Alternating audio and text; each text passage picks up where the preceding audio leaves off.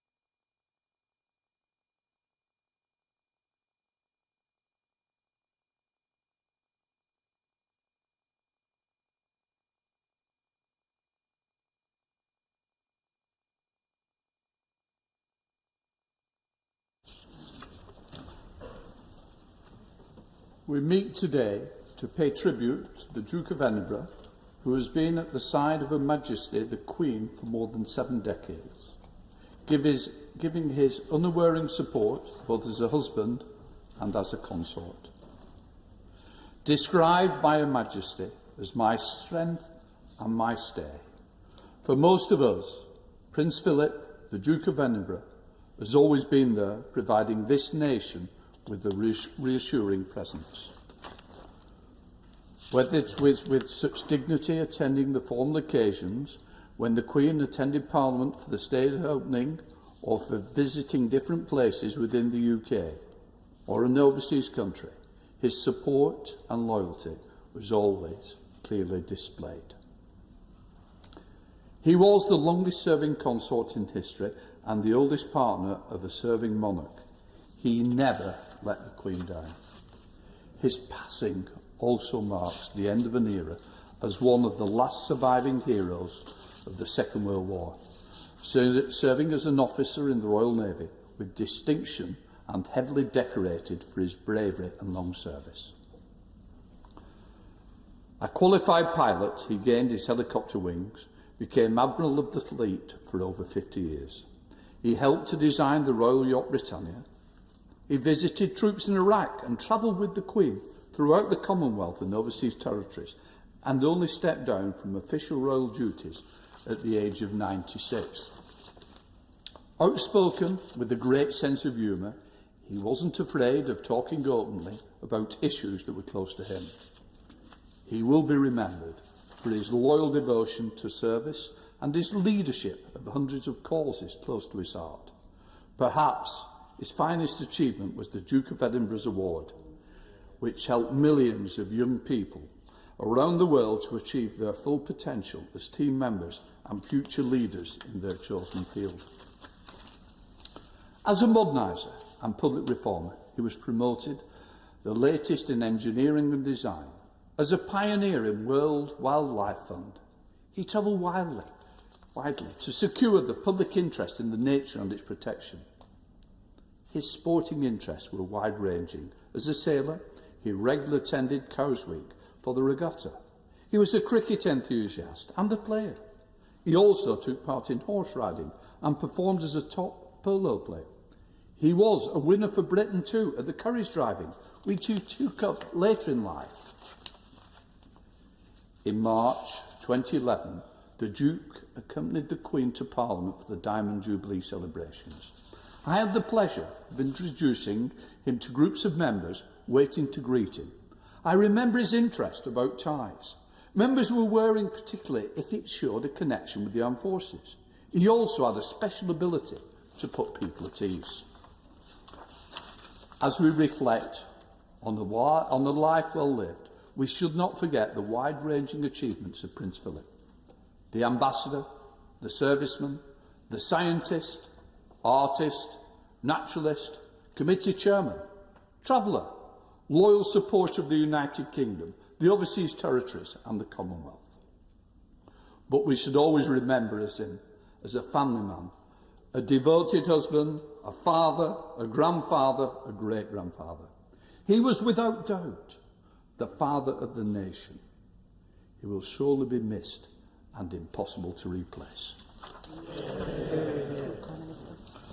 I now call the Prime Minister Boris Johnson. Mr. Speaker, I beg to move that an humble address be presented to Her Majesty, expressing the deepest sympathies of this House on the death of His Royal Highness, the Prince Philip, Duke of Edinburgh, and the heartfelt thanks of this House and this nation for his unfailing dedication to this country and the Commonwealth, exemplified in his distinguished service in the Royal Navy in the Second World War, his commitment to young people in setting up the Duke of Edinburgh's award, a scheme which has touched the lives of millions across the globe, his early passionate commitment to the environment, and his unstinting support to Your Majesty throughout his life. Mr. Speaker, it is fitting that on Saturday His Royal Highness the Duke of Edinburgh will be conveyed to his final resting place in a Land Rover which Prince Philip designed himself, with a long wheelbase and capacious rear cabin, because that vehicle's unique and idiosyncratic silhouette reminds the world that he was above all a practical man who could take something very traditional, whether a machine or indeed a great national institution, and find a way by his own ingenuity to improve it, to adapt it for the 20th and the 21st century. That gift for innovation was apparent from his earliest career in the Navy. When he served in the Second World War, he was mentioned in dispatches for his alertness and appreciation of the situation during the Battle of Cape Matapan, and he played a crucial role in helping to sink 2 enemy cruisers. But it was later, during the invasion of Sicily, that he was especially remembered by his crewmates for what he did to save their own ship. In a moment of high danger, at night, when HMS Wallace was vulnerable to being blown up by enemy planes, he improvised a floating decoy, complete with fires to make it look like a stricken British vessel, so that the Wallace was able to slip away and the enemy took out the decoy. He was there at Tokyo Bay in 1945, barely 200 yards away from the Japanese surrender on the deck of USS Missouri. But he wasn't content just to watch history through his binoculars. It seems that he used the lull to get on with repainting the hull of HMS Whelp. And throughout his life, a life that was of necessity, wrapped from such a young age in symbol and ceremony, one can see that same instinct to look for what was most useful, for most practical, and what would take things forward. He was one of the first people in this country to use a mobile phone. In the 1970s, he was driving an electric taxi on the streets of London, the forerunner of the modern low-carbon fleet, and again, a vehicle of his own specifications. He wasn't content just to be a carriage driver. He played a large part in pioneering and codifying the sport of competitive carriage driving. And if it is true, Mr. Speaker, that carriage driving is not a mass participation sport, not yet, he had other novel ideas that touched the lives of millions, developed their character and confidence, their teamwork and self-reliance. It was amazing and instructive to listen on Friday to the Cabinet's tributes to the Duke and to hear how many of them were proud to say that they or their children had benefited from taking part in his Duke of Edinburgh award schemes. I will leave it to the House to speculate as to who claimed to have got a gold award and who got a bronze.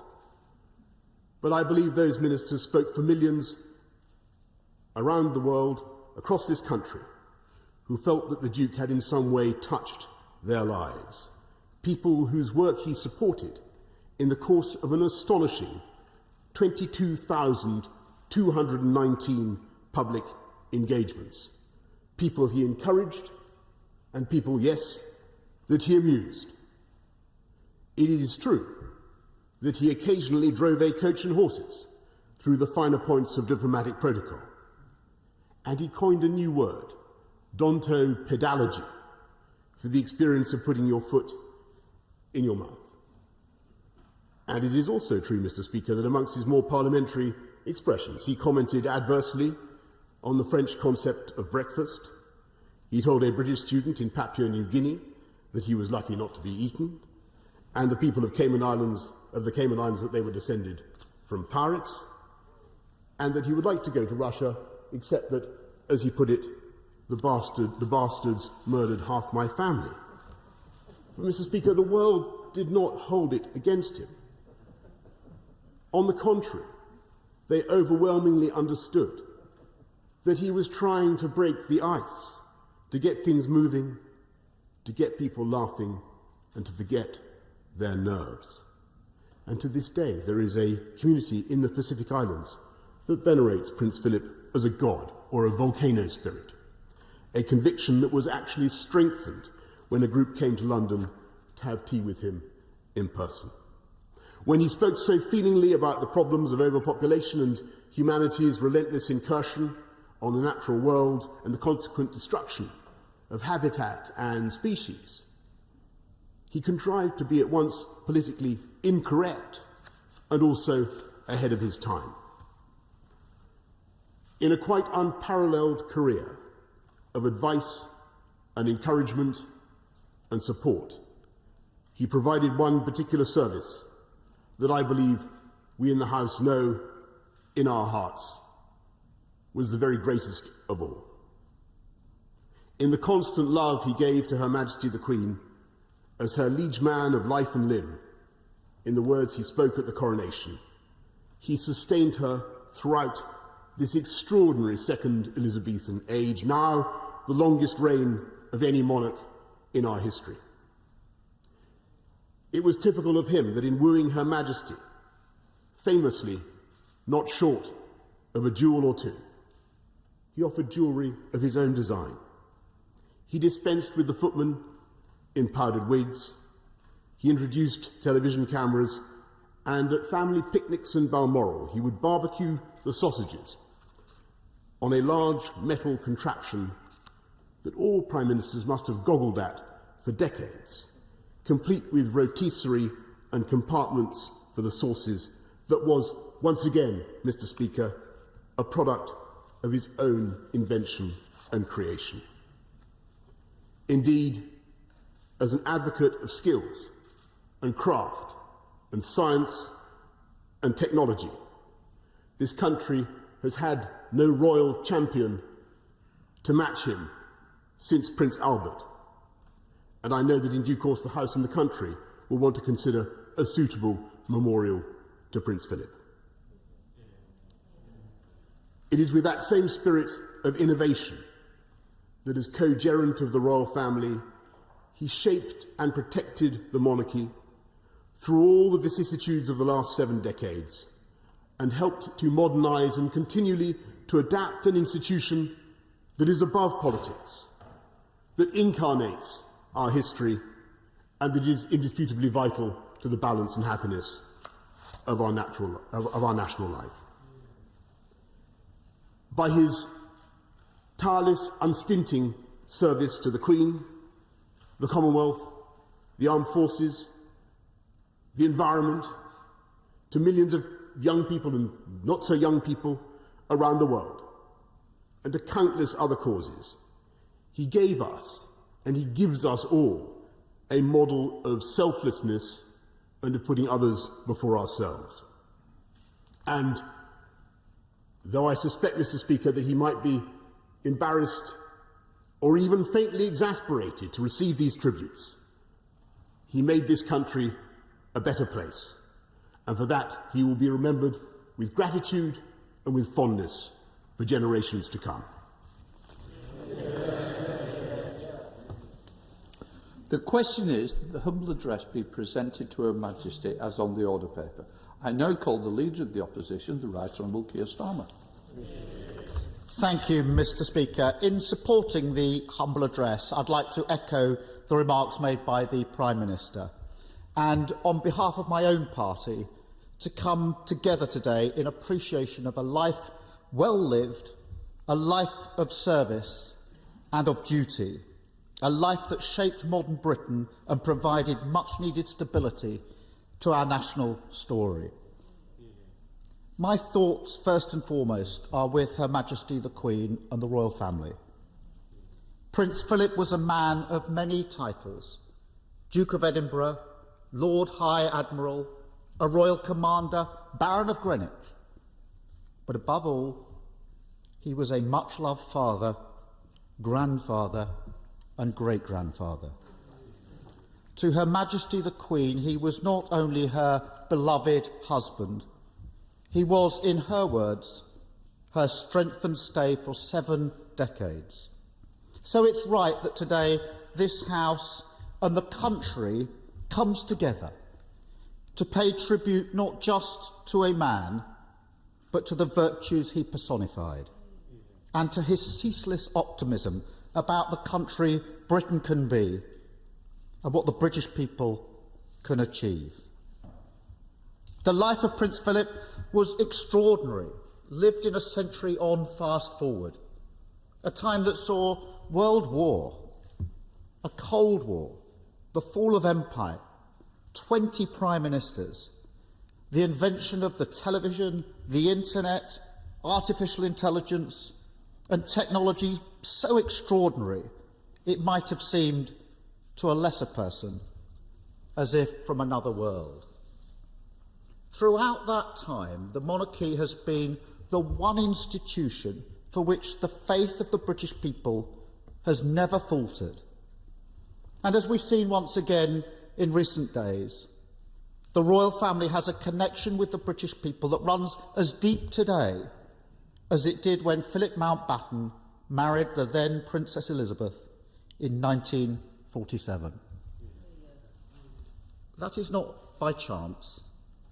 It reflects the quiet virtues, the discipline, and the sacrifices we commemorate today. My own connection to the Duke of Edinburgh began long before I entered this place. Like millions of other children, aged 14, I started the Duke of Edinburgh award scheme, the DofE, as we called it. My first activity was to volunteer at a local mental health hospital, where, unbeknown to me at the time, my late granddad would later be admitted. And my final activity was wandering around Dartmoor in a small team with a compass and a map in the pouring rain, frantically trying to find our way. Mr. Speaker, if that doesn't prepare you for coming into politics, nothing will. And in recent days, I've been struck by the countless stories of lives turned around by the DofE Awards. Young people who found their confidence and found their way. This was summed up by a 14-year-old girl who said, on passing her Bronze Award, that she felt, I can do anything now. The DofE now covers 130 countries and has helped millions of people around the world. It is perhaps the best symbol of the Duke's global legacy. He was, of course, also patron to more than 800 charities and organisations. He was the first president of the World Wildlife Fund. He was the patron of the British Heart Foundation. He was president of BAFTA, and he was Chancellor of the Universities of Cambridge, Edinburgh, Salford and Wales. He carried out, as has already been said, staggering more than 22,000 solo engagements and countless others alongside Her Majesty the Queen. The Duke will also be remembered for his unstinting support of our armed forces. It was in Dartmouth in 1940 that he graduated as a naval cadet and, as the Prime Minister has described, went on to a distinguished naval career. Today, Mr. Speaker, the British Armed Forces mourn one of their greatest champions. The Duke was a funny, engaging, warm and loving man. He loved to paint. His work has been described characteristically as totally direct, no hanging about, strong colours, vigorous brushstrokes. He was also a great lover of political cartoons, and not something the Prime Minister and I can say that often. Although I saw a cartoon this weekend that I think captured this moment of national and personal loss perfectly. It depicted Her Majesty, dressed in black, looking back at her shadow and seeing the Duke standing there, as ever at her side, attentive and holding her hand. Mr. Speaker, Britain will not be the same in his absence. For most of us, there's never been a time when the Duke of Edinburgh was not present. At every stage of our national story, for the last 7 decades, he's been there. A symbol of the nation we hope to be at our best. A source of stability. A rock. Her Majesty once said, "Grief is the price we pay for love." The Duke loved this country, and Britain loved him in return. That is why we grieve today. But we must also celebrate him. A life lived in strong and vigorous brushstrokes, like his painting. And we offer up this tribute to the Duke of Edinburgh for a lifetime of public service, the Gold Award. Thank you, Mr. Speaker. I now call the Father of the House, Sir Peter Bottomley. Prince Philip, I think, would have laughed at the Leader of the Opposition's jest about finding a compass and comparing it with politics. The Leader of the Opposition, following the Prime Minister's excellent speech, also spoke about the titles that the Duke of Edinburgh held. One was the Maharaja of Not Very Much. This is a polite translation of a title given to him by Sir Reggie Bennett MP, when at the Thursday Club, Prince Philip volunteered to join the Imperial Pune Yacht Club. I'll return to that later if I may. There have been fair and full tributes in many of our papers, and I pay tribute to journalists who, from a standing start, have managed to go on providing interesting reading. And I mention, not as the best, but as one of the most recent, Alice Thompson and Libby Purvis in today's Times newspaper, which are good. And for those who think that only the House of Commons is having this, the House of Lords have also had some really good speeches, including those by, to mention just a few, Lord Boyce, Lord Allardyce, Lord Janvrin and Lord Delakia. I hope that what we say here will be of interest to those who pay attention to the proceedings in Parliament. In your House, Mr. Speaker, Prince Charles observed to George Thomas, then later Lord Tonypandy, that if the Duke of Edinburgh or he never said anything interesting, they're accused of being dull. If they weren't dull, they're accused of being controversial. Each of them was willing to lead on issues that weren't already fashionable or dominant among popular concerns. In 1952, on the death of his father-in-law, Prince Philip became patron of the Industrial Society, which followed on from the Duke of York camps. That then developed number 3 Carlton House Terrace, for a time called Peter Runge House. It's now known as Prince Philip House. It's the headquarters of the Royal Academy of Engineering. And it was in developing the Fellowship of Engineers, and later the Royal Academy, that Prince Philip managed to give attention and pay tribute to the successful endeavours of many people who should be regarded as important as those who studied economics, politics, or the classics. Prince Philip was guest of honour at the Taxi Charities 1979 visit to Worthing, and with Her Majesty the Queen at Durrington High School in 1999, he met all kinds of members of the community, the kind of engagement which matters a lot in each of our constituencies. We remember they did it in all constituencies all over the country. I referred to Reggie Bennett. He is quoted as saying that the Imperial Puna Yacht Club had 25 really excellent sailing members and that Prince Philip was an honorary member, which was a backhanded compliment to one of the best sailors around. Prince Philip, and I'm going to conclude with this, but it's quite a long quotation, in the foreword to the book of the club's history, wrote, "It's true that all the members are serious yachtsmen, in the sense they're rather good at it. What's equally important is they all share a keen appreciation of the value of anti-seriousness. If you can bring yourself to read this book from cover to cover, you'll be in a position to judge for yourself whether or not life can be significantly improved by not taking it too seriously all the time." We now come to Ian Blackford, the leader of the SNP. Ian Blackford. Thank you, Mr. Speaker, and let me begin by echoing the warm and thoughtful words of the Prime Minister and the Leader of the Opposition, and indeed the Father of the House who have spoken before me. Since the news emerged last Friday of Prince Philip's death, the time since has been filled with genuine sorrow right across these islands. For myself and for people throughout Scotland, my thoughts and prayers remain with the entire royal family, but most especially with Her Majesty the Queen. Because I think for most people, the response and the reaction has been very simple and purely human. We collectively grieve for a wife who has lost her husband, a mother who has lost her life partner and her constant companion after a remarkable 73 years of marriage.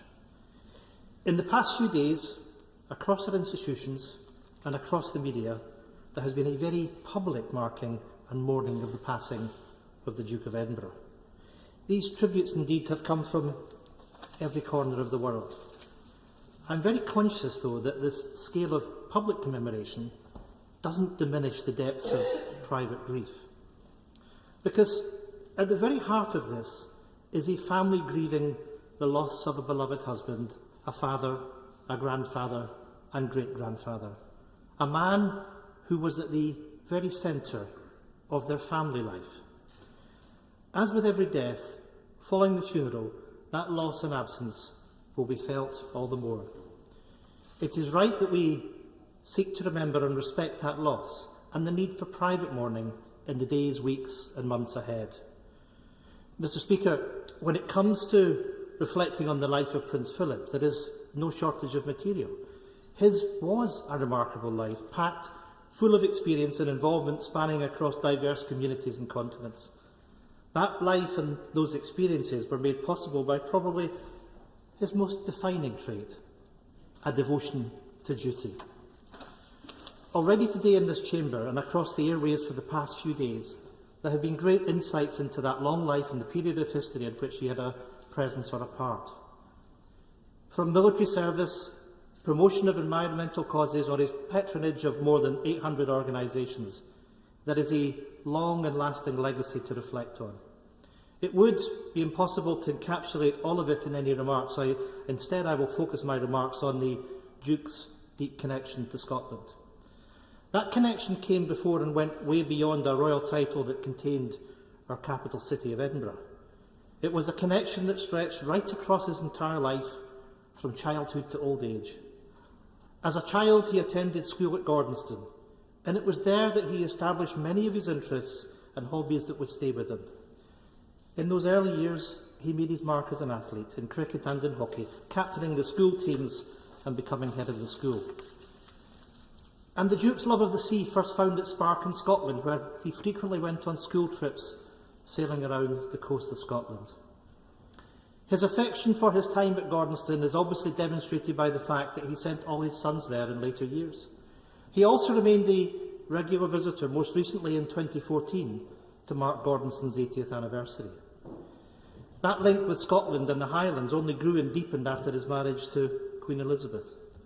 The love they have for Balmoral Castle has been evident for years, and their presence there each summer now part of the fabric of that local community. Whether it was his attendance at the Braemar gathering, a Highland tradition that has been ongoing for the best part of 900 years, or his presence at Cratty Kirk, Balmoral became an enduring part of their life together. Despite his ailing health, it is very telling that he still made the effort to make his final journey to Balmoral as recently as last August. Mr. Speaker, I suspect for many people the most memorable and impactful legacy that Prince Philip leaves is the scheme that he lent his title to the Duke of Edinburgh Awards. Once again, the Scottish connection with this scheme couldn't be clearer. It was inspired by the Murray Badge created by Dr. Kurt Hahn, the founder of Gordonstoun, with the intention of giving a sense of responsibility. Those tasks in the scheme, from volunteering, outdoor expeditions and personal development, have helped community and educational organisations for generations. Since its establishment in 1956, it is truly incredible to reflect that more than 6 million people have undertaken the Duke of Edinburgh Award in the UK since its inception. But its reach didn't stop there, with more than 130 countries participating in the international award across the globe. The Duke was a very hands-on patron, and he personally attended the scheme's award ceremonies, presenting his 500th Gold Award in 2013 at St James's Palace. That emphasis and commitment that Prince Philip placed in the value of education was the mainstay of his life. The Duke was appointed Chancellor of the University of Edinburgh in 1953 and served in that role for almost 60 years. During that long period, he took a particularly keen interest in scientific development and was a regular at graduation ceremonies. He only retired in 2010, and I know that the staff and students at the university also valued the role and the time he willingly gave. Mr. Speaker, it has also been noted in recent days that Prince Philip took a keen interest in Scottish architecture. There are very memorable photographs circulating of when the Prince joined the Queen to open the Forth Road Bridge in 1964. They were the first people to cross the link between the Kingdom of Fife and that great city of Edinburgh. And that enduring interest with the Forth crossing was replicated some 50 years later when he made a private visit to see the construction of the Queensferry crossing. Once again, alongside the Queen, they became the first people to cross the new bridge after it officially opened in 2017. Now, I know that political campaigning remains suspended, but I'm sure that members opposite will forgive me for saying that I'm pretty sure that Prince Philip would have appreciated that the bridge was delivered on time and under budget. Mr. Speaker, perhaps people's most lasting memories of the Duke were the informality he often brought to very formal occasions. Throughout the years, I think it's fair to say that he wasn't a man for drizzling honey on his words. That trait equally applied to the advice he gave, and there is one memorable piece of advice he gave on the length of speeches, which I dare say some members might even think applies to myself. When it came to the length of a speech, he advised, "What the backside cannot endure, the brain cannot absorb." With that timeless piece of advice from the Duke of Edinburgh, I shall bring my remarks to a close. In doing so, though, I again convey the condolences of myself, of my party and the people right across Scotland to the Queen and to the entire royal family. By any standard, by any measure, Prince Philip's lived a long, energetic and full life. May he now rest in peace. Right Honourable Theresa May. Thank you, Mr. Speaker, and I join with the Prime Minister and everyone across this House in sending my heartfelt condolences to Her Majesty the Queen on the death of His Royal Highness the Prince Philip, and our thoughts and prayers are with Her Majesty and the whole royal family. There have been many tributes in recent days to Prince Philip, some from those who knew him well, some from those who'd barely met him, some from those who'd never met him, but whose lives he had touched. I had the privilege of meeting him and having a number of conversations with him. He was a truly remarkable man, a man of so many talents. We've heard some of them referred to already today. A distinguished naval officer, an inventor, an innovator, a designer, a painter, a sportsman, and so much else. What always struck me when he spoke, when I was having those conversations with him, was not just the incredible breadth of interests that he had, the wide range of interests he had, but the depth of knowledge that he had in each of those interests. He didn't just dip into a subject. He didn't pick something up because it was fashionable. He was deeply interested, he cared, and he understood the importance of getting to know the issues that he was involved in. He was indeed a man ahead of his time, particularly in the areas of the environment and conservation. But that wasn't a passing whim. He deeply loved the natural world. He understood nature, and he was passionate about wanting future generations to be able to enjoy and benefit from the natural world too. And I remember on my first visit as Prime Minister to Balmoral that Prince Philip drove myself and my husband around the estate and talked to us about the estate. It was as if he knew every single inch of it. He talked about the ancient Caledonian forest, about the birds, many of them protected, about the animals, about the plants on the estate, about the changes he'd seen over the years, and about what was needed in order to ensure that this environment could be protected and could be enjoyed by future generations. He was indeed a man ahead of his time. He showed again his deep knowledge, but he was also an immensely practical person. And he was a man of high standards. That did indeed come through his attention to detail in the cooking of the meat at the Balmoral barbecues. But I also remember an event which was hosted by the then Mayor of the Royal Borough of Windsor and Maidenhead. It was a black tie event. Prince Philip was coming down from Windsor Castle for probably no more than half an hour. Now, some people would have said, well, you'll have to take me as you find me. I'll just turn up and I'm there and that's it. But he didn't. He dressed immaculately in black tie. He took the time and trouble because he had high standards, but also because he respected the event and the people who were there, and he wanted them to be at their ease. Now, I've mentioned Balmoral, and I remember my last day at Balmoral. My husband and I, as everybody knows, enjoy walking, and we were able to do some walks there, and Prince Philip very kindly suggested a particular walk to us. So we were very grateful for this suggestion, and we set off. When we got back to the castle several hours later, we were told that Prince Philip did indeed enjoy this walk, but he normally drove round it in a car. I'm not sure if it was a test, and if it was, if we passed it, but I also remember on my last visit, when I went to say my farewell, and initially we couldn't find Prince Philip, and eventually I caught up with him. He was watching the cricket. How I would have loved to have stayed watching the cricket with him. Now, I, of course, am a Berkshire MP, and in Berkshire we feel a particular connection with the royal family, and Prince Philip set up the Prince Philip Trust Fund, which provides grants to individuals and causes in the Royal Borough of Windsor and Maidenhead. And many of my constituents will have benefited from funding from that particular trust fund. And among the causes it focuses on are young people. And this is reflected, as others have said already, in the Duke of Edinburgh's awards. It is one of his particular legacies that he had this passion for enabling young people to find themselves, to challenge themselves, broaden their horizons, develop new skills, for some life-changing new skills. And millions across the world have much to be grateful to him for. But perhaps the most important aspect of his life was his absolute commitment to supporting Her Majesty the Queen. I know it is in no way comparable, but I know how important it is to have a husband, a partner who is a source of strength and a rock in time of trouble. As a hugely talented person, Prince Philip could have been enormously successful in his own right, but he put his life to ensuring the success of his wife. It was that willingness to put himself second and to serve, to understand the importance of duty and exercise it day in and day out, that will be his true lasting legacy, and which should be an inspiration to us all.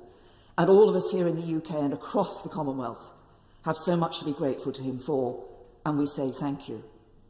He understood the requirements of responsibility, the demands of duty, and the sacrifices of service. We will never see his like again. May he rest in peace and rise in glory. We now come to Mother of the House, the Right Honourable Harriet Harman. Thank you, Mr. Speaker, and I'm grateful for the opportunity to add my tribute to the powerful speeches that have already been made to celebrate the life and role of the Duke of Edinburgh. For more than 70 years, he was at the heart of the royal family, that most historic and traditional of British institutions, yet has been said in many ways he was ahead of his time. He was ahead of his time on the environment. This year, the UK will host the 26th UN Climate Change Conference amidst the recognition here and globally of its importance. Yet more than 5 decades ago, Prince Philip was urging us with clarity and foresight to understand how all living creatures on this planet are interdependent, views which were so much ahead of their time that they were met by some with derision. He was ahead of his time on young people with the Duke of Edinburgh award scheme, recognising the interconnection of physical and mental well-being as a route for young people to develop their full potential. And one of the many success stories of the Duke of Edinburgh Awards is the work that goes on at the Westminster House Youth Club in my constituency of Camberwell and Peckham. They get more black and minority ethnic young people through the awards than almost anyone else. Many of their young people have had a difficult start in life or have not thrived at school, and yet through the Duke of Edinburgh Awards find a route through to self-confidence and to success. And he was ahead of his time as a husband. One of the remarkable things about Prince Philip is that he chose, in his marriage, to put himself second and make his central role in life to support his wife in her role as the Queen. He sought never to eclipse her, only to support her. Now, way back, halfway through the last century, that was profoundly countercultural. The expectation was that to be a man was to be the head of the family, and that particularly when it comes to the public domain, it's the man who will play the leading role and the wife who will support him.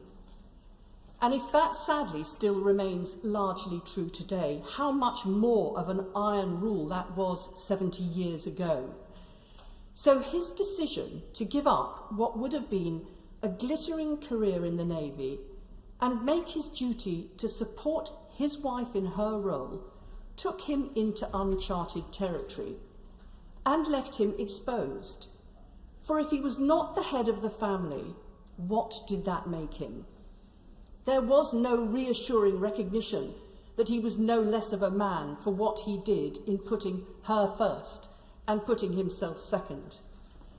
Of course, Mr. Speaker, it takes a remarkable man to be a leader, but it takes an even more remarkable man to support a woman leader, and that's what Prince Philip did. When we hear the Queen speak, we know that she always weighs her words carefully. And what she said at their golden wedding anniversary in 1997 was that Prince Philip had, quite simply, been my strength and stay all these years. So what a loss it is for her to lose that husband, that partner, her liege man of life and limb. We're rightly paying tribute to his work on the environment, for young people, our armed forces, and much else besides. He did his work, but above all, he enabled the Queen to do hers, and for that he deserves our recognition and gratitude. He served this country by serving his Queen. Sir Roger Gay. Mr. Speaker, I'm very grateful indeed to have this opportunity to place on the record, on behalf of my constituents in North Thanet, the huge appreciation that we all share for the life and the service of His Royal Highness the Prince Philip, Duke of Edinburgh. And we'd also like, Mr. Speaker, to place on the record our condolences to Her Majesty the Queen and to all of the royal family, about which much has already been said. But the bottom line on this is that we are talking about a father and a grandfather and a great-grandfather, and most of all, of a devoted husband. It is inevitable on these occasions that there will be a degree of repetition. But I would like to come back to the award scheme to which the Duke of Edinburgh gave his name. At the weekend, I spoke with David Walker. David Walker, for 30 years, was the chairman of the Thanet award scheme. He received his Gold Award in 1966 at Holyrood from the Duke of Edinburgh himself. I also spoke with Stephen Dyke from East Kent. Stephen received his award this year, his Gold Award this year, by post, inevitably because of the circumstances that we face. And I said to Stephen, "Weren't you disappointed?" He said, "No. It didn't matter who gave it to me. What mattered was the achievement, the fact that I'd won the award." David and Stephen, generations apart, echo the thoughts and the sentiments of so many of my young constituents and those that colleagues in this House represent, who have been through the bronze, the silver and the gold. And to a man and a woman will all say, "It has changed my life." And Stephen said to me, "There is nothing that I feel that I now cannot achieve." I believe that we in this House owe it to the memory of the Duke of Edinburgh, who gave his name to the scheme, to ensure that it is not allowed to wither on the vine, but that it goes forward and prospers and moves from strength to strength. It's already been said that the Duke of Edinburgh was way ahead of his time in his concern for wildlife and habitat. And that is absolutely true. And those of us, and there are many in this House on both sides, who take a keen interest in these issues now, I only wish we'd all been listening to him 50 years ago, because we might not then now be where we are. Mr. Speaker, you mentioned in your opening remarks the Duke's interest in ties. My wife reminded me at the weekend that when I was being introduced, his only comment was, "That's a very loud tie." And colleagues who know the tie of the Wooden Spoon Society will understand that he was absolutely right. I'd also like finally to place on record the thanks of the Parliament and Armed Forces scheme for the very considerable interest that Prince Philip has taken in their work. And it was not so very long ago, Mr. Speaker, that you will remember that he found the time in your state apartments to make presentations to graduates of the scheme with typically robust language. He reminded us that provision for the future defence of the realm lies in our hands. My right honourable friend, the Prime Minister, said he hoped that we would think of a fitting commemoration of this life. I can think of no finer tribute than naming the new royal yacht, the Duke of Edinburgh. Ed Davey. Mr. Speaker, Princess Anne said yesterday, "You know it's going to happen, but you're never really ready." This is a truth shared by so many grieving families. Most people know that their loved one is near the end of their life because they're old or very sick. But that doesn't mean that you can avoid the tidal wave of grief, that moment of finality. This year, than most others, so many families have faced this moment. So I'm sure the Princess Royal speaks not just for the Queen and the royal family, but for the whole country. You're never really ready. But Mr. Speaker, as people grieve, we can also say thank you. Thank you to one of Britain's greatest public servants of the last 100 years. As other party leaders have said, Prince Philip has been a rock in the life of our nation since his betrothal to our Queen, then the young Princess Elizabeth. And above all, he has always been her rock. After 73 years of marriage, it will be our Queen who feels this loss far greater than anyone else. If anyone says that bereavement is easier when a loved one has lived a long life, I have to say that's not my experience. So, Ma'am, our hearts go out to you. Thankfully, there are so many wonderful memories to comfort the Queen and the nation. We've already heard of many of the Duke's contributions to our public life. I would mention his role as President of the Royal Society of Arts, Manufacture and Commerce for nearly 59 years. And it was there that he helped lead the major wave of British and global environmentalism and conservation, and where his commitment to British industry and design was remarkable. As the Prime Minister said, it is fitting that his coffin will be carried in a specially adapted Land Rover he himself designed. I only spoke to the Prince briefly on 2 occasions many years ago. Once when he came to my school, and once when I went to his palace at St James's, as one of the millions of young people lucky enough to have taken part in the Duke of Edinburgh's award scheme. To be at the palace that day, I'd hiked round Kinder Scout, camped in Snowdonia, and got lost in the Cheviots. For the Gold Award, amongst much else, one has to learn a new skill. And when the Duke came to my group, he asked us what new skill we'd learnt. I told him proudly I had learnt to drive. So the Duke asked, with 4 or 6 horses? He pretended to be surprised when I said, no, sir, a car. I've spoken to several people for my words today. Lady Ashdown, Jane, kindly shared her late great husband's experience of the Duke. As a former Royal Marine, Paddy bonded well with the longest ever serving Captain General of the Royal Marines.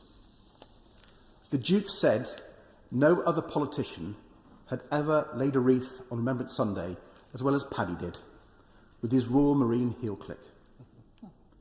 Paddy also wrote in his memoirs about a state banquet for the King of Malaysia. After dinner, the Duke was touring the room and came to speak to Paddy. Well briefed as always, he asked Paddy why he had learnt Malay. Paddy writes, I told him I'd been in the Commander Brigade in Singapore as a bachelor and had discovered that in Malay there was one word which meant, let's take off our clothes and tell dirty stories. So how could I resist learning Malay?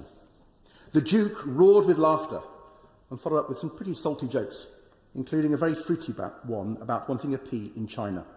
Much giggling. And a state banquet also features an anecdote from the former Deputy Prime Minister, Nick Clegg.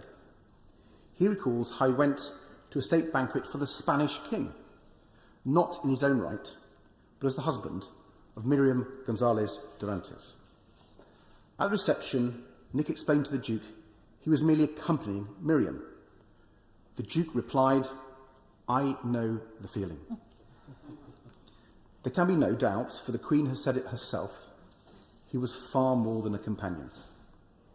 He was a man who should be celebrated in his own right, for his courage, so evident in his war record, for his foresight, so marvellous in the championing of young people across the world, and in his determination to show real leadership on the environment. He was not, as he described himself, a discredited Balkan prince of no particular merit or distinction. He was special. A man who brought all his amazing European ancestry to the service of our country. Britain's special monarchy has been made more special thanks to Prince Philip. And as we thank him for his unique service, let us thank him above all for the wisdom, counsel, friendship and love he gave to our Queen. Sir Ian Dimples.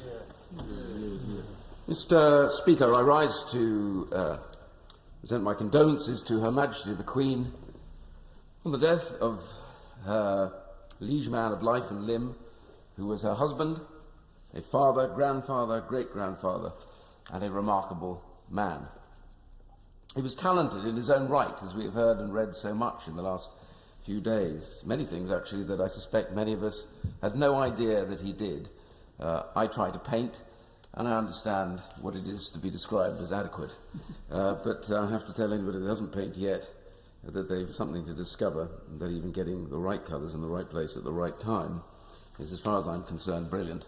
But to discover that he had all these elements and all these talents and did so many things, not just innovative, designing his own machinery, but just that intelligence, that drive, and that leadership.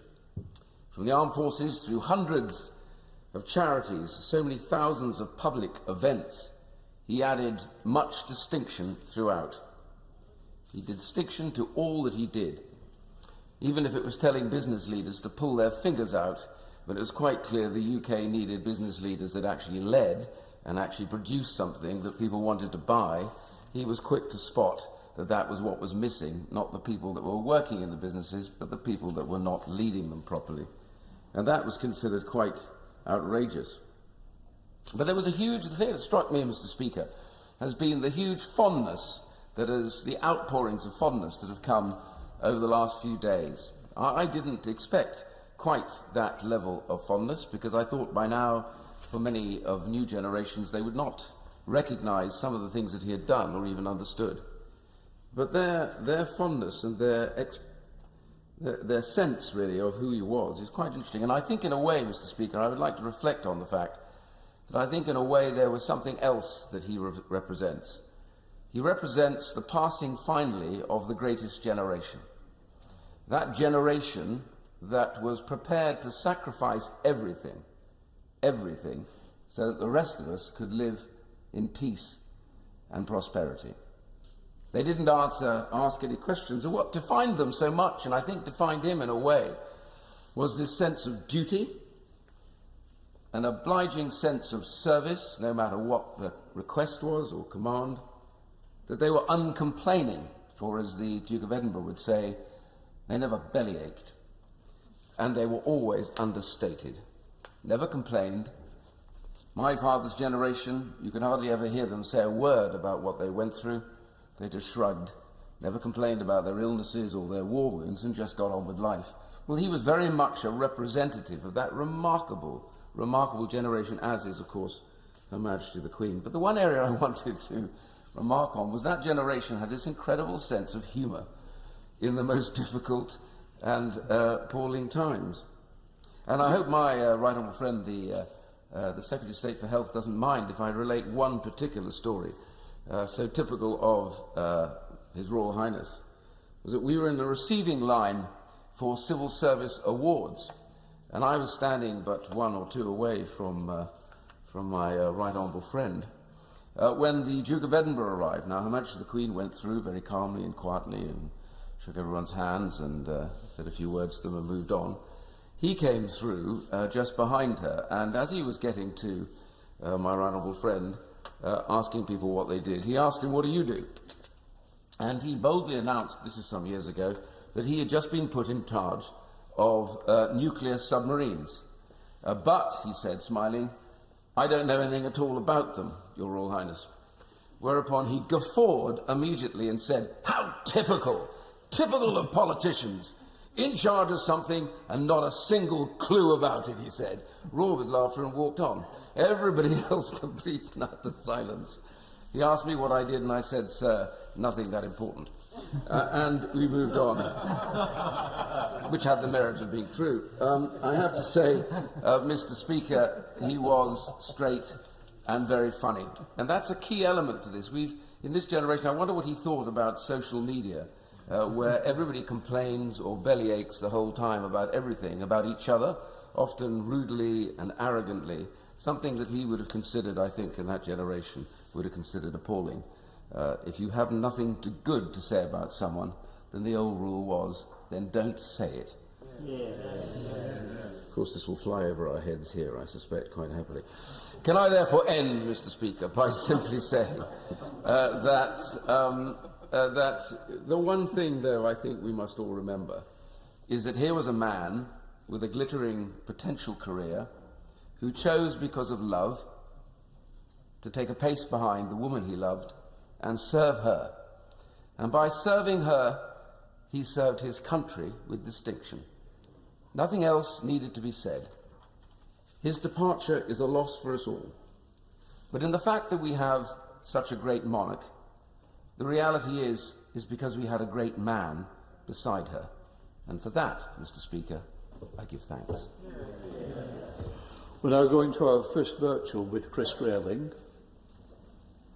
Thank you, Mr. Speaker. We've heard a series of fulsome tributes to the Duke of Edinburgh this afternoon, and much has already been said about his extraordinary life and contribution to this country. But as someone who had the honour of serving as Lord Chancellor and then Lord President of the Council over a 4-year period, I particularly wanted to say a few words on this very sad occasion, and in particular to convey my deep condolences to Her Majesty the Queen and to the whole of the royal family. I think listening to the debate this afternoon, few would disagree that the reign of Her Majesty Queen Elizabeth II has been the most distinguished in the history of the monarchy in this country. She's not just a much-loved figurehead for our nation. She's respected around the world. She continues to be a remarkable figure as head of state of this country and many other countries around the Commonwealth, and of course as head of the Commonwealth itself. But it's absolutely not, in my view, an exaggeration to say that she could not have done everything that she has without the tireless support of the Duke of Edinburgh through the nearly 70 years of her reign. Through all of those years, he's been at her side and helped her give the country the leadership that's been so valuable to us all. And as my right honourable friend, the member for Chingford and Woodford Green has just said, that duty came with personal sacrifice. He was a very distinguished defender of this country in the Second World War. He did some extraordinary things during that conflict. But then he gave up a promising career and the potential for high rank, possibly the highest rank in the Navy, to follow her in her role both here and abroad. And he did so with a sense of service to this country that few could match. And that sense of duty ran well after most people had long retired. I remember him taking the time to visit my constituency to open a new building when he was in his 80s. And as he strode around the building, and he did stride around the building, I remember remarking to his equerry how impressive and extraordinary it was that he was still doing so much for the country at that age. He's a lesson to us all, was the reply, and indeed he was. And of course, that visit was nearly 20 years ago. And for most of the years since then, he just carried on with the same work he'd been doing for most of his lifetime, only retiring at the age of 96. Mr. Speaker, I don't suppose many of us will be able to match that. And away from public duties, he was a charming and engaging man. I remember as a cabinet minister attending a dinner at one of the livery companies as their guest for the evening, being a little surprised to find the Duke around the table as well, clearly outranking me. And it turned out he wasn't a guest at all, but actually he was one of the members and a regular attender at the dinners there. And he was lively, great company as well. Not, of course, to mention that well-known and sharpest of wit.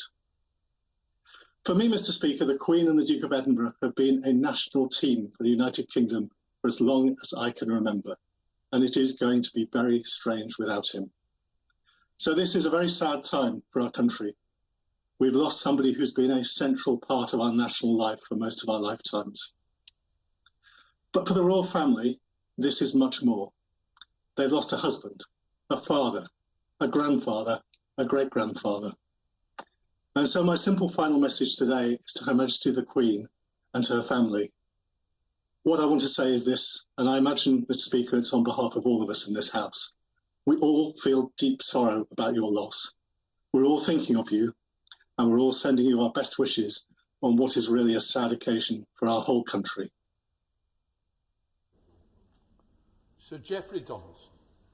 Thank you very much, Mr. Speaker, and on behalf of the Democratic Unionist Party and the people in Northern Ireland that we have the privilege to represent, may I convey our sincere sympathy to Her Majesty the Queen and to the entire royal family on the sad passing of His Royal Highness the Prince Philip, a devoted husband and much-loved father, grandfather and great-grandfather, and indeed, Mr. Speaker, a father figure for our nation.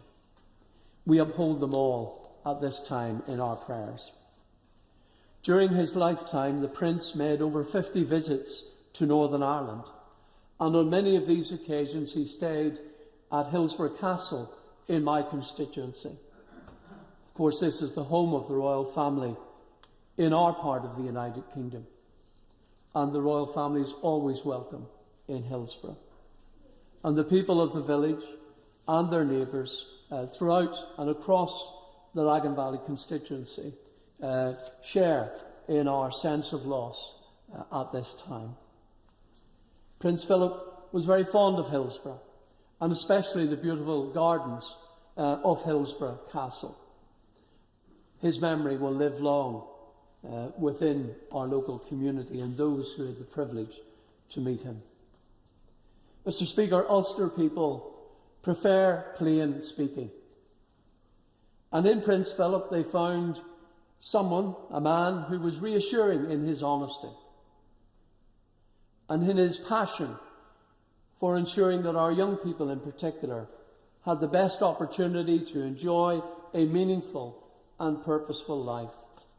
He recognised that when you invest in young people, you invest in the future.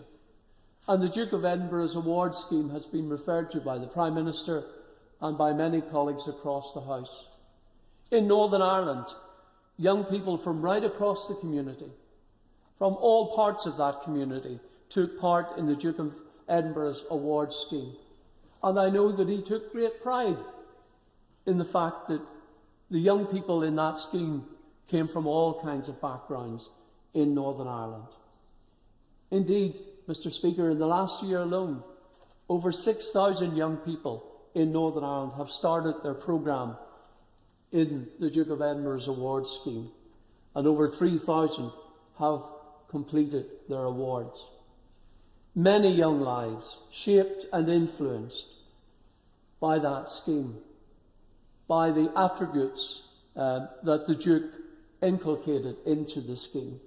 Young people who in Northern Ireland are the leaders of the future. And we thank His Royal Highness for his investment in their future. Mr. Speaker, we also salute the Duke's service to our country, his service with and support for our armed forces. He served with courage and distinction and was an inspiration to many, not least our veterans, with whom he identified so closely. In her annual message, Her Majesty the Queen refers often to the importance of her Christian faith in dealing with the challenges that all of us face in life. And losing a loved one is one of the greatest challenges. Mr. Speaker, it is our prayer that in these days of mourning and in the times ahead, Her Majesty and indeed the royal family as a whole will be able to draw upon this deep well of faith, and that it will bring comfort and sustain them, and especially Her Majesty as she continues her journey of service to this nation of the United Kingdom of Great Britain and Northern Ireland, and to the Commonwealth of Nations and to the overseas territories.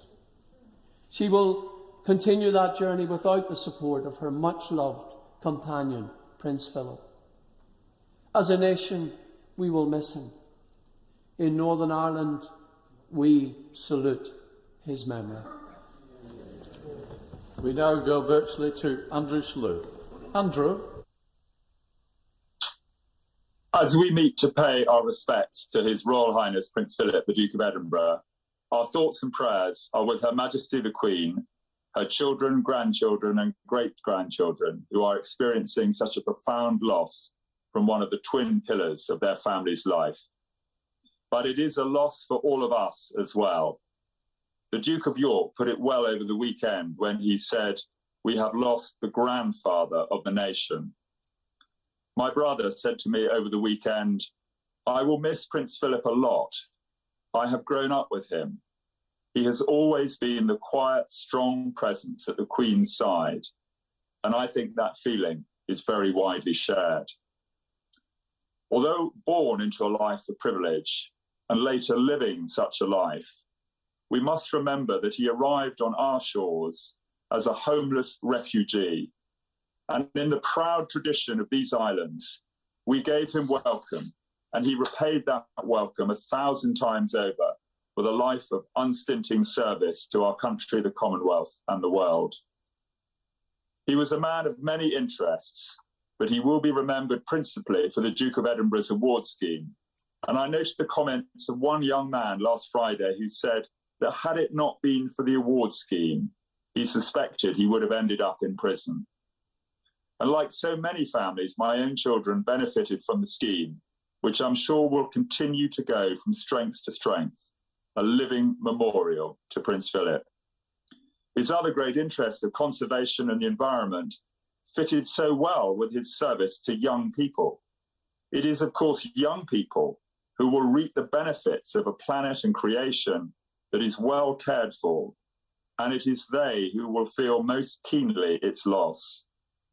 The Duke was way ahead of his time in realizing the profound danger of climate change and biodiversity loss. In terms of being a role model, he showed how men can serve women while being men in their own right. And never have such role models like this been needed more as we continue to learn of unacceptable behaviour by men towards women.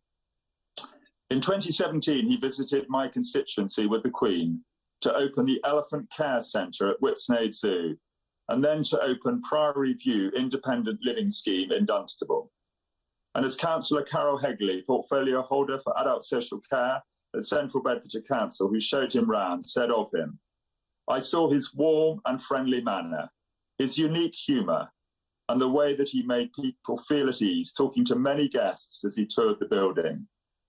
At the end of the visit, he received a gift from the oldest resident at Priory View, who was a good few years younger than the Duke himself. As the royal family are united in their grief, I hope they will grow closer together and cherish each other even more, having lost one of their most beloved members.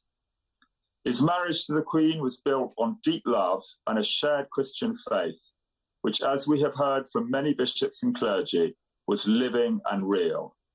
And it is for that reason that we can ask with confidence that he rest in peace and rise in glory. He had an assurance that death was not the end, and it is the Queen and her family that we must continue to support in their grief. We now go to the Right Honourable Yvette Cooper.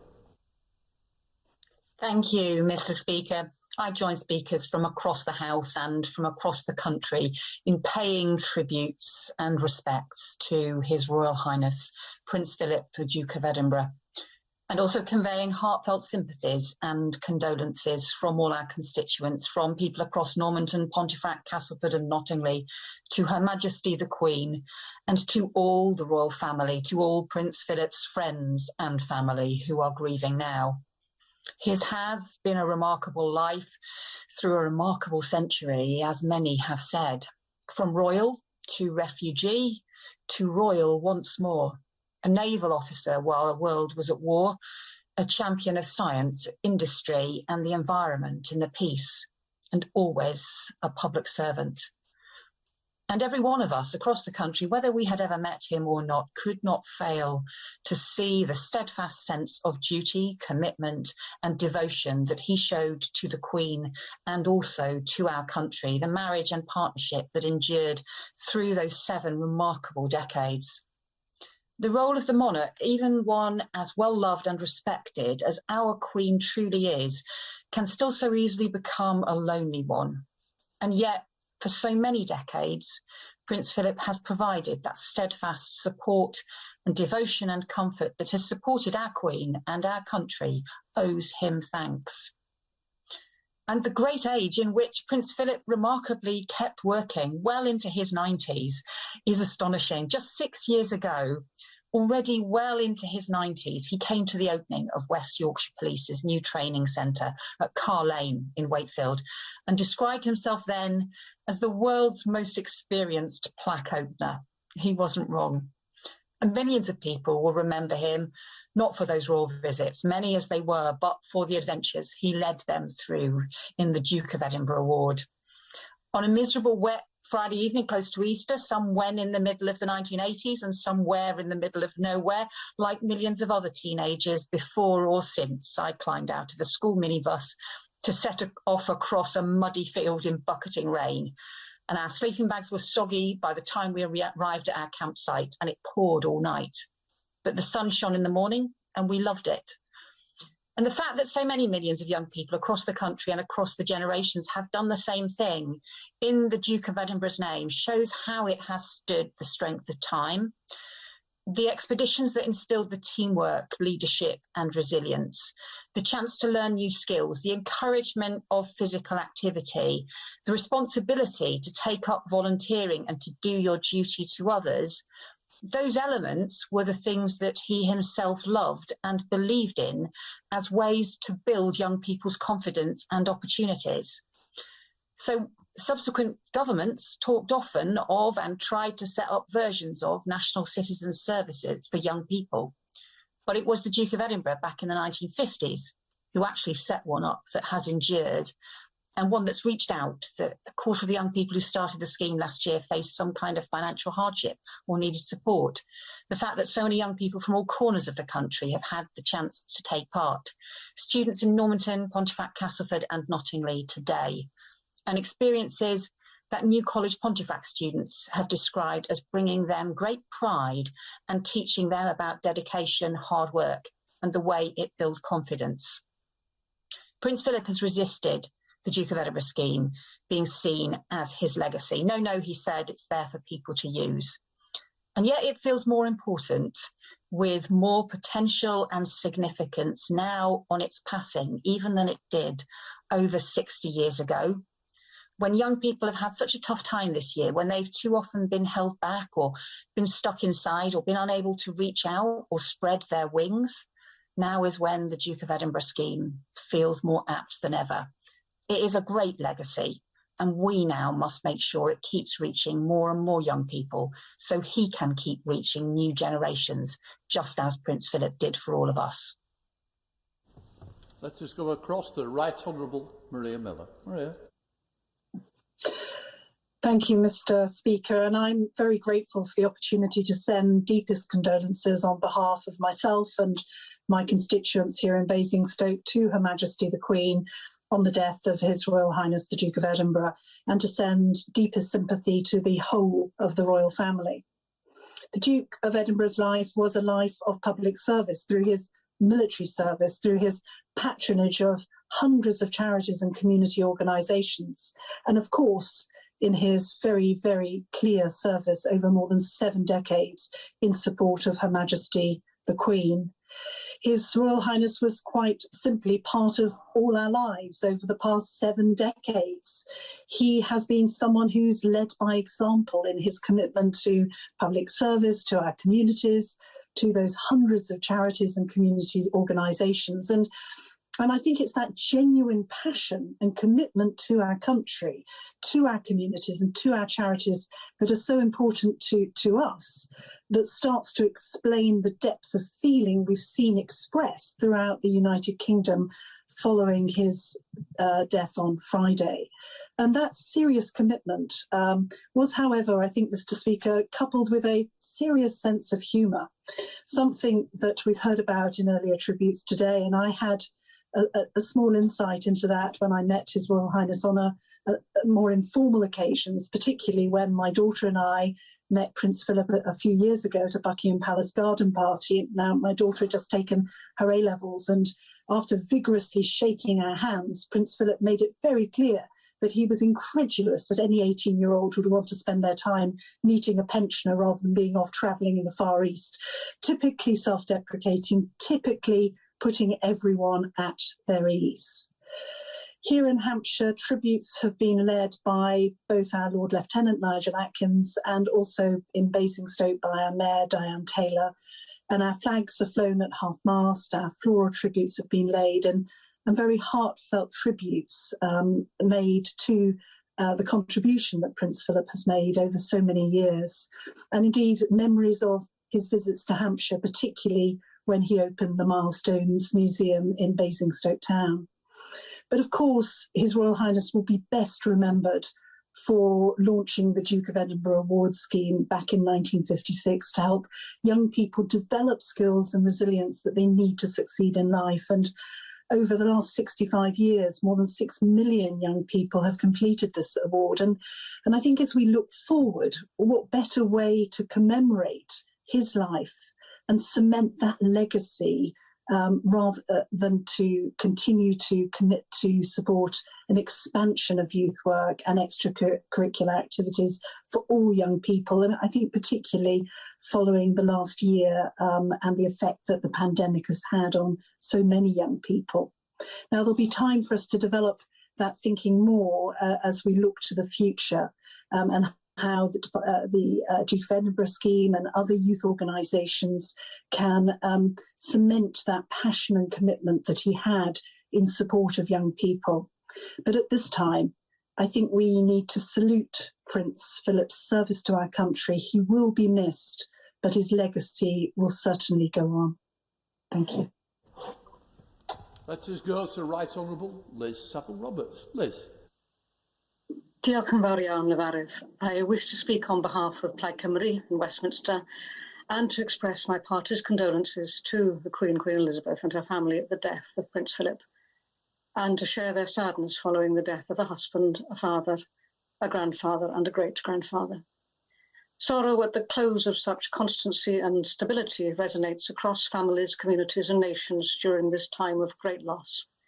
There are many people in Wales who would desire that I convey their sorrow and their sympathy today.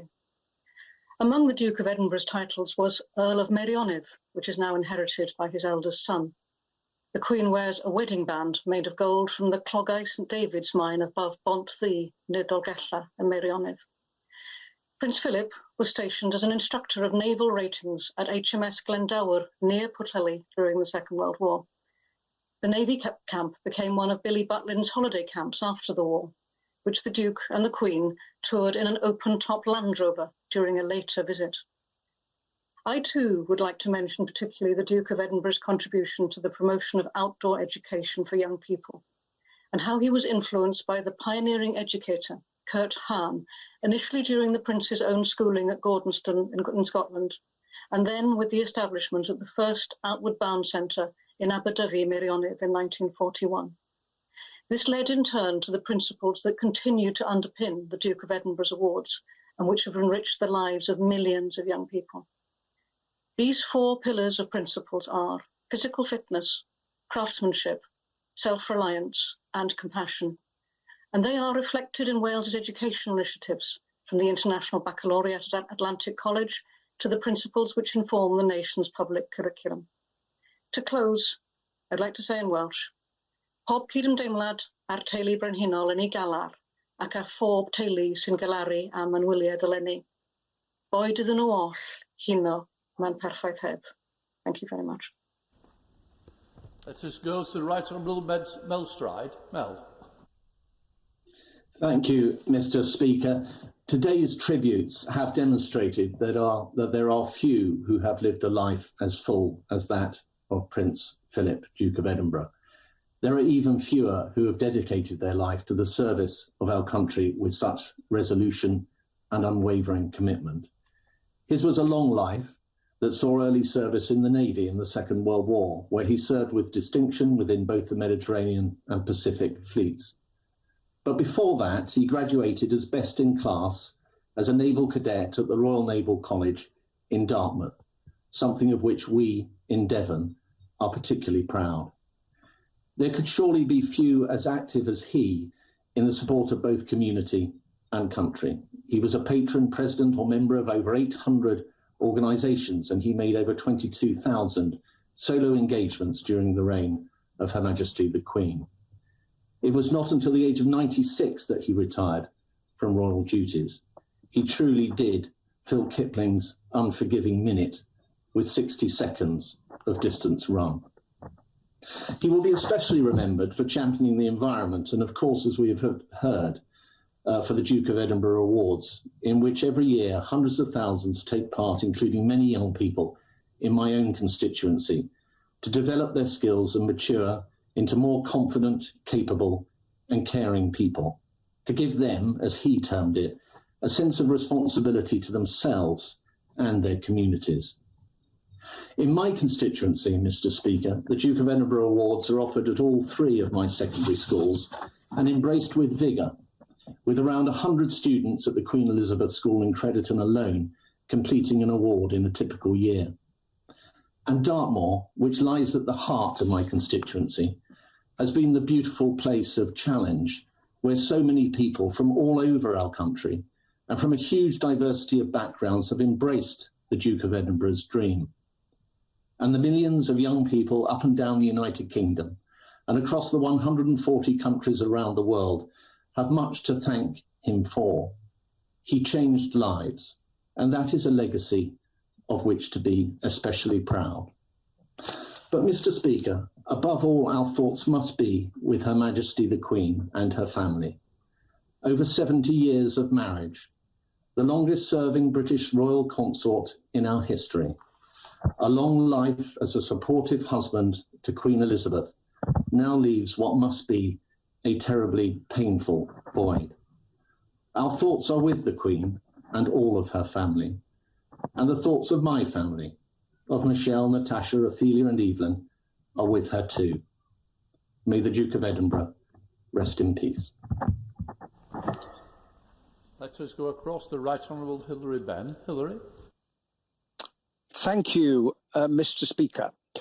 I must confess that, like many people, there are things I have learned in the last few days about the life of His Royal Highness Prince Philip, the Duke of Edinburgh, that I did not previously know.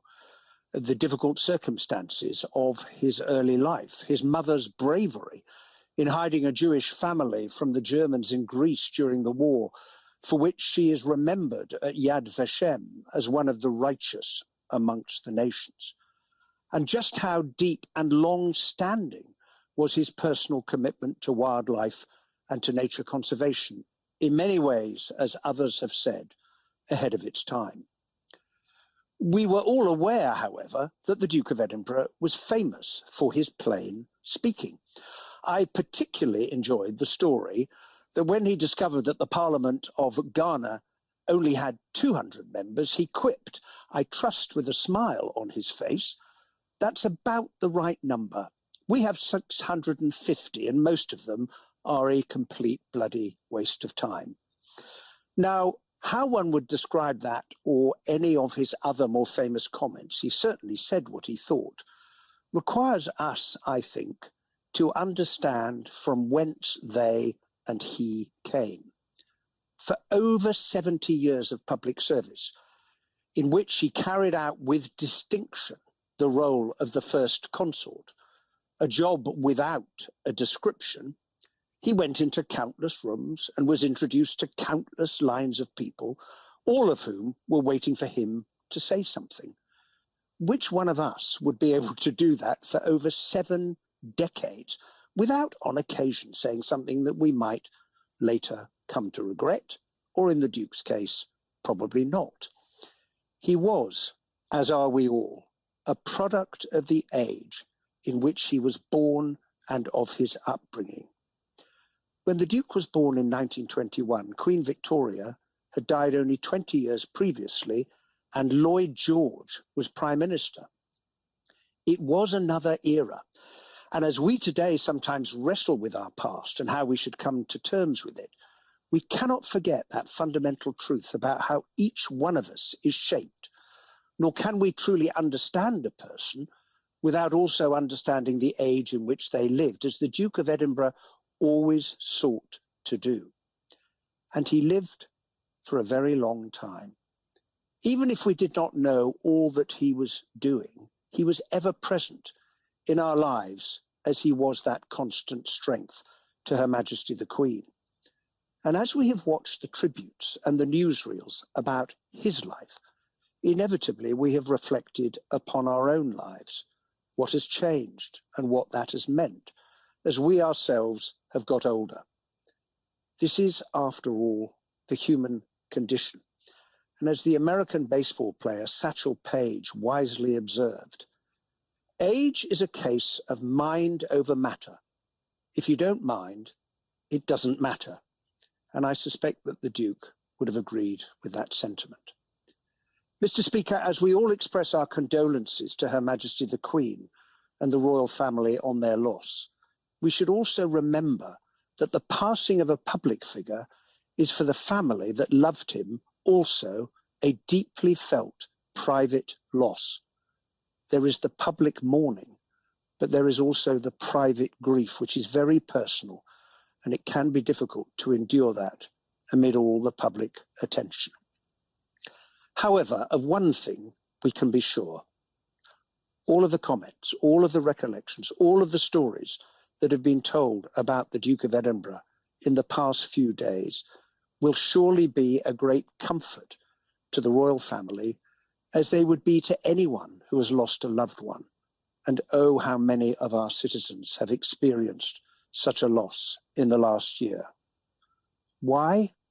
Because when someone close to us dies, to know that their life was well lived, to know that it had meaning, and to know that they will be remembered is perhaps the greatest comfort of all.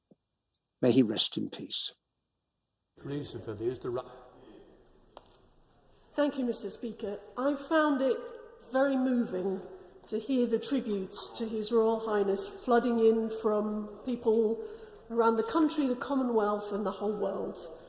And I join them and everyone in this House today in offering my sincerest condolences and sympathies to Her Majesty the Queen and her family at this difficult time.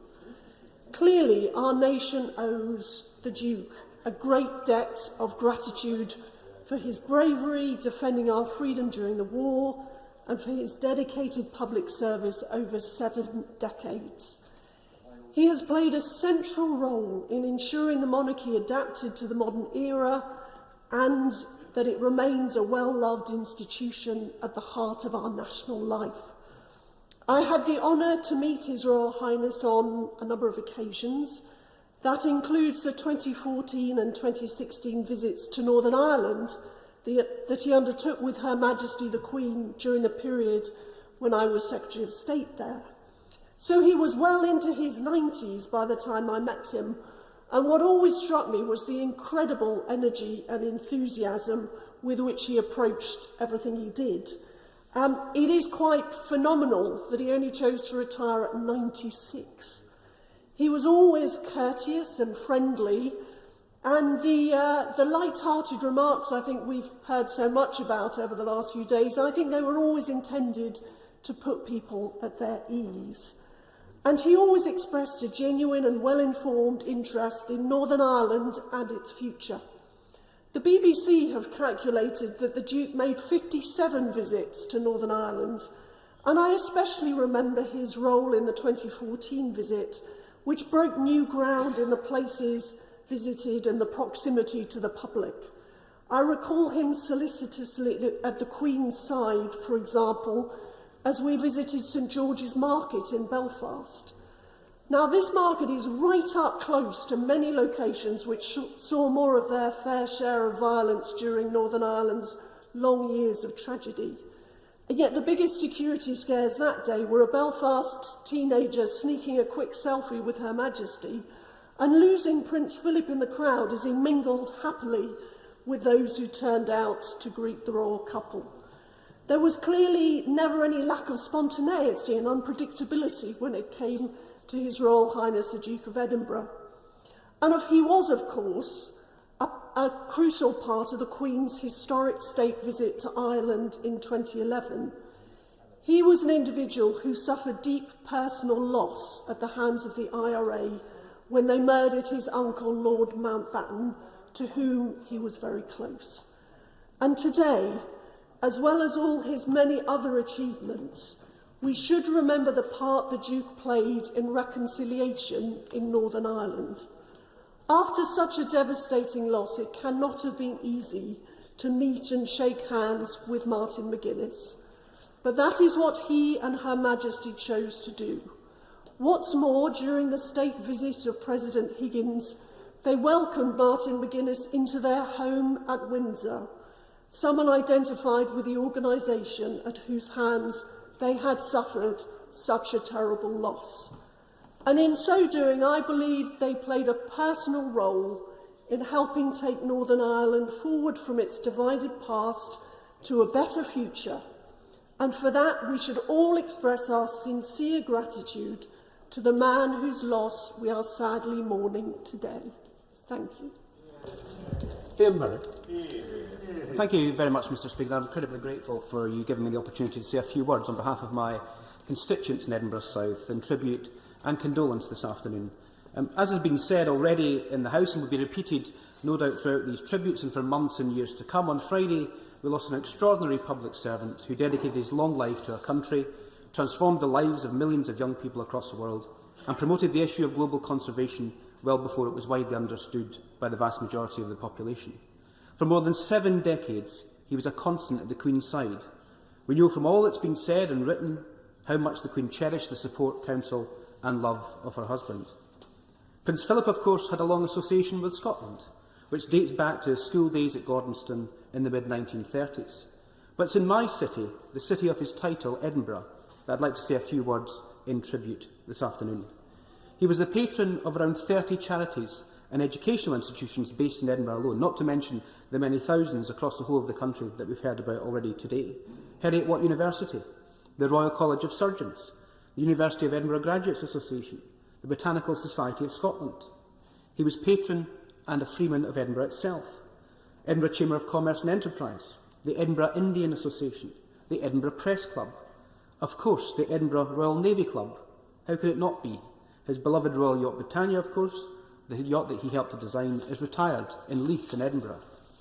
He's a friend of the Royal Scottish Academy of Painting, Sculpture and Architecture, the Honourable Company of Edinburgh Golfers, a patron of the National Galleries of Scotland, the Rotary Club of Edinburgh, the Royal Society of Edinburgh, the University of Edinburgh Athletic Club, and of course he was Chancellor of the Edinburgh University for nearly 60 years from the 1950s, a position that he accepted with the joke that, and I quote, "only a Scotsman could survive Scottish education." I'm not sure if that was born of his experience at Gordonston, Mr. Speaker. He was heavily involved in all aspects of the university. He would preside over special graduation ceremonies, he would help induct new professors, he attended long service awards for senior staff, he would attend the installation of the rector by students, he enjoyed the uproar of the rector's ceremony and complained to former Professor O'Shea that he had made the event too orderly. He partook in the granting of fellowships to postgraduate students at the University of Edinburgh, undertaking advanced and complex research.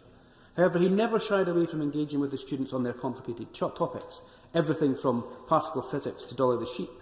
And in fact, one recipient said afterwards, "I feel I've just been put through another exam, except it was much harder than the last one."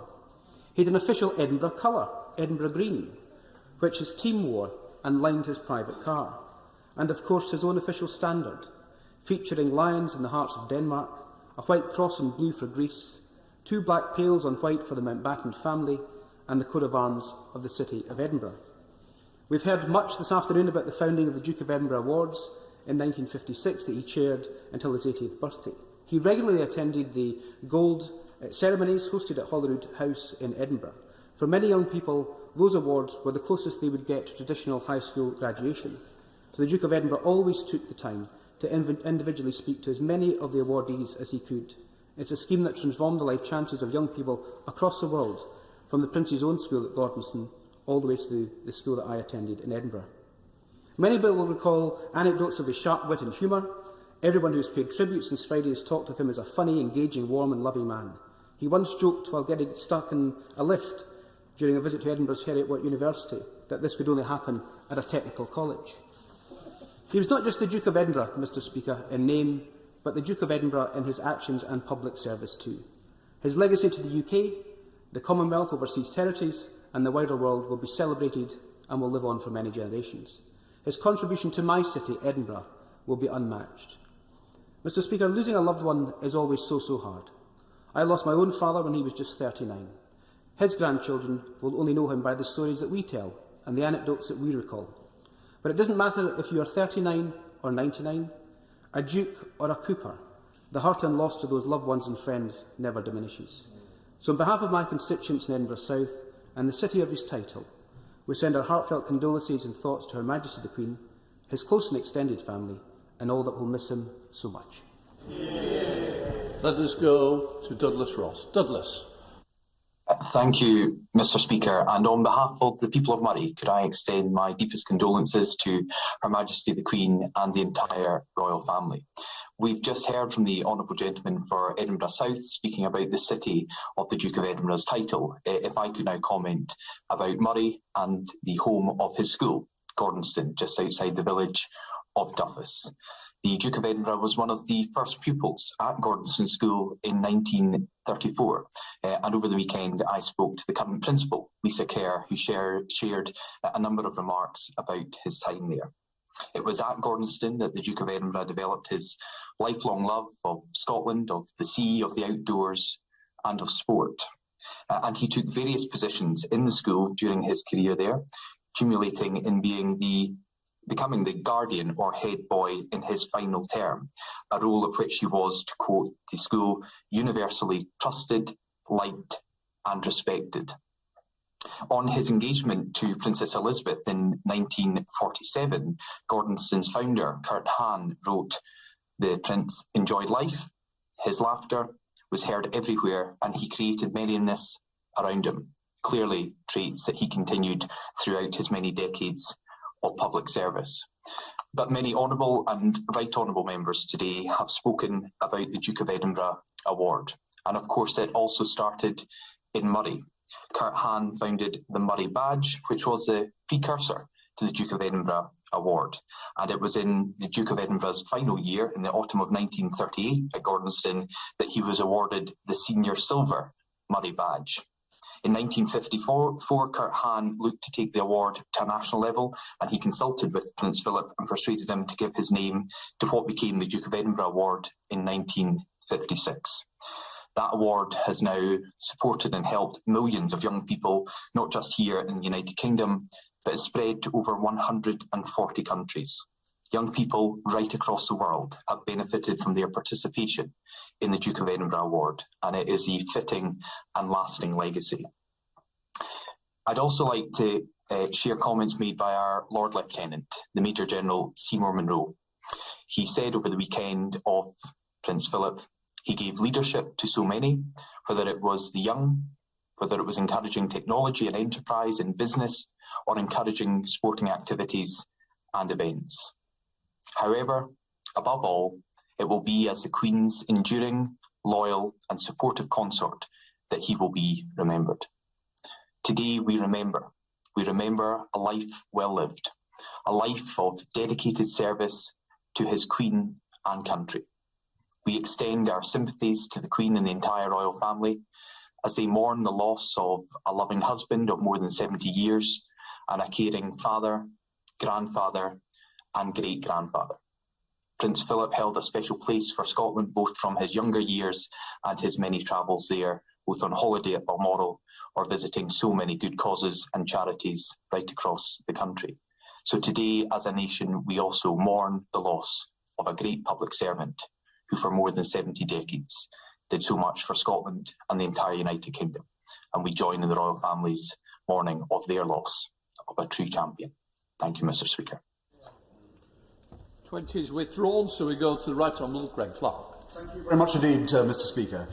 Everything that wasn't invented by God was invented by an engineer.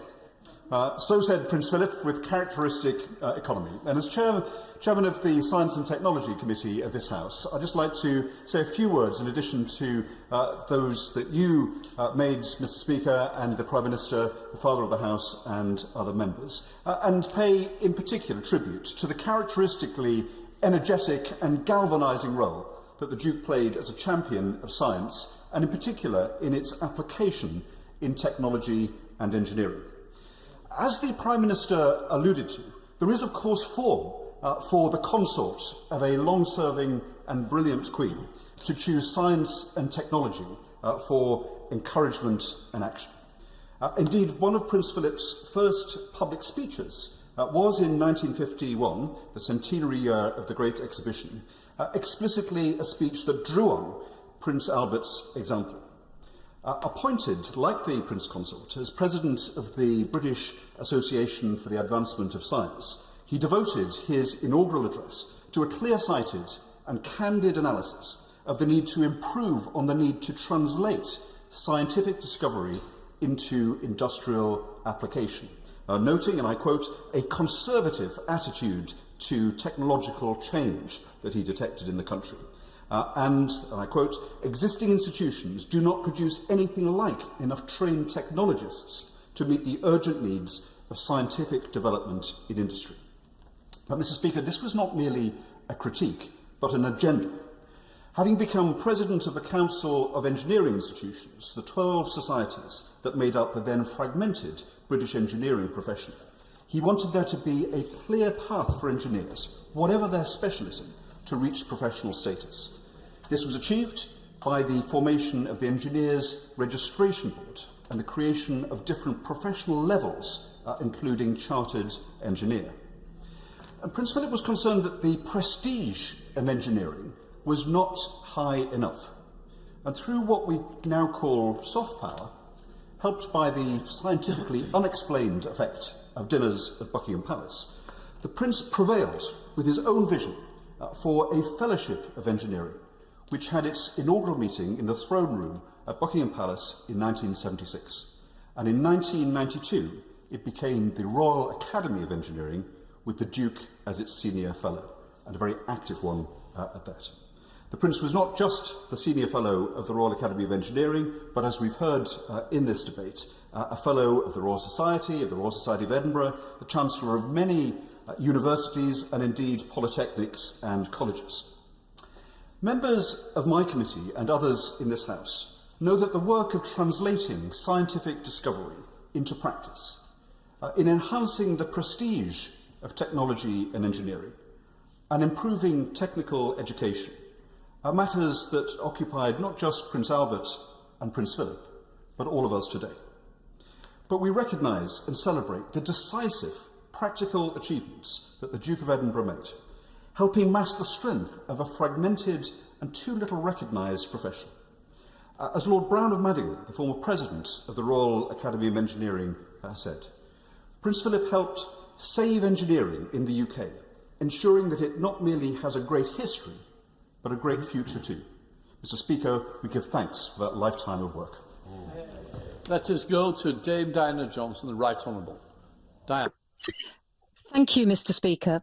I'm speaking this afternoon on behalf of my Hull parliamentary neighbours, my honourable friend for Hull East and my honourable friend for Hull West and Hessel, and for all our constituents in expressing our deep condolences to the Queen and the royal family at this very sad time. It's also right to note that the royal family are first and foremost a family, grieving their loss, and sadly are like so many other families in the United Kingdom who have suffered loss and bereavement this past year and are grieving at this time too. But today we remember a long life, so well lived, and a man who devoted himself to public service. The Duke of Edinburgh had an active and inquiring mind, a sense of humour and a willingness to speak his mind, and a strong sense of duty to his Queen and country. It is impossible in a few minutes to do justice to all the causes and interests that he gave so much to for so long, including supporting our armed forces, establishing the Duke of Edinburgh Award Scheme, which so many young people in Hull have participated in, or pioneering wildlife and nature conservation. And with Hull being a maritime city, I know the Duke of Edinburgh had a long association with Hull Trinity House, and for some years would attend their Christmas luncheons. I also remember very well when he last visited the city of Hull in 2009 with Her Majesty the Queen. But what I want to focus on for a moment is that along with Her Majesty the Queen, Prince Philip was a prominent member of what has become known as that greatest generation. He played his part in fighting for our country's survival, the liberation of Europe from Nazi enslavement and its rebuilding after the war. And I have the huge privilege of serving on the Commonwealth War Graves Commission, and I know that veterans from all over the Commonwealth will mourn the Duke's passing. And for me, some of the most moving footage shown over the weekend was the Duke marching amongst the ranks of fellow war veterans, saluting his Queen. Now, there is a public debate on ideas for remembering the Duke, and whatever is agreed, I hope that it supports British skills and jobs and provides opportunities for our young people. But I just have a suggestion too.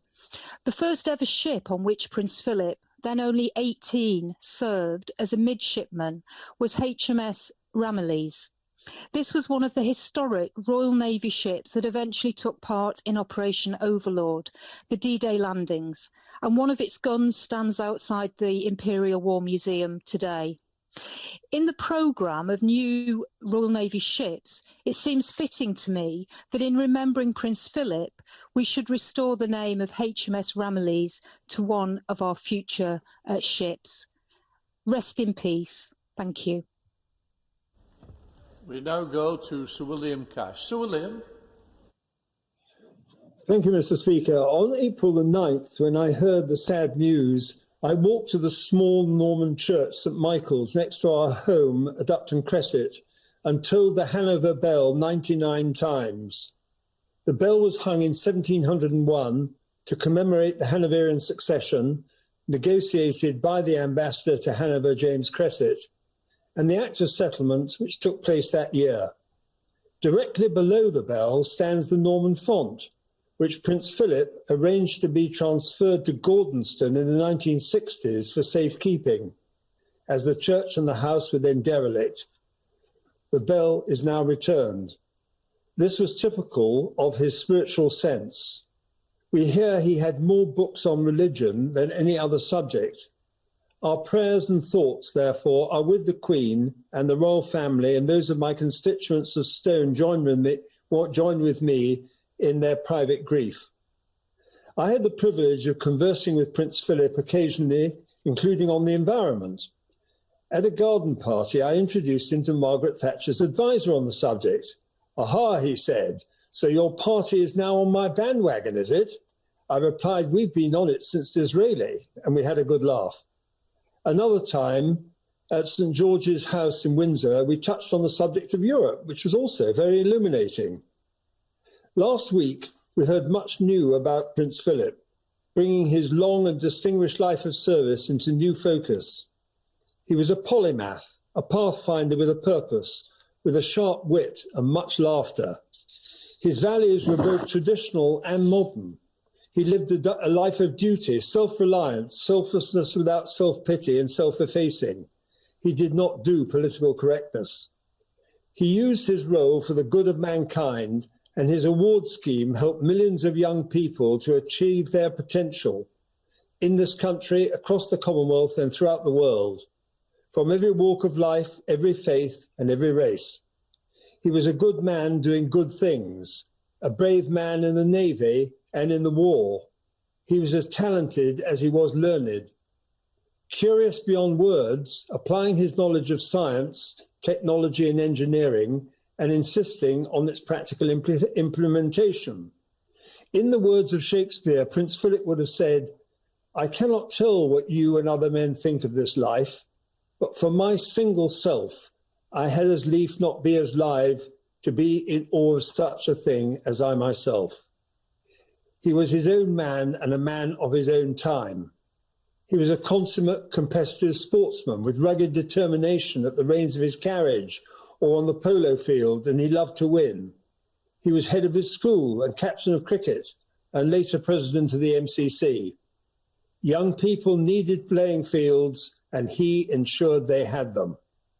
The film recordings of his life with the Queen show the mutual and sheer love and laughter expressed in their eyes when they were together for those wonderful 73 years. I remember watching the wedding on television, a golden moment in 1947 after 6 years of war and deep austerity. Prince Charles, on Easter Sunday, shortly before Prince Philip peacefully passed away, read Gerald Manley Hopkins' ecstatic poem, God's Grandeur, for the Easter meditation at Stonyhurst, my old school.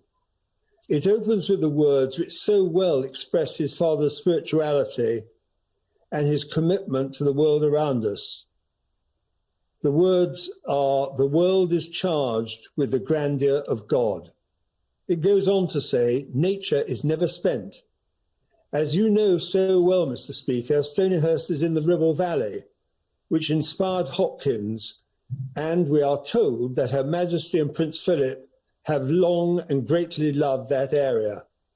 Hopkins taught at Stonyhurst, where he wrote exquisite poetry about Ribblesdale and the River Hodder by Whitewell, including his poem of 1882, which begins, "As kingfishers catch fire, dragonflies draw flame." This literally is at the heart of our country, as was Prince Philip himself. He was a man for all seasons and for all mankind. We thank him and may he rest in peace. We now go to Caroline Lucas. Caroline. Thank you, Mr. Speaker. On behalf of my party, the Green Party of England and Wales, I'd like to join members from across the House in paying tribute to His Royal Highness, the Duke of Edinburgh, and in expressing my deepest condolences to Her Majesty the Queen at this very sad and difficult time. And while this is a key moment for the life of the country, first and foremost, it's a deeply personal one for the Duke's family, and in particular for the Queen. The last year has highlighted the importance of family like never before, and I'm sure the death of Prince Philip has resonated even more strongly with many other families up and down the country who are also mourning the loss of loved ones. So much has been said already about the Duke's long life of public service, his vision in creating the Duke of Edinburgh Award Scheme, the pioneering role he played in global interfaith developments, his internationalism and global outlook.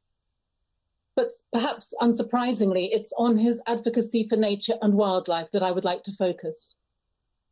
The Duke was a champion of the early environmental movement long before it was fashionable, recognising that, and I quote, "We depend on being part of the web of life. We depend on every other living thing on this planet." He acknowledged what he called a moral duty to protect those other species, saying, "If we as humans have got this power of life and death, not just life and death, but extinction and survival, we ought to exercise it with some sort of moral sense." Ever practical, he took those insights and translated them into action when Sir Peter Scott invited him to become involved in the founding of what was then the World Wildlife Fund, becoming its first president in 1961, a role he held for over 20 years, before becoming president of WWF International from 1981 to 1996. As Sir David Attenborough has said, his importance to conservation worldwide has been absolutely huge. And I particularly appreciate his impatience for change. He addressed the Conference on World Pollution in Strasbourg in 1970, telling his audience, "It is totally useless for a lot of well-meaning people to wring their hands in conference and to point out the dangers of pollution or the destruction of the countryside if no one is willing or capable of taking any action." And ever practical, he was also one of the first people in Britain to install solar panels at Sandringham. And back in 1982, almost 40 years ago, he brought up a global environmental threat that now makes headlines, but back then was rarely spoken of at all outside green circles. What he called a hotly debated issue directly attributed to the development of industry, the build-up of carbon dioxide in the atmosphere, the greenhouse effect. Mr. Speaker, I'm not sure the Duke of Edinburgh would have particularly relished a glowing tribute from the Green movement.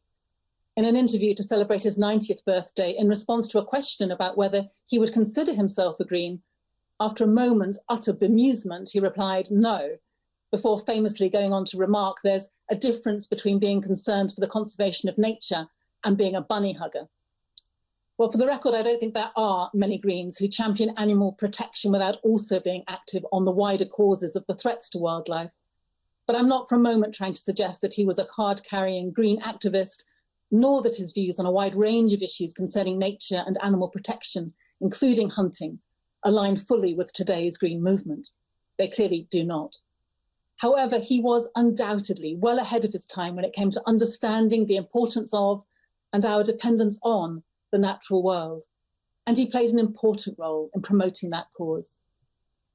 Many people's minds are turning now to asking what his legacy might be. I don't pretend to know, but I hope it might include that impatience for urgent action on the environment. And so I'll conclude in his own words. It's up to all of us to protect the natural world, and there's no time to lose. Sir Bernard Jenkin. you, Madam Deputy Speaker.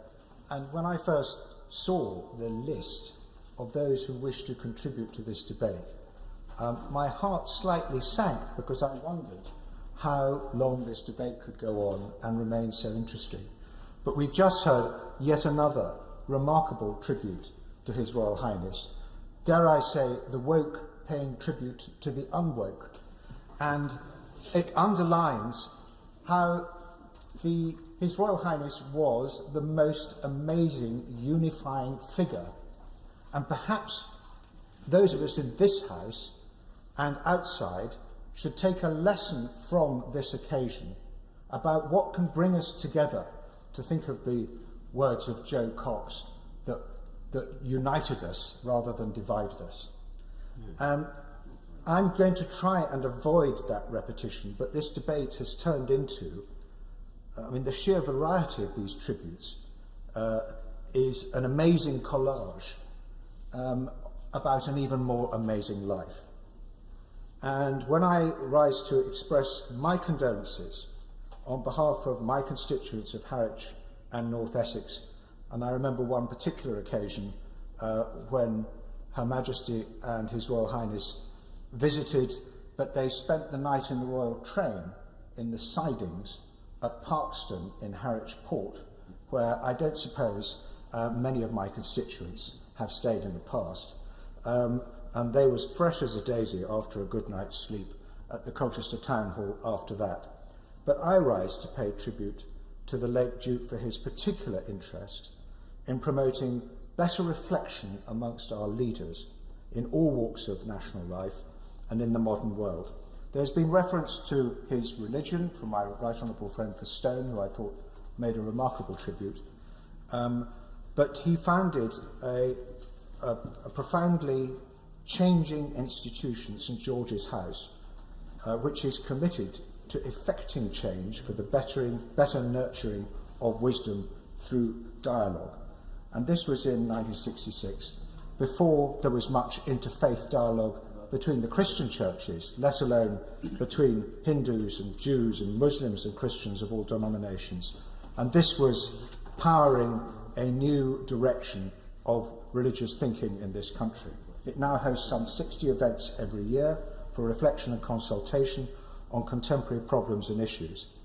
But out of what became known as the Windsor meetings grew something called the Windsor Leadership Trust, which provides transformational leadership programs for senior leaders across all sectors, including corporate, public, military, education, faith, not-for-profit, and anything else you care to imagine, even politics. It offers a safe space for leaders to share personal and professional challenges with each other and the opportunity for personal growth and reflection. Those who've had the privilege of attending their programs will attest the Windsor Leadership Trust's values and methods are inspiring and empowering. And without His Royal Highness offering that first spark of inspiration, generations of our leaders over the years would have discovered less of their potential and would have contributed less.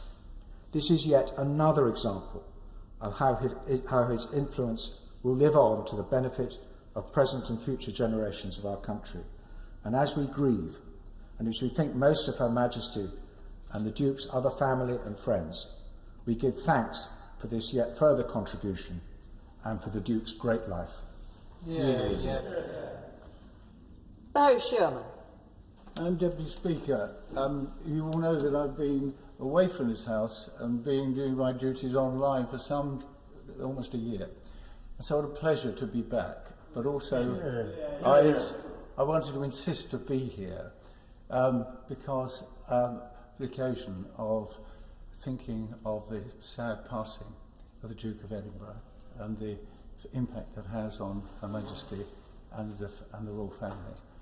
And I had the great, because I've been a Member of Parliament for a very long time, normally when I say that, people say too long, but having been here a long time, I've been lucky to have had conversations with the Duke of Edinburgh and Her Majesty, one wonderful occasion when we were comparing, my wife and I have 4 children, they had 4 children, and some things in common.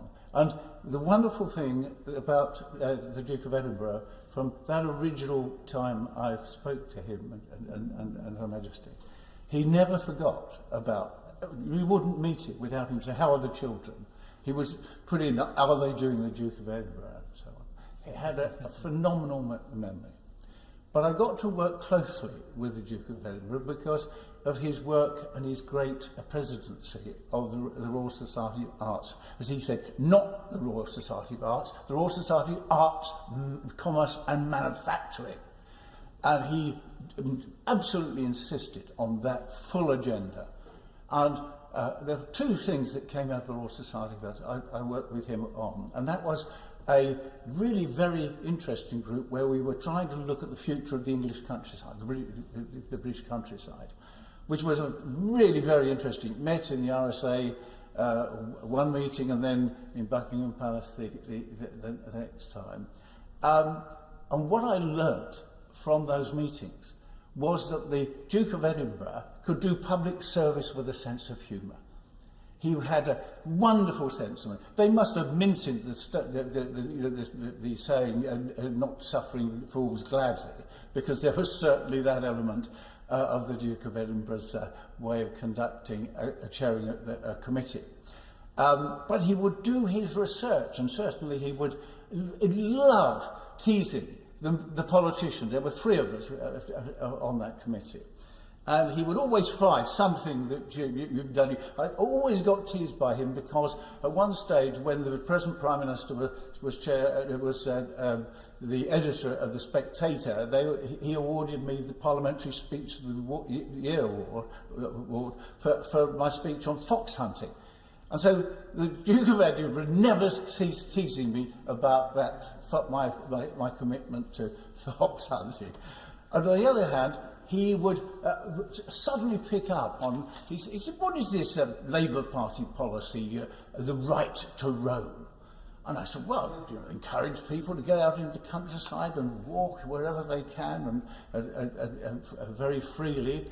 And he said, sounds like a license to poach and interfere with good farmers to me. So he always had that edge to him, and it was such a very good committee, and I have to say I just learnt that you can do public service with a sense of humour and with passion. And the other passion I was lucky enough to share with the Duke of Edinburgh was design. He was absolutely, I know we've had tributes about his science and people have mentioned his commitment to design, but the award, the annual award he gave, in conjunction with the Design Council and with the design profession, every year giving that Duke of Edinburgh award for young designers, successful designers, and then having a wonderful award ceremony in Buckingham Palace, that did so much to change the culture of design, the focus of design, the priority of design in our country. I can remember him launching in about the Design Council. Design Council should be more than a posh shop in Piccadilly. It has to reach out that everybody understands the importance of design in changing lives. So, Madam Deputy Speaker, I really enjoyed the relationship I had with that great man. I will mourn him. I know that Her Majesty will miss him sorely, but they are like my family. I have great strength in my family. The royal family will come together and get through this. I will mourn with them. Thank you, Madam. Andrea Letson. Thank you, Madam Deputy Speaker. It's a pleasure to follow the Honourable Member for Huddersfield. What a lovely and fitting tribute. And I would also like to pay tribute on behalf of my constituents of South Northamptonshire to the extraordinarily long life filled with service of His Royal Highness Prince Philip, the Duke of Edinburgh.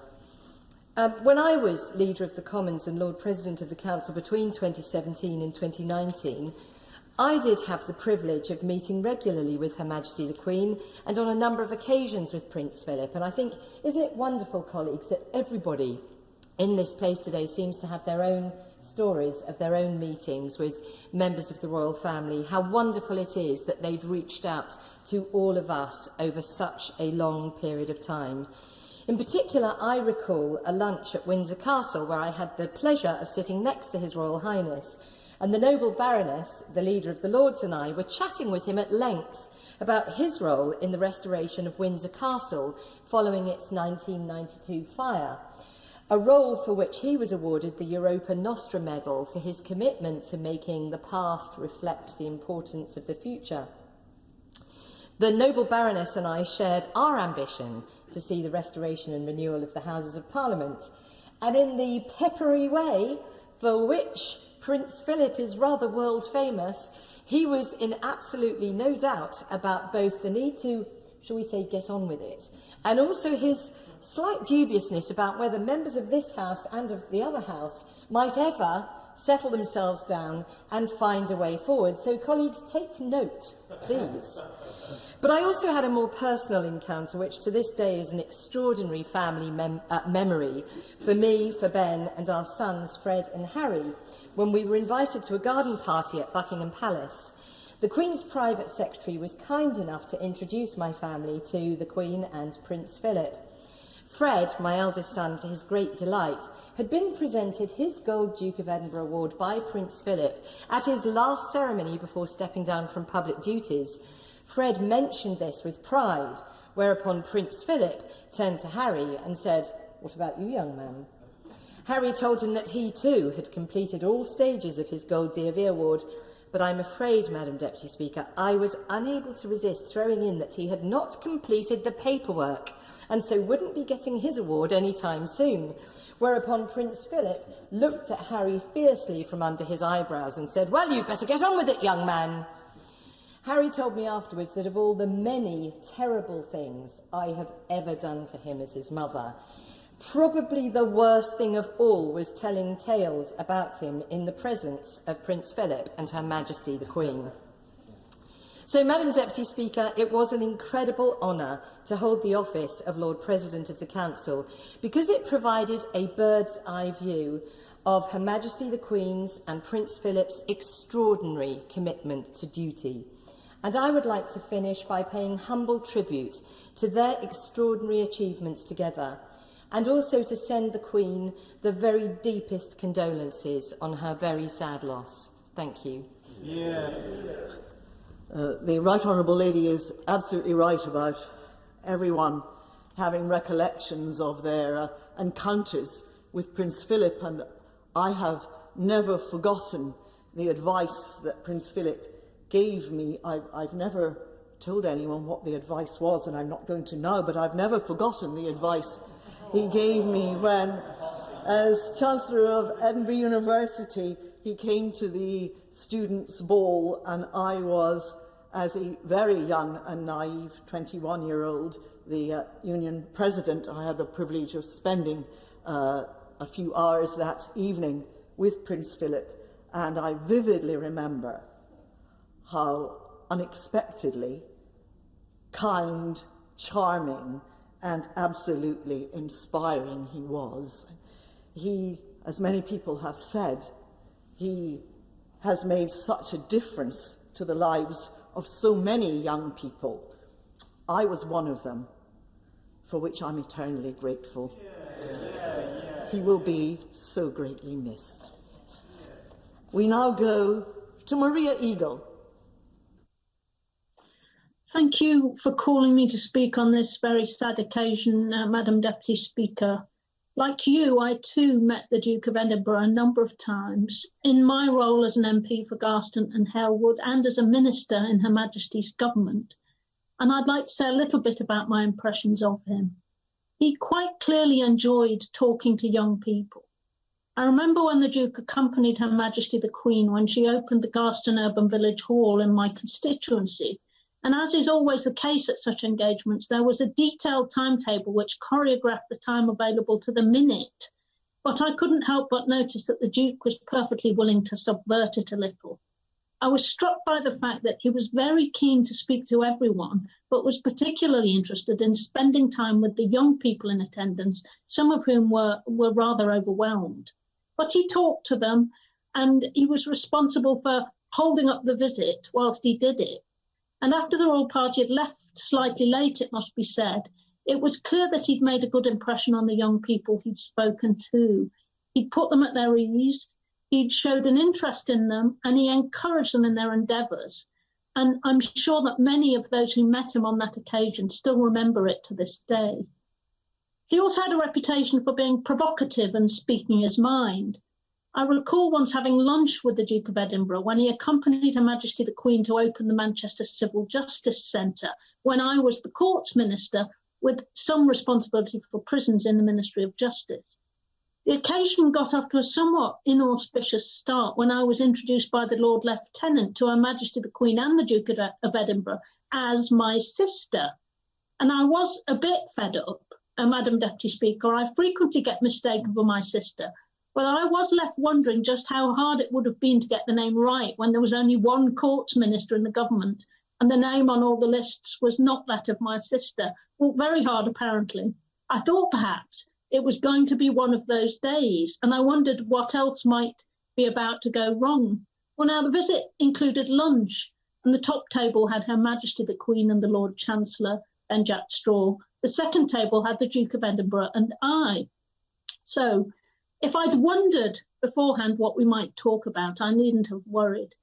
Having been very gracious in insisting that I be seated first, he pitched straight into opining that there would be fewer people before the courts and in prison if all young people had to spend some time in the armed forces, as indeed young men had until the 1950s.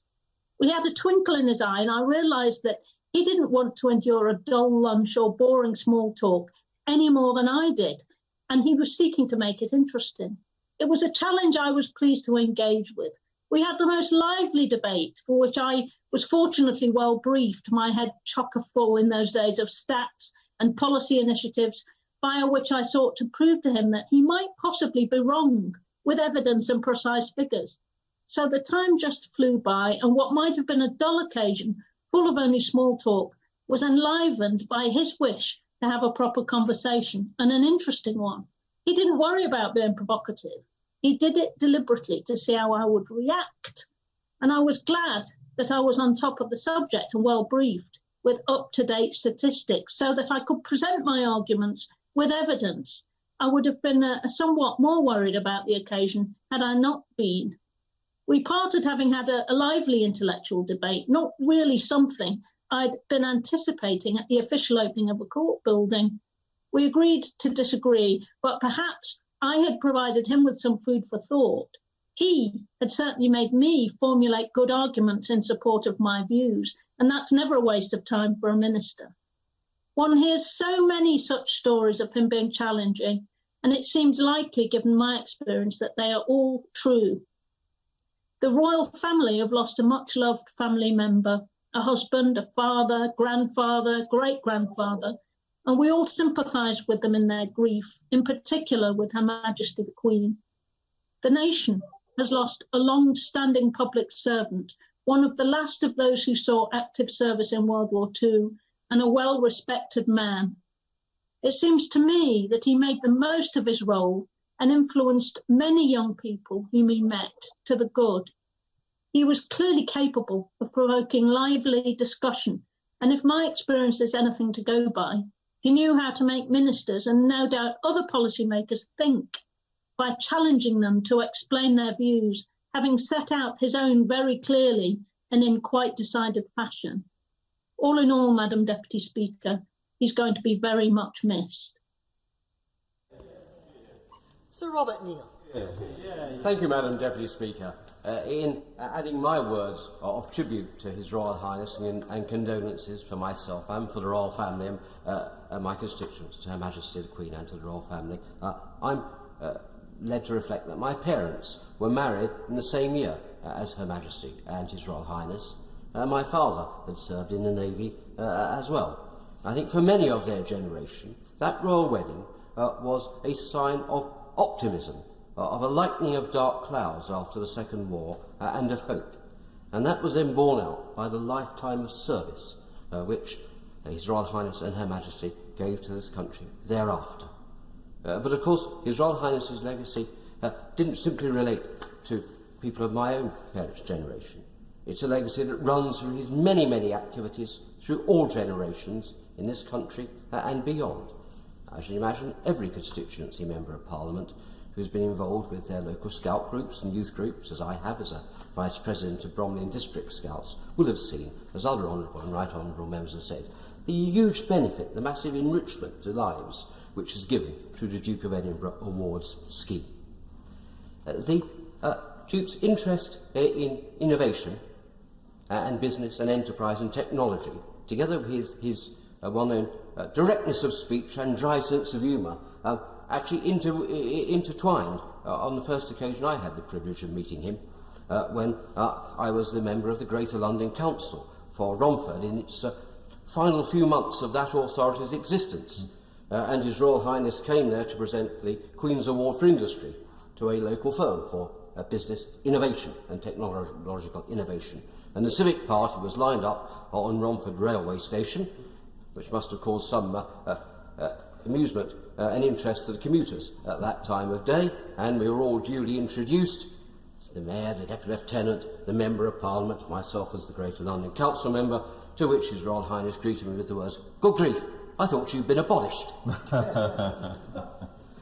I was able to have a slightly longer conversation on subsequent occasions. On more than once, that turned on the topic of housing, and it's sometimes forgotten that His Royal Highness was also a very early and strong advocate of the housing sector and of social housing, in which he took a lifelong interest and was for many years a president of the National Housing Federation.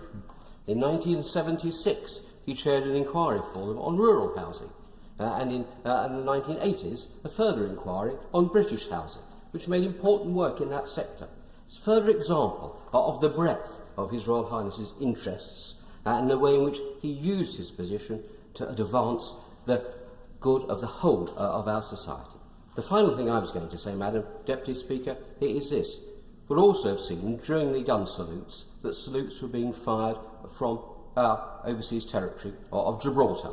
And as chairman of the all-party parliamentary group of Gibraltar, which I have the honour to be, I thought it worth reflecting upon the great affection and warmth with which His Royal Highness is regarded and remembered in Gibraltar, as are Her Majesty and all the royal family. Some honourable members will have seen the very warm and generous tribute made by the Chief Minister, the Honourable Fabian Picardo, Queen's Counsel, Member of Parliament, and by the Governor, and I know that our sister Parliament in Gibraltar will be paying tribute when they next sit. Ironically, in 1950, when His Royal Highness visited the Rock, he opened the building which is now the home to the Gibraltar Parliament. His affection and warmth there, in which he is held, is something that will live on, and that legacy is therefore something which extends across the whole of the British family, and the thoughts of all of the British family are with Her Majesty, not just as a wife and a consort, but as a mother, as a wife, as the mother of children, as well as our head of state, for the regard in which she's held is as strong in all regards, but also for the sense of loss is important to a family as much as to a monarch. Liam Byrne. Thank you very much, Madam Deputy Speaker, and it's a great pleasure to follow such a beautiful tribute. There is an appointed time for everything, says the Book of Ecclesiasticus, a time to weep and a time to laugh, a time to mourn and a time to dance. I think this has been a brilliant tribute this afternoon because amidst the mourning there has been warmth and there has been joy and there has been happiness and there have been many fond memories, and I hope that those memories will be of some comfort to the Queen and her family when they have a chance to read this debate. To remember the life of one is to remember the life lessons for all. When we celebrate the virtues of a life well lived, we affirm the values of what it means to live well. So I think today we do remember not just an individual, but an ideal, not just a man, but a marriage, a father who hated fuss, and a husband who treasured humour.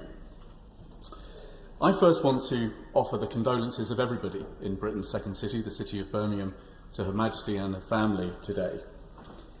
The Duke was not always in Birmingham, but he was always there when we needed him.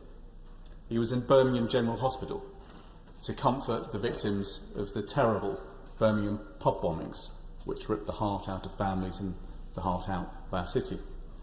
He was there to open the Bull Ring in 1964 and to open New Street Station in 2015. He was there to visit for the Silver Jubilee, to open the ICC, and of course most recently to inspect Jaguar Land Rover, those very fine makers of what will be his final chariot. But the reason that I think so many people in our country mourn the Duke of Edinburgh is because of this sense that an era is passing, but there is an ethos which we want to endure. It's an ethos which we want to protect, to preserve, and to pass on. As has been said in this debate, the Duke of Edinburgh was one of the last members of that greatest generation who protected us in our hour of maximum danger. A distinguished sailor, he was saved by the Royal Navy at birth and served the Royal Navy with brilliance, with courage, and with fortitude. With his marriage to Her Majesty the Queen, his orders changed, but his duty never did. He came to epitomise a reserved resilience, a strength in putting another first. He became not simply a touchstone for the Queen, but a cornerstone for the Queen's family and a keystone for the institution of monarchy in our country. But what distinguished him is not simply his backbone, but his banter. He was somebody who understood that in a difficult world, humour is very often the oil that keeps the wheels moving, especially when those axles are frozen with nerves. He had, Madam Deputy Speaker, grit and wit. Grit and wit are what the British Isles are made of, and grit and wit is what the Duke of Edinburgh was made of. That is why the Duke of Edinburgh award scheme was so important to so many, certainly to the 3 poor children in my family. It encourages that ethos of service and adventure, which is the best of our national spirit. Not always clear to those shivering in a windswept tent on a windswept hillside, but character education is so important to our children because it teaches them not simply about the world around them, but about the world inside them, the place where values are truly hammered out on that anvil of the soul. It teaches children those words of A.A. Milne: promise me you'll always remember that you're braver than you believe, that you're stronger than you seem, and you're smarter than you think. Millions of our children know that about themselves because of the Duke of Edinburgh's award scheme. My final thought, Madam Deputy Speaker, is for the Commonwealth. The Duke of Edinburgh made 229 visits to 67 countries over and above those visits that he made with Her Majesty the Queen. Well, next year, this country and my home city is the host to the Commonwealth Games. We know that our success will be judged not simply by the medals that we win, but by the lives that we change. What a fantastic memorial it would be to the Duke of Edinburgh if we can find a way of finding the next Duke of Edinburgh award winners to work with Commonwealth countries around the world to carry forward the inspiration and the lessons of Prince Philip for a new generation. Let me conclude, Madam Deputy Speaker, with my condolences to Her Majesty the Queen and to her family. It was St. Augustine who said that those who have left us are invisible, but they are never absent. I know that Prince Philip will not be absent to any of us here today. He was a Duke of duty that we will remember for the rest of our time. He got to live the blessing of Tobias. He lived with the Queen long, but that was because he lived in the spirit of the Book of Ruth, which read, "Wherever you go, I will go. Wherever you live, I will live. Your people will be my people, and your God will be my God. We shall be together forever, and our love will be the gift of God." As we remember Prince Philip today, I think that is a blessing for us to give thanks for. Sir David Ames. I pay this tribute to His Royal Highness the Duke of Edinburgh, not just in a personal capacity, but on behalf of those residents I represent in the constituency of Southend West, who would like to express their appreciation for everything that the Duke has done for our nation. Without question, Madam Deputy Speaker, the Duke of Edinburgh was one of my favourite royals. He really was my sort of person, and we most definitely shared the same sense of humour, which not everyone understands, and occasionally gets you into hot water, but there was never any malice. He was kind, generous, wise, and a thoroughly decent person. For someone who has lived so long, just short of 100 years, and I was looking forward to him sending a message to my annual centenarian tea party. It was incredible that he did so much throughout his life. His childhood, his upbringing, and what followed is quite extraordinary. It isn't everyone whose mother becomes a nun, and it isn't everyone who suffered so many personal tragedies, all carried out in the public gaze. Yet in spite of innumerable challenges, he really did make the most of his life, whatever it threw up. And for that, he has set up a wonderful example, hence the Duke of Edinburgh Awards. I met him on a number of occasions, and 3 standout memories would be when, together with the Queen, he visited Southend and they were going on to my former constituency of Basildon. He suggested I join them in the car. I didn't think that would go down particularly well. Then for many years I was associated with the Caravan Club, and he hosted a garden party at Buckingham Palace in 2007 for the club's centenary. It was a wonderful occasion. And finally, at another event, he acted as the host at Buckingham Palace reception on the rare occasion when Her Majesty was unwell. We had a very amusing exchange, which I'm not prepared to broadcast publicly. For me, his lasting legacies will be as follows. The wonderful Duke of Edinburgh Awards, which I have had the privilege of handing out on many occasions. I'm very involved with the Scouts, many of whom subsequently went on to achieve the award. There was such pride and joy in the faces of the recipients who really felt that they had achieved something. Then his wonderful work through the World Wildlife Fund.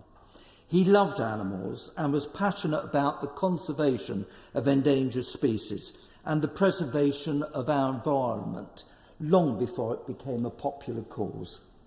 His greatest legacy, however, from my point of view, is probably the support which he has given to our Queen.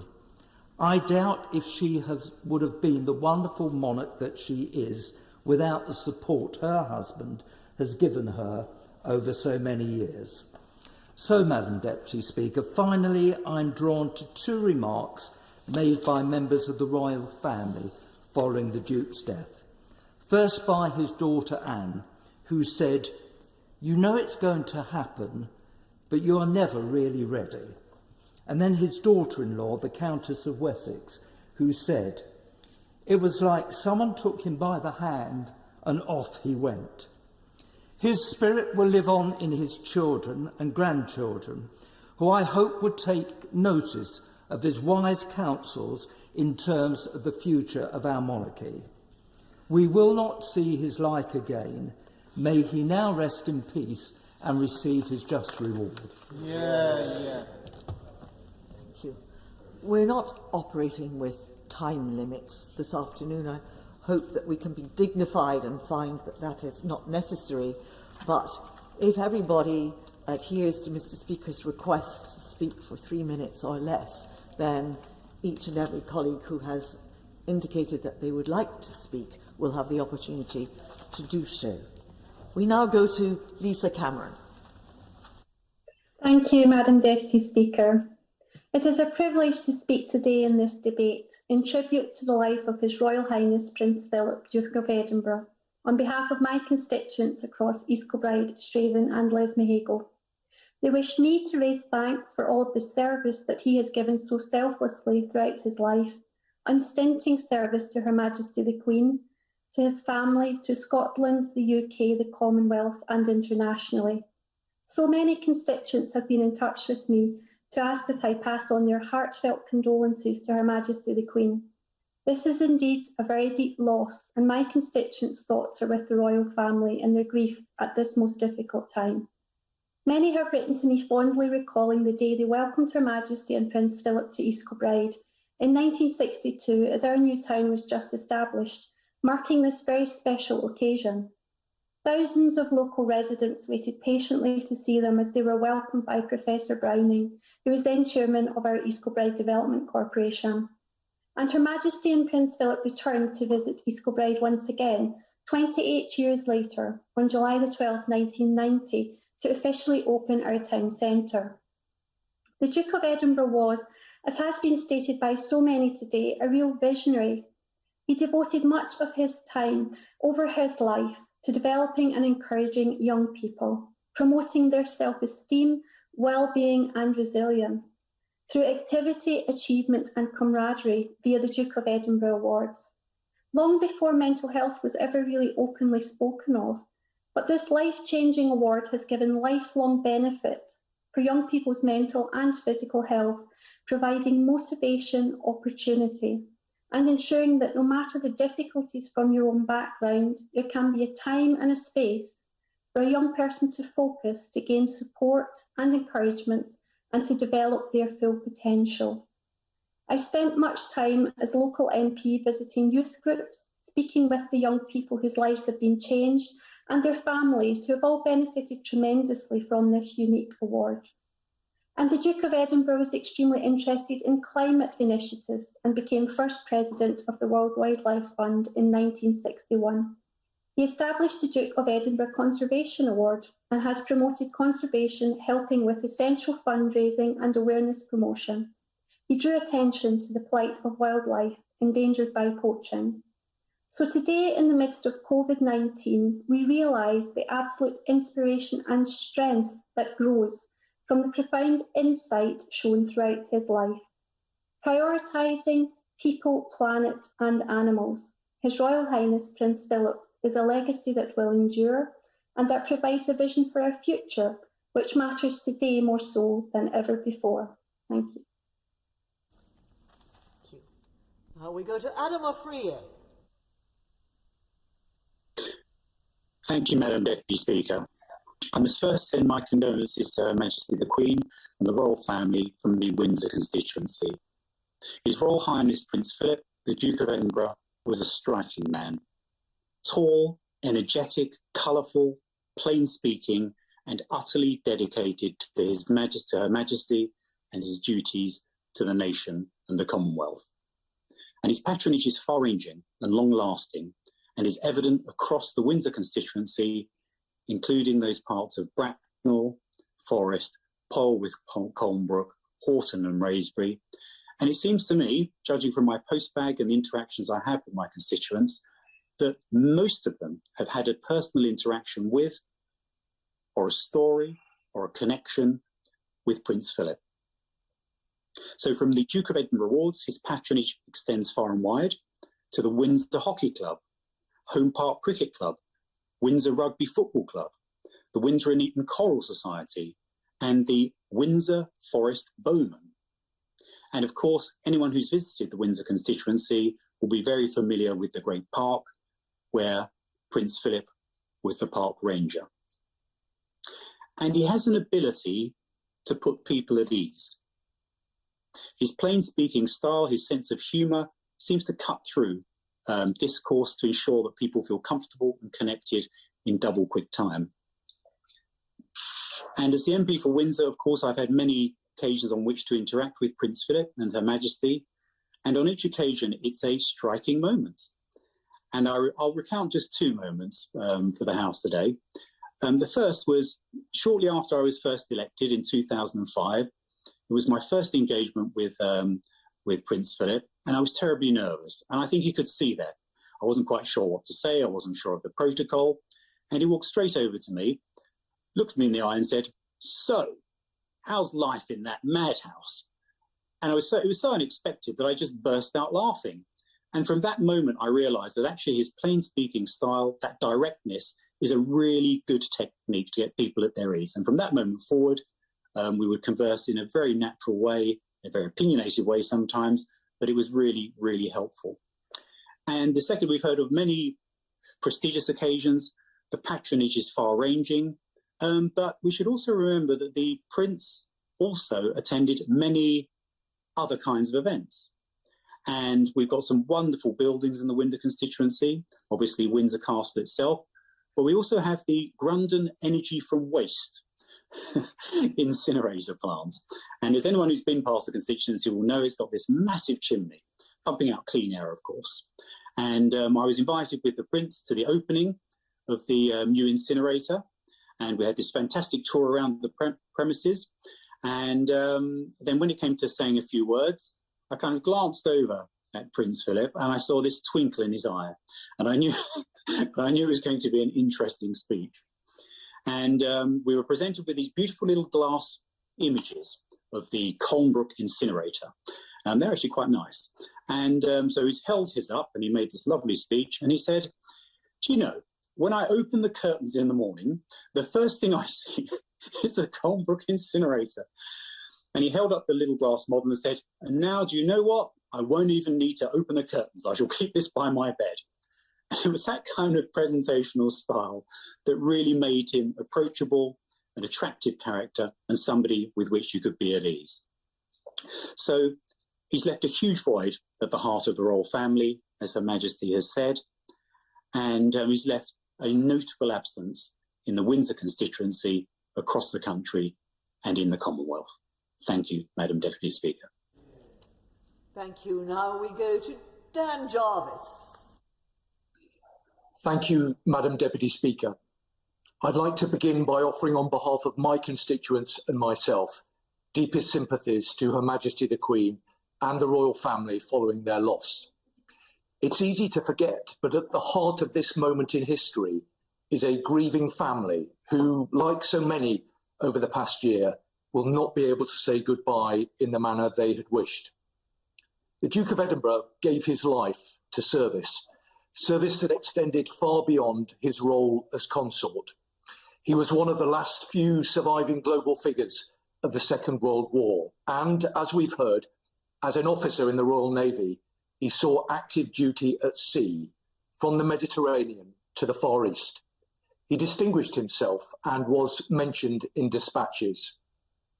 Speaking 6 decades after the event, Harry Hargreaves, a yeoman aboard HMS Wallace, revealed how he and the ship's crew owed their lives to Prince Philip's quick thinking and heroics during a German bombardment in the invasion of Sicily.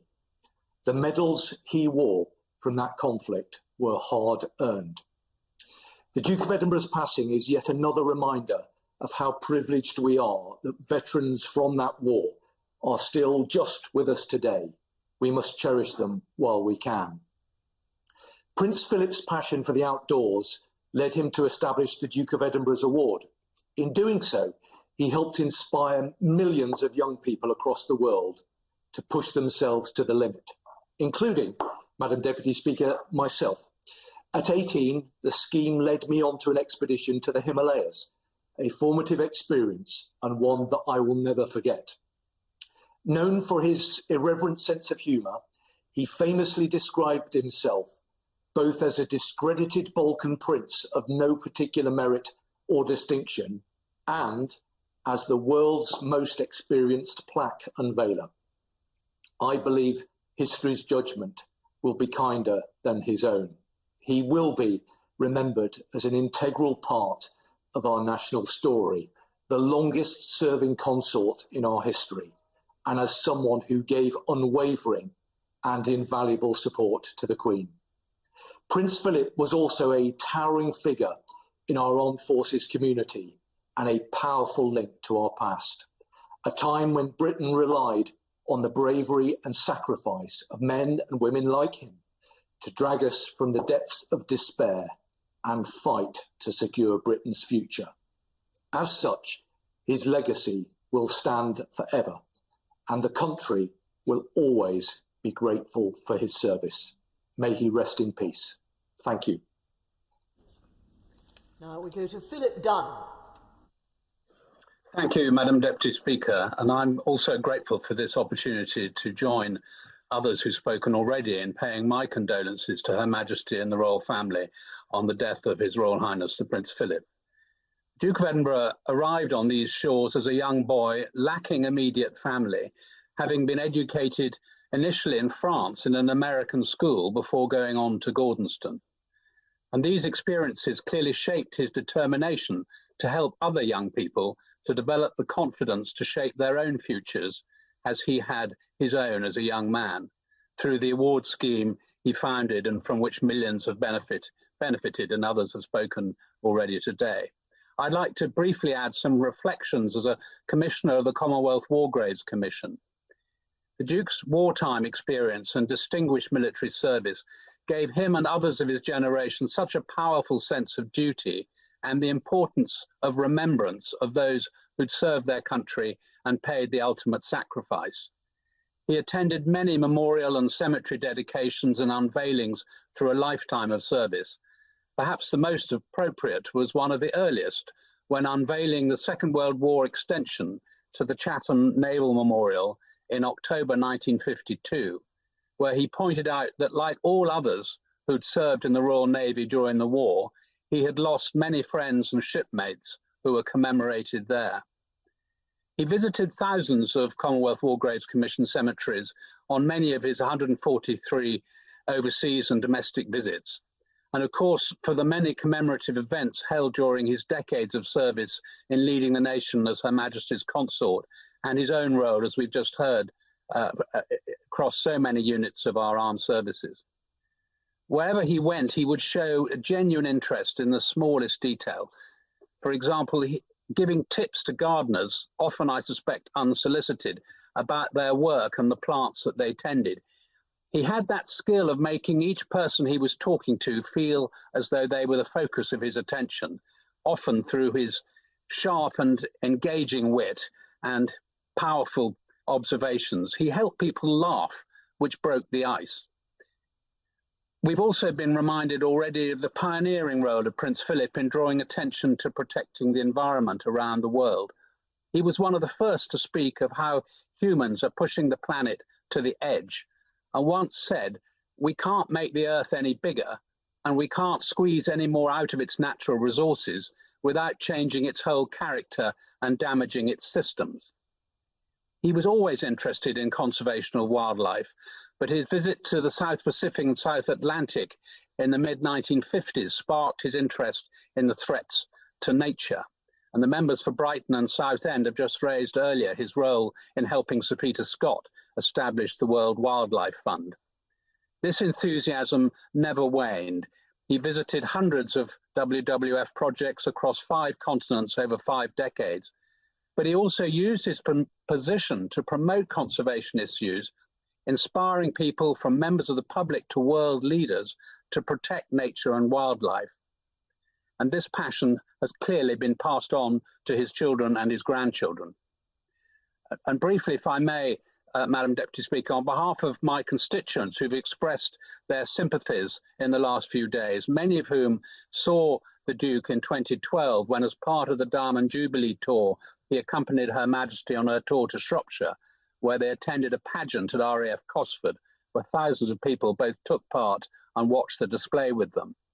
He also visited my constituency in South Shropshire in 2003, before I became the Member of Parliament, with Her Majesty attending the Wenlock Games, now widely acknowledged as the inspiration for the Olympic Games, and choosing rather provocatively to have lunch in Craven Arms in preference to Ludlow, the more obvious food capital of Shropshire, where they concluded their visit. So as we celebrate the life of Philip, and for all that he has done for this country, and especially because this most British of the British was actually Greek and Danish as well as British. He certainly was connected to Britain, but Britain was also his choice. The wind didn't blow him to these shores, he set a course. His were marriages of love to England and to Elizabeth, his queen. He served well and will be both missed and well remembered. Thank you. Now we go to Stephen Farry. Thank you very much, Madam Deputy Speaker. On behalf of people right across the community in Northern Ireland, my constituents in North Down and the Alliance Party, I join in paying tribute to His Royal Highness the Prince Philip, Duke of Edinburgh, and passing on our deepest sympathies and condolences to Her Majesty the Queen and the wider royal family. The Duke lived an exceptionally full life with very many interests and achievements, too many to mention, but which touched so many people in all corners of the UK, the Commonwealth and the wider world. It can be said that Prince Philip was an early product of European integration and reflected the complex intermingling of royal dynasties at that time. Yet his initial years were marked with many deep challenges and uncertainties. He was a man of great ingenuity, resilience and foresight, as demonstrated by his distinguished naval career during and after the Second World War, and his early grasp and deep commitment to science and engineering and to the environment and conservation issues. This was a powerful agenda-setting example and has left a lasting legacy. Duke will, of course, be remembered in particular for his deep commitment to young people, most clearly through the Duke of Edinburgh Awards. There will be many people in Northern Ireland across many generations remembering fondly the annual award ceremonies in Hillsborough Castle, where they had the opportunity to meet with the Duke and to be inspired. It's also worth referencing the joint award initiative, the Gaisce, the President of Ireland's Award, which His Royal Highness was instrumental in establishing. Young people in Northern Ireland have a choice of certification when they complete their award, having the options of the Duke of Edinburgh's Award Certificate, a Gaisce, the President's Award Certificate, or a Duke of Edinburgh's International Award Certificate. Beyond the Duke of Edinburgh Awards, Prince Philip was a regular visitor to Northern Ireland going back to the late 1940s, and I'm pleased to recall a number of very welcome visits to my constituency. He had a particular affinity to Royal Ulster Yacht Club and enjoyed racing in Belfast Lough. In more recent years, alongside Her Majesty the Queen, he played an instrumental role in building Anglo-Irish relations, including notably the historic visit to Dublin in May 2011, and then hosting the first state visit of the President of Ireland to Windsor in April 2014, almost exactly 7 years ago today. With events in Ireland having brought his own close family loss, his personal leadership in terms of reconciliation has been widely acknowledged. Duke's most telling contribution was, of course, as a dutiful companion and rock for Her Majesty the Queen. In terms of the impact and duration, theirs was a partnership that has never been seen before, and one that we are unlikely to ever see again. Thank you. Andrew Barry. Thank you very much, Madam Deputy Speaker. It's an honour to rise to pay tribute to His Royal Highness the Prince Philip, Duke of Edinburgh, today. I rise with, at the forefront of my thoughts, obviously the Queen and the entire royal family, but also the many estate staff, estate pensioners at Balmoral, and indeed the many more in the wider Royal Deeside community, who are today mourning the passing not just of our Queen's consort, but of an employer, a neighbour and a friend. On Saturday, my wife and I climbed up to Prince Albert's cairn, a large granite pyramid standing high above the River Dee, erected by Queen Victoria on the death of her Prince Consort, and from it we looked across the Dee Valley towards Crathy and its kirk, west towards Braemar and east towards Ballater. Behind us, though hidden by the giant fir trees, many of them only there due to the hard work of the Duke of Edinburgh, rose majestic Loch Nagar, standing high above Glenmick. All of these areas that His Royal Highness, through over 70 years of regular visits, knew well and left his indelible mark on. Balmoral was a place like Victoria and Albert that he and the Queen loved as a private home. It was, of course, at Balmoral where the then Princess Elizabeth and he became engaged, during the summer of 1946, and following their marriage, spent part of their honeymoon at Craigowin on the estate. And it was here he was able to enjoy his passions: stalking, shooting, fishing, conservation, taking a keen interest in the agricultural life of the estate, especially the fold of Highland cattle, and indeed improving the gardens, one of which he dug out himself with a bulldozer. The Duke was also instrumental in regenerating some of the largest amounts of Caledonian pine forest left in Scotland. Royal Deeside is a part of the world where, although proud of their links to the estate and the family, people don't shout about it, where, with typical North East reserve, they are afforded respect and allowed privacy as owners of one of the local estates, even when, as remains regularly the case, they are spotted in and around the village of Ballater. It was to Sheridan's Butchers in Ballater the Duke would source supplies for his now famous family barbecues, and it wasn't unusual for him to pop into various shops in the village just to say hello and catch up. In saying that, when walking around the estate, if you were to see a dark green Land Rover appear over the horizon, tearing towards you, you'd better have your wits about you. Stories of run-ins with the Duke of Edinburgh are legend and numerous. My favourite, however, is of the occasion when the Duke, driving through the estate on a typical Aberdeenshire summer's day, which means the rain was horizontal, not vertical, came across a wet, bedraggled, miserable-looking group of young hikers. He rolled down his window. "What on earth are you doing up here in this weather?" he inquired. One of the lads turned round and spat out, "Our bloody Duke of Edinburgh's award." The family and the estate still welcome hikers and ramblers, although, of course, it is expected that they respect the land in return. One year, the Duke of Edinburgh, so fed up with visitors trampling across the estate and not respecting the paths, stuck up signs: "Beware of the adders." It worked. Even at Balmoral, there were, of course, the occasional public engagement, and he would rarely miss the annual Braemar gathering, an event that draws tens of thousands of visitors from around the world each September to the heart of my constituency, many there just to catch a glimpse of the royal family. For the Duke, however, as I saw with my own eyes on countless occasions, it was simply about enjoying the day and enjoying the sport. Above all, Balmoral was a private home, somewhere he and Her Majesty the Queen could get away from the demands and pressures of public life, albeit for only a few months every year. And so it was not surprising that it was to Balmoral that he and the Queen returned last summer when restrictions eased enough to allow them a break. When they departed on the 16th of September, the couple waved happily to photographers. Of course, that was to be his last visit to the northeast of Scotland. Madam Deputy Speaker, the entire country is mourning the loss of the Duke of Edinburgh today, but nowhere more so than in and around the Balmoral estate and the communities on Royal Deeside. His Royal Highness was a proud naval man and a deeply spiritual man, a decorated veteran of World War II, and it was this in mind that I turned whilst writing this speech to this part of the naval prayer. Preserve us from the dangers of the sea and from the violence of the enemy, that we may be a safeguard unto our most gracious sovereign Lady Queen Elizabeth and her dominions, and a security for such as pass upon the seas upon their lawful occasions, that the inhabitants of our commonwealth may in peace and quietness serve thee our God, and that we may return in safety to enjoy the blessings of the land. At Balmoral, in peace and safety, I know His Royal Highness did just that. Clive Effort. Thank you, Madam Deputy Speaker. The Duke of Edinburgh is part of an extraordinary generation. It's the generation of my parents, which endured so much hardship during the Second World War, and that had an impact on our country like no other. His appreciation of the achievements of that generation, and particularly the war veterans, as a war veteran himself, with whom he shared many experiences, never wanes.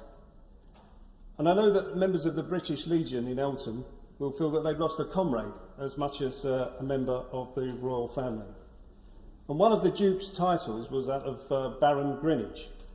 And it's through his special relationship with my borough, the London Borough of Greenwich, that he was instrumental in bringing the Cutty Sark to Greenwich, which is now a major tourist attraction that benefits our borough. And later on, he assisted Greenwich in becoming a royal borough in 2012. And I met him in 2003 when he came to Eltham in his capacity as president of the National Playing Fields charity, which has now become Fields in Trust. And he was there to mark the preservation of a sports ground in Eltham. We have many open spaces that become the subject of interest of would-be developers. So this is an issue that is very dear to my heart. I find myself having to defend open spaces from these types of would-be developers consistently. So after the formalities had finished, I was in conversation with the officials of the charity and asking some questions. And it was the Prince who joined our group that I hadn't spotted, and he answered all of my questions. So I was impressed that he knew so much about the charity and felt so passionate about it, and we had a shared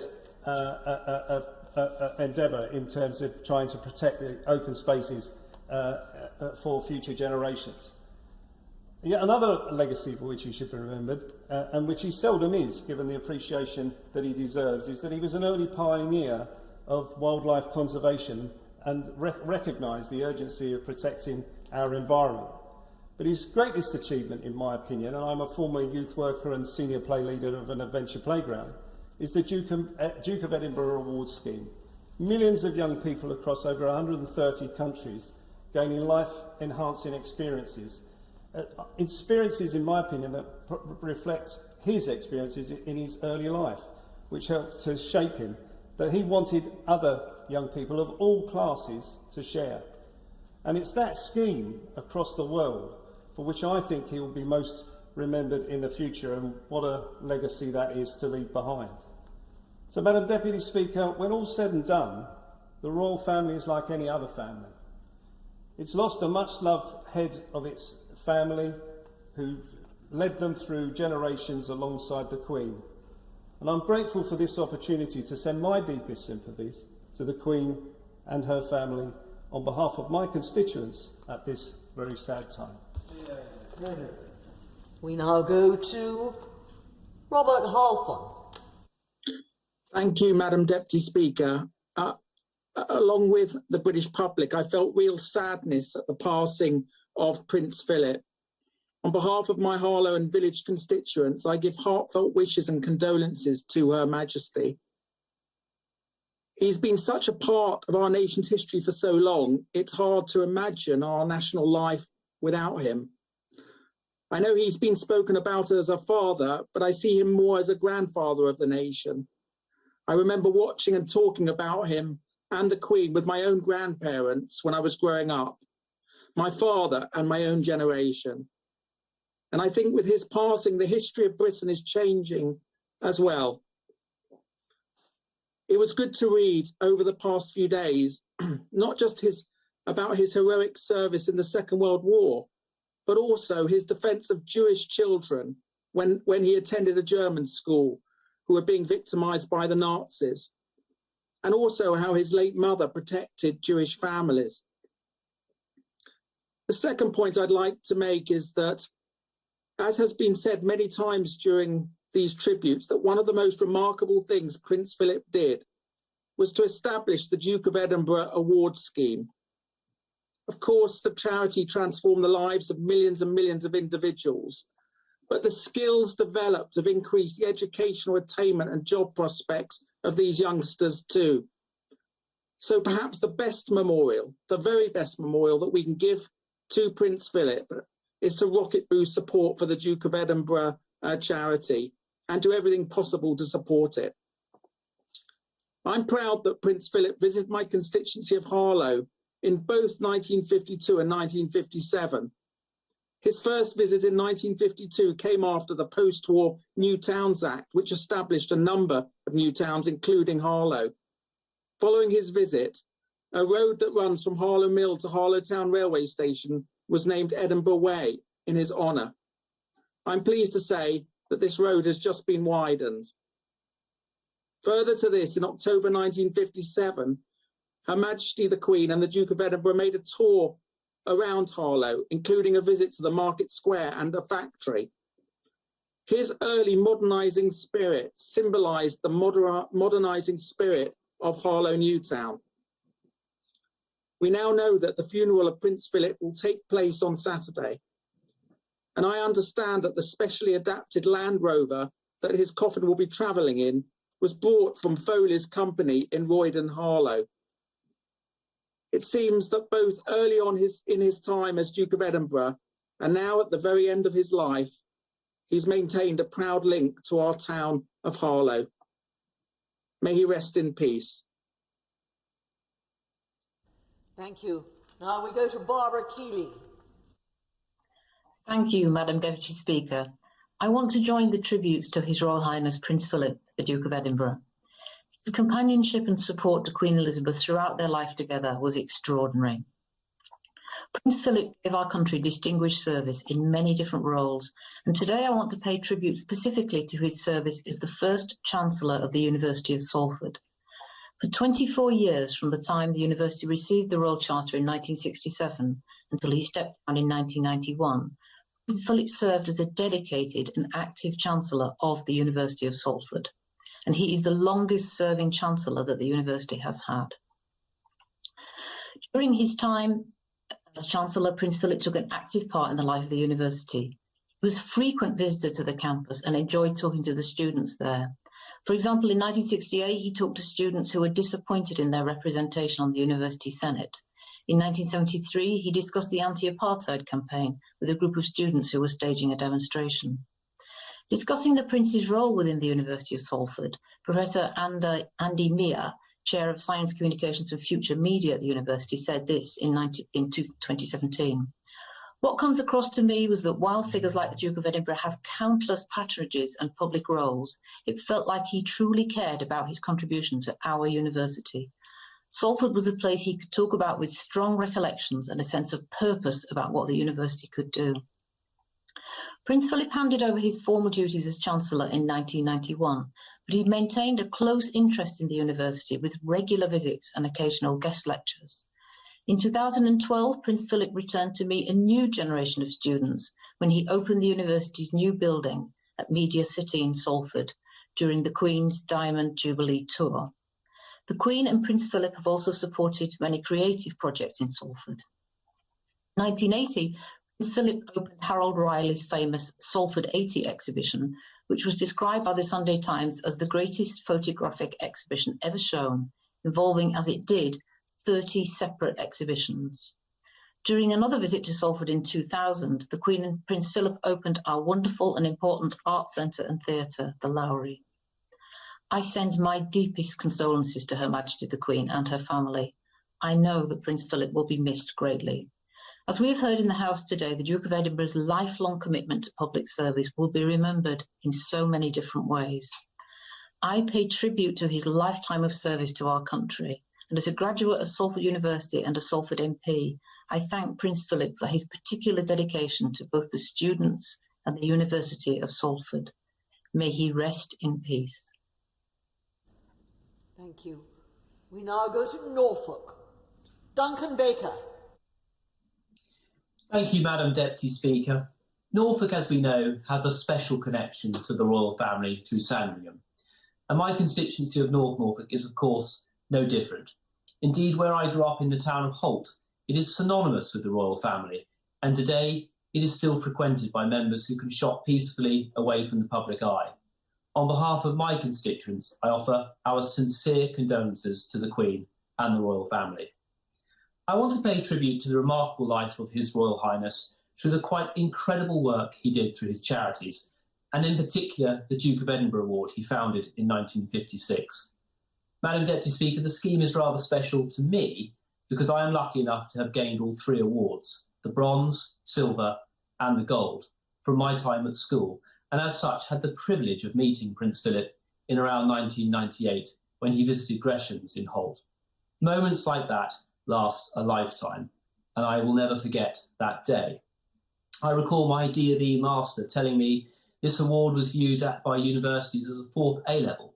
That's how prestigious and coveted it was. But more than that, it was thanks to being part of his scheme that I had the opportunities and experiences that were probably some of my fondest memories at school. The scheme embodied his spirit and his personality, a sense of adventure, a sense of bravery. But it's what it did for me and millions of young people around the world that is why it is so highly thought of. It instilled a sense of pride, camaraderie and confidence, equipping and empowering young people from all different backgrounds. Out of the classroom, Here was a chance to learn new skills, for new friendships to be forged, and frankly, had I not joined the scheme, I wouldn't have had the experiences that wholeheartedly enriched my education. I can't help thinking that the volunteering aspect, that undertaking service to help others, which I enjoyed so much, subconsciously inspired me just a tiny fraction along the way to where I am now today. I will never forget the residential trips or being so wet in the Lake District on my gold expedition that the teachers brought us a can of Coke and a Mars bar to give us this energy to get through the night.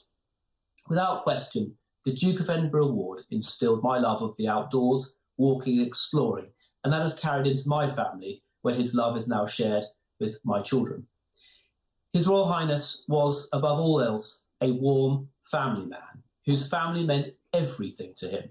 His marriage was sacred. For Prince Philip to have been a constant to our Queen, with his devotion and support for 7 decades, is truly unrivaled. They often say history repeats itself. Our last Queen's consort was Prince Albert when Queen Victoria was on the throne. He too was a great reformer and advisor. He cared deeply for people and fought for better lives for so many. He too passed at Windsor. There follows a curious parallel between him and the Duke of Edinburgh, both consorts to a Queen, who also passed at Windsor, and in their own way engaged in many subjects for the good of people and for the country they loved. We know that the Royal Navy sense of humour sustained His Royal Highness and carried him through some difficult times, along with duty and loyalty which he epitomised. A remarkable man whose memory will not fade and who will be alive and well with many of us for years to come.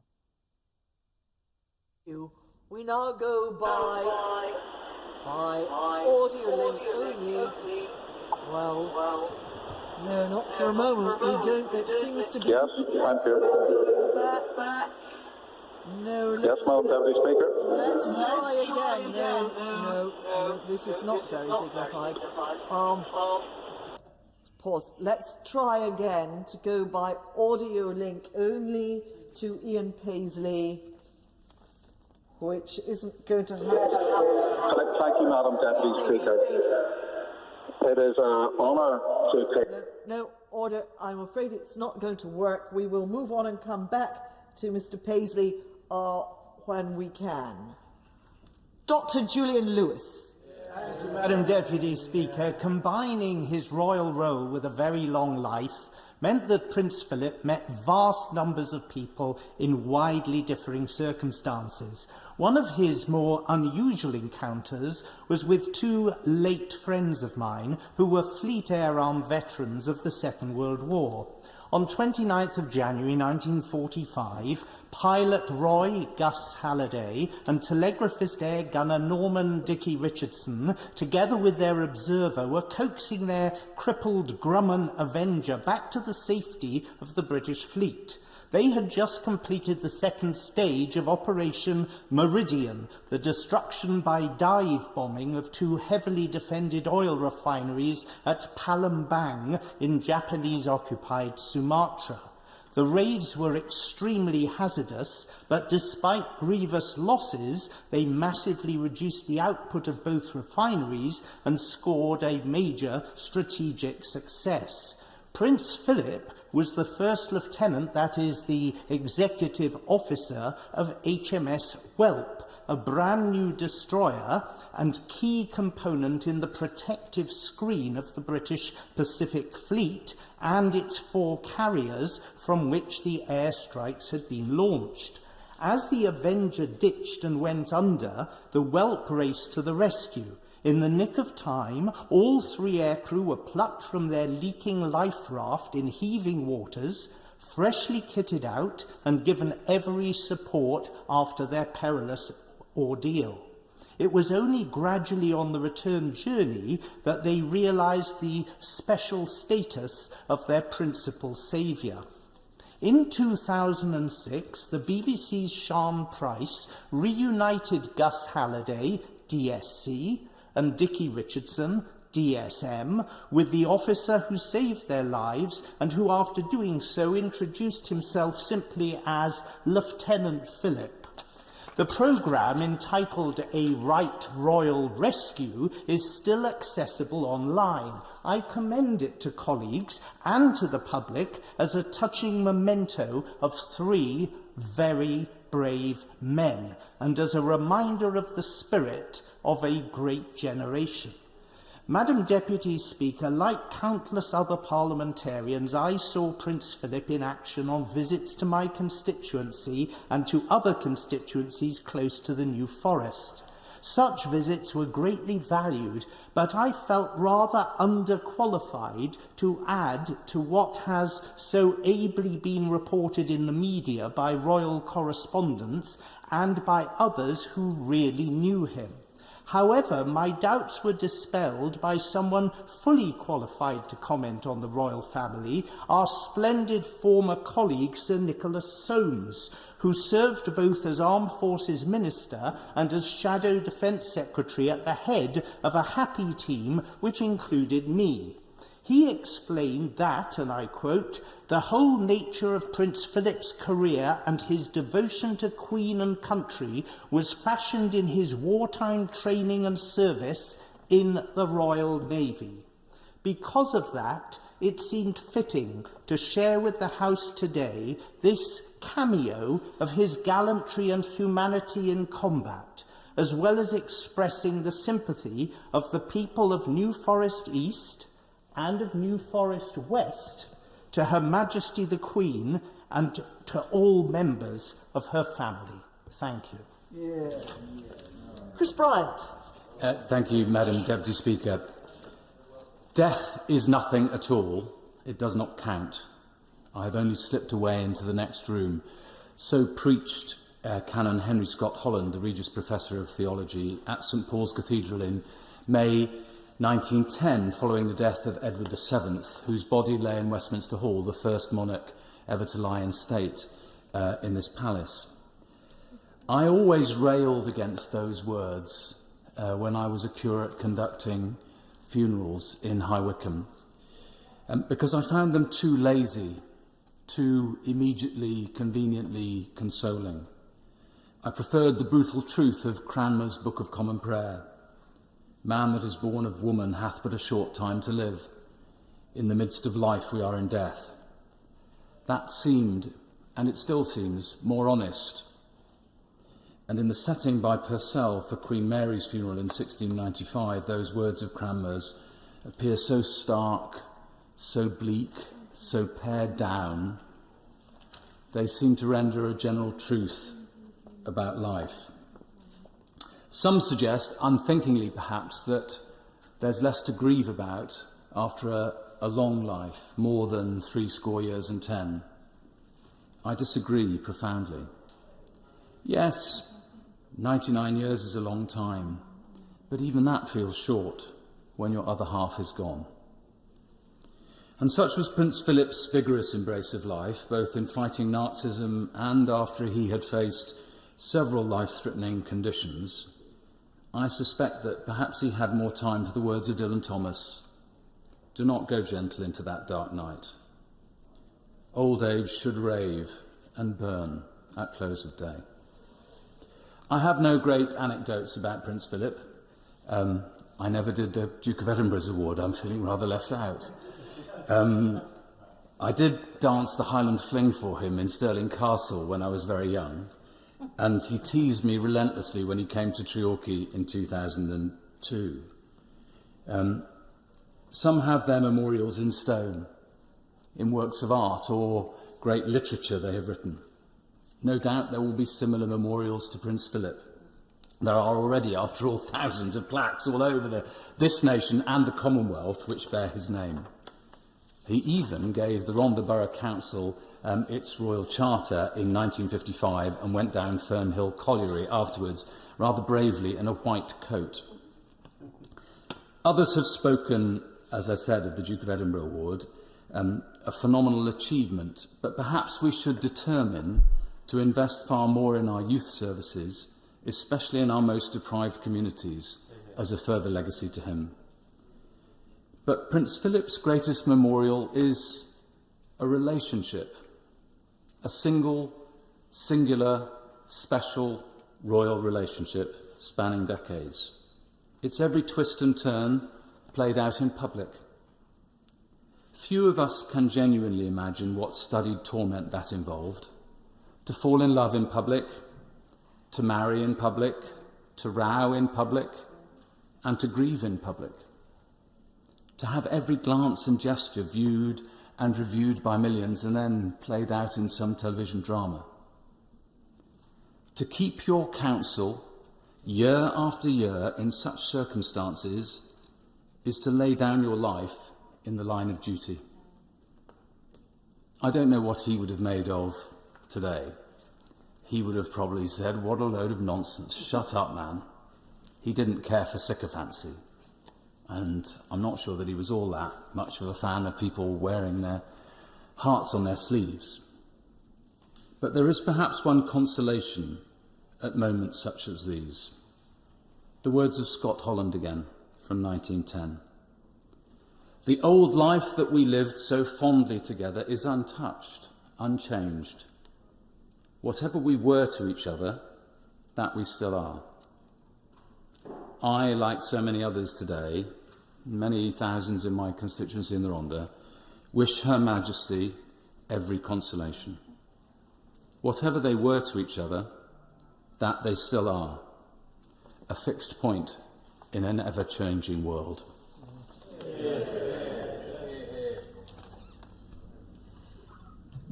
Now we go to Caroline Johnson. Thank you, Madam Deputy Speaker. Madam Deputy Speaker, when we die, we live on in the memories of those who knew and who loved us, and through the effect we have had on the people in our community.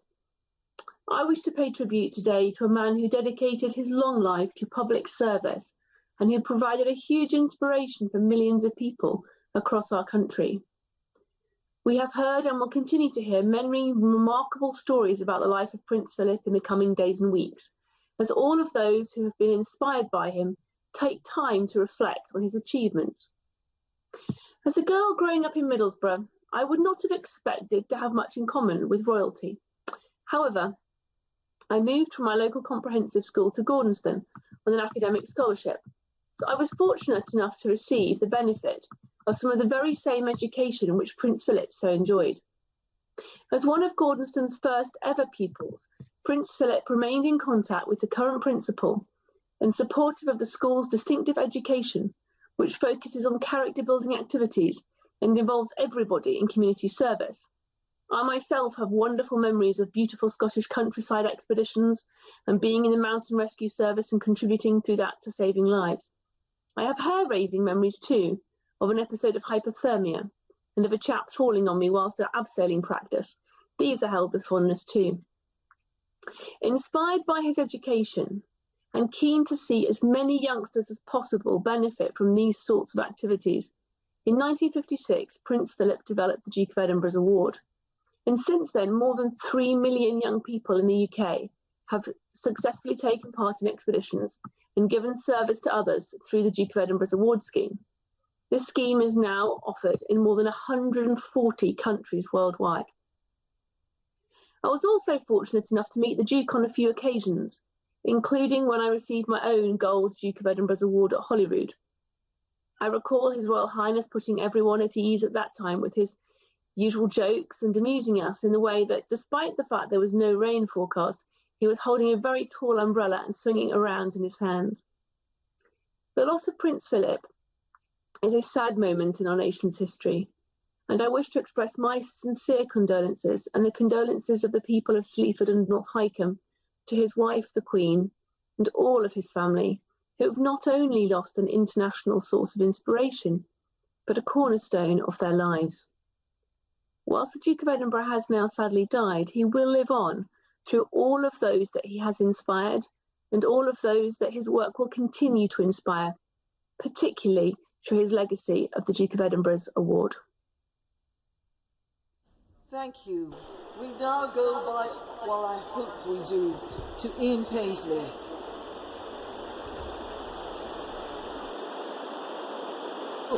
We will try yet again later to contact Mr. Paisley. And meanwhile, No. No. Tobias Elwood. Thank you, Madam Deputy Speaker. Could I welcome this exceptional recall of Parliament to pay tribute to the life and service of His Royal Highness the Duke of Edinburgh, reflecting the very British bond between the monarchy, government, Parliament and the British people, who we all represent and indeed serve. His passing has shone a spotlight on the British monarchy, arguably the most recognised and respected royal family in the world. Both domestically and internationally, they help define who we are as a nation and how we are perceived across the world. A welcome constant amid the flux and turmoil of politics. And many in this House and beyond have paid tribute to the sheer diversity and breadth in which he touched people's lives. Madam Deputy Speaker, it is the Prince Philip's support for the armed forces which I would like to focus on today. The military have an affinity with our royal family. Governments may send you to war and into harm's way, but you fight for Queen and country. And the Duke acknowledged early on that there is no modern playbook outlining the duties to be the Queen's consort in modern times, so he had to design his own. And given his background, perhaps it's no surprise that he invested significant time in supporting the British Armed Forces. Prince Philip was an exemplar of that wartime generation who stepped forward to do their duty, joining the Royal Navy at the age of 18, excelling at Dartmouth Naval College, and serving with distinction in both European and Pacific theatres of operations. After his marriage to the Queen, he was obliged to step back from his regular naval service, but then developed a close relationship with all three services, as Admiral of the Fleet, Field Marshal of the British Army, Marshal of the Royal Air Force, and by assuming active honorary duties with dozens of units in the Royal Navy, the Army and the RAF, enabling him to stay close to and support the military fraternity that he so loved, and a continual inspiration across the ranks in what it means to serve your country. He was Colonel-in-Chief of my own regiment, the Rifles, a relationship first established before the infantry amalgamations back in 1953. Indeed, his very last public engagement was in July 2020, when he handed over his honorary duties to the Duchess of Cornwall. The event took place at Windsor, where the Prince took the salute. The bugler sounded the Rifles assembly call, which signals the arrival of a senior rifleman. And the ceremony ended with the bugler's "No More Parades" call, marking the Duke's final ceremony as the Rifles' Colonel-in-Chief. And it would also be the Duke's final public appearance. And in keeping with his spirit and reputation, the formality of the event was lifted when the Duke broke protocol to take time out and chat with the buglers and thank them for their efforts. Madam Deputy Speaker, today Parliament joins Her Majesty the Queen, her family and the nation in saluting His Royal Highness Prince Philip, and in expressing our heartfelt sorrow for the loss of a truly exceptional man who devoted his life to Queen and country. Jamie Stone. Thank you, Madam Deputy Speaker. There is one other person in this place who attended that school, Gordonstoun, and that is me. When I was at Gordonstoun, I know that the Duke of Edinburgh took a huge interest in the school, and the pupils, the staff were grateful for that. But I also know that in subsequent years, as others have said, he continued to take a great interest in the school. And just a few days ago, he actually sent a message to the school, just a few days ago, which is pretty remarkable. And last summer, the pupils made him some apple juice from trees that he would have known on the south lawn at Gordonstoun. And they sent that and some honey to Balmoral for his breakfast. And almost by return of post, a reply came from him saying they had had the delicious honey and apple juice at the breakfast.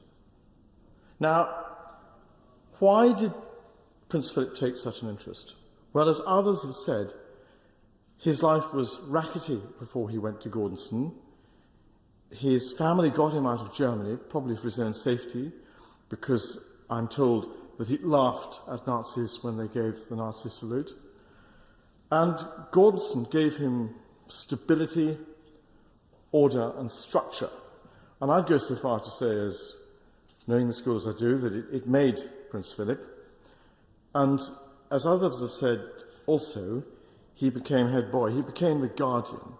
Now, if you're the guardian at Gordonson, that I would submit humbly is not the same as being a head boy of other schools or head girl of other schools, because that position carries a very great deal of responsibility. And I think that experience was part of what made Prince Philip. Now, to change the tone of what I'm saying, I want to just touch on the rug. My wife and I and our elder daughter, who was then 16, attended Her Majesty's first reception when the Scottish Parliament was opened in 1999. Having been presented to the Queen, my wife, who was in a wheelchair then, was tired. So we went to take her out quietly out of the party. But we got lost in the Palace of Holyrood House, and worse, the wheelchair got tangled up with a rug. Then, to my horror, despite the fact I'd been to the same school, who comes round the corner but Prince Philip? Ah, those bloody rugs, he said. He got down on his knees and he helped disentangle us, and he said, "Tell you what, I know a quick way out of here. There's a lift that the public don't really know about." What an act of kindness. You know, I was reminded of that by my daughter just yesterday. And, you know, that sort of thing stays with you forever. And lastly, this, Madam Speaker, because I've spoken enough. We have a thing called a Scottish election on at the moment, up there where I live in the far north of Scotland. But the instant we heard of the Duke's death, quite rightly, it was stopped right away. But since then, over the weekend, I've had innumerable people from Caithness and Southern Easter Ross saying, "Can you pass on our condolences to the Queen Mum?" Now, we've all been bereaved. I've lost both my parents. But when, touching back to the Honourable Member for Rhondda says, when you're bereaved and in distress, the sympathy of others can be the balm, the milk of human kindness that gets you through. So I hope that Her Majesty knows, her royal family knows, that even in the far, far north of the British mainland, there are thousands of people out there who extend their deepest sympathy. Thank you very much. Adam Holloway. Thank you, Madam Deputy Speaker. It's a great pleasure to follow my honourable friend, indeed the honourable member for Rhondda. This amazing man was the colonel of my old regiment, the Grenadier Guards, for 42 years. And I've spent this morning on the phone to many people who knew him throughout that time. And the overwhelming message is that, quote, "He was simply one of us in the regiment, from the guardsmen up." There are also quite a number of stories which, unlike the Prime Minister, I don't have the social confidence to retell here, unfortunately. I first met him when I was a nervous young Sandhurst cadet, and he invited the officers who were joining the regiment up for a drink in a little sitting room in Buckingham Palace.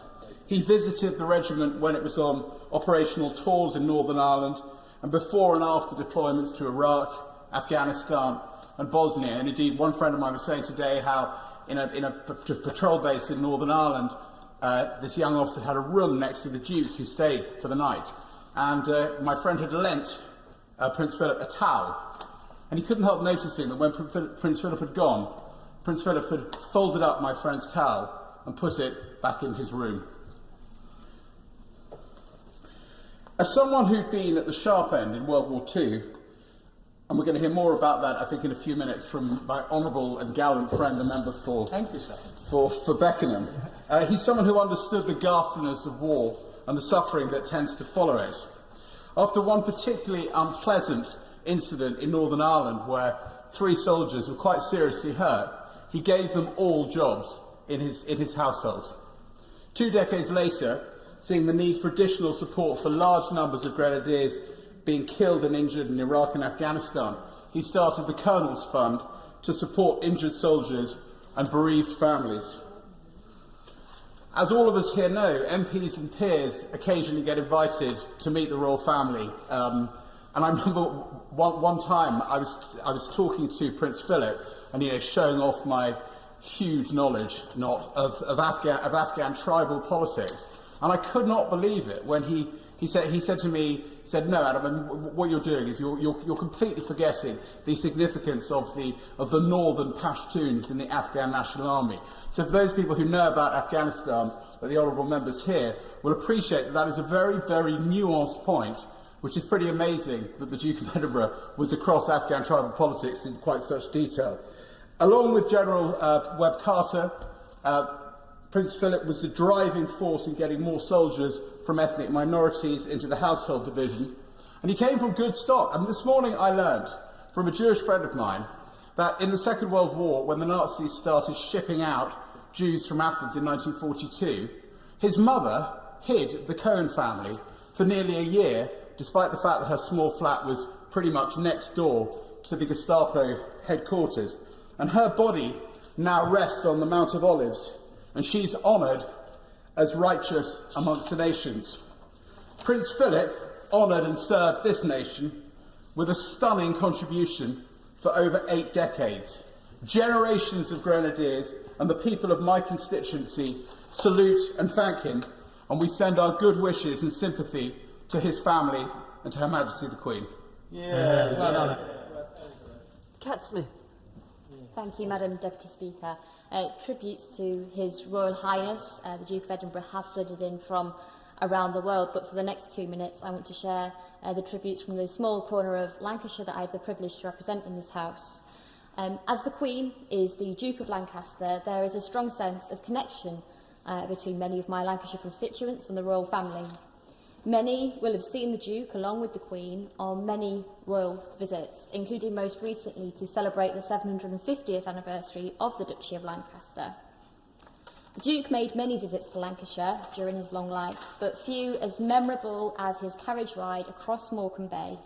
On May Day in 1985, he crossed the treacherous bay at low tide, accompanied by Cedric Robinson, the Queen's guide to the sands, crossing from Silverdale to Kent's Bank by a team of horses for the first time in 130 years. More recently, the Duke, alongside the Queen, visited Fleetwood in 1994 for Russell School's 150th birthday celebration. Those memories are a treasured and lasting gift to all our community. Across Lancaster and Fleetwood today, flags are flying at half-mast, including above our civic buildings and, of course, Lancaster Castle. And in our schools and in our youth centres, there will be a lasting legacy too. The Duke made a tremendous contribution to our communities through the Duke of Edinburgh's award scheme, which provides those vital opportunities to young people across Lancashire. And like so many young people, it offered me opportunities to give service to my community, learn new skills and build lasting friendships. And I hope that this legacy supports generations of young people to come. The Duke of Edinburgh served this country with dignity for almost 70 years, alongside and supporting Her Majesty the Queen. At this difficult time, we offer our thoughts and prayers that she will find God's comfort and strength in the times to come. And on behalf of my Lancaster and Fleetwood constituents, I pay tribute to a remarkable man who has supported Her Majesty as her husband, her consort, and as the Duke of Edinburgh for longer than the vast majority of my constituents have been alive. He truly gave a lifetime of service to our nation, and it's clear from the tributes that the nation is coming together now to mourn his loss and celebrate his extraordinary life.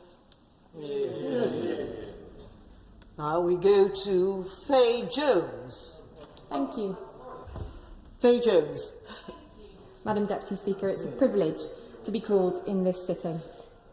So rich was the life of the Duke of Edinburgh that we are able to spend hours discussing his military service, his sporting achievements, and above all, his role as liege man of life and limb for over 73 years to Her Majesty the Queen. But if I may, I will focus briefly on his role as a champion for nature, something I was fortunate enough to see firsthand from my few years working in the royal household when I was researcher to His Royal Highness the Prince of Wales. Madam Deputy Speaker, in this place, we speak of climate change and sustainability on an almost daily basis. And we do this because of campaigners like the Prince of Wales and before him the Duke of Edinburgh. Long before it was trendy, or indeed popular, the Duke was a passionate advocate for nature, involving himself with the World Wildlife Fund from its very inception. He travelled the world, drawing attention to poaching, deforestation and pollution. I believe that the prominence of environmental issues within our political discourse is not only entirely appropriate, it is entirely due to the efforts of groundbreaking leaders like the Duke of Edinburgh. As saddened as I am by His Royal Highness's death, I know that so many are comforted by the fact that this work has been so passionately continued by his son, the Prince of Wales, and his grandson. If I may, Madam Deputy Speaker, I would like to speak for one group of individuals who will mourn the Duke's death intensely, his staff. Over the weekend, I spoke with some friends from the household, and I would like to mention some of their memories of the Duke. Prince Philip had a small but famously efficient team. One of them was my friend Catherine. Catherine and her colleagues were devoted to the Duke because of, in her words, his dedication, determination and his ceaseless drive. The Duke was unfailingly kind and encouraging to all of us who worked in the royal household, but he had high standards. And having worked for his son, the Prince of Wales, I can personally say the apple does not fall far from the tree in this regard.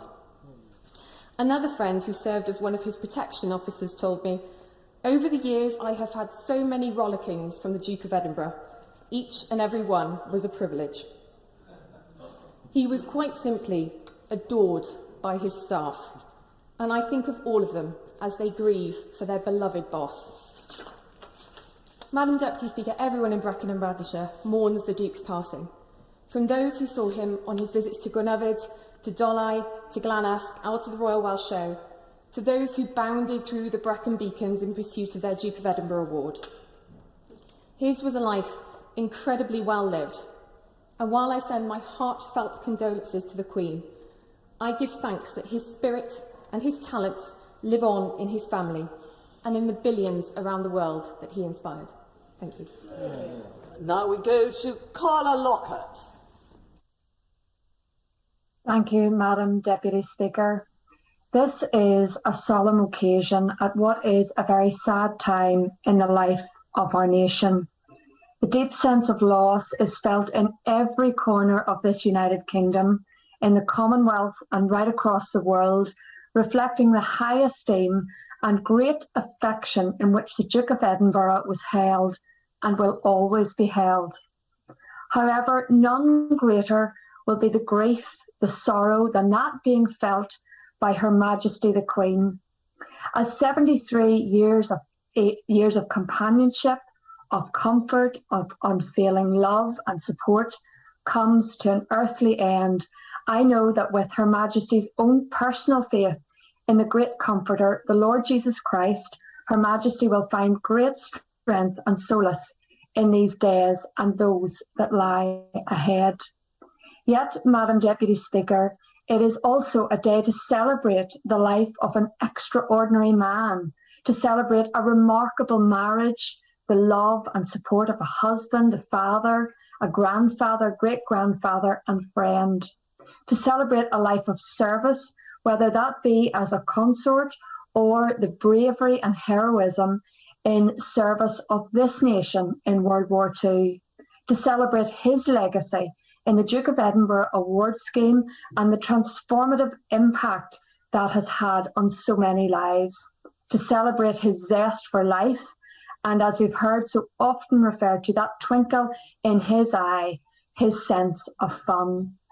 Madam Deputy Speaker, the like of this remarkable man, His Royal Highness, the Prince Philip, Duke of Edinburgh, will never be seen again.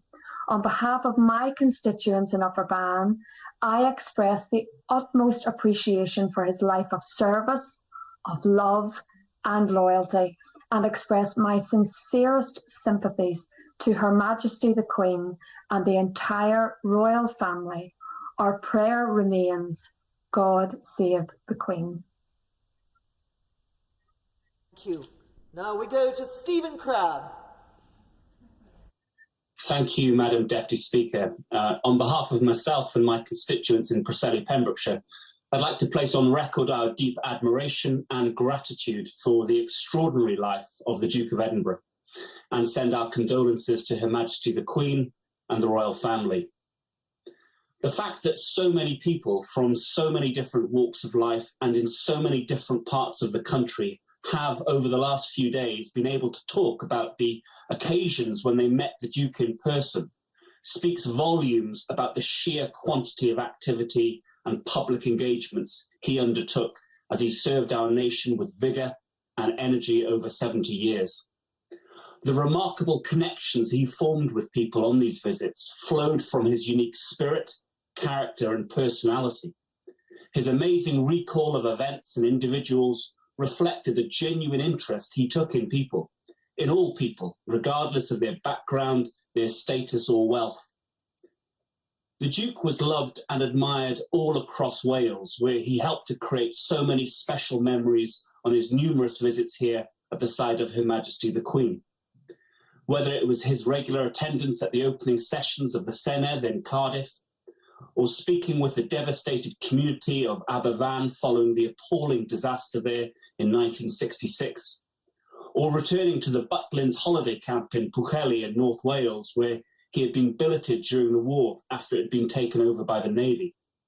His visits to Wales were always valued enormously. Here in Pembrokeshire, we appreciated especially those trips he made into the far west of Wales, most recently in April 2014, when he and Her Majesty the Queen visited businesses and charities in my constituency, or the visit that they made to Haverfordwest in 1977 on the Silver Jubilee Tour, one of my earliest memories, in fact, when I stood excitedly with the other small children of the town and we waved our Union Jacks as we tried to get a fleeting glimpse of the royal couple. The impressions I formed of the Duke over the years were of a man of incredible intelligence, humour, and interest.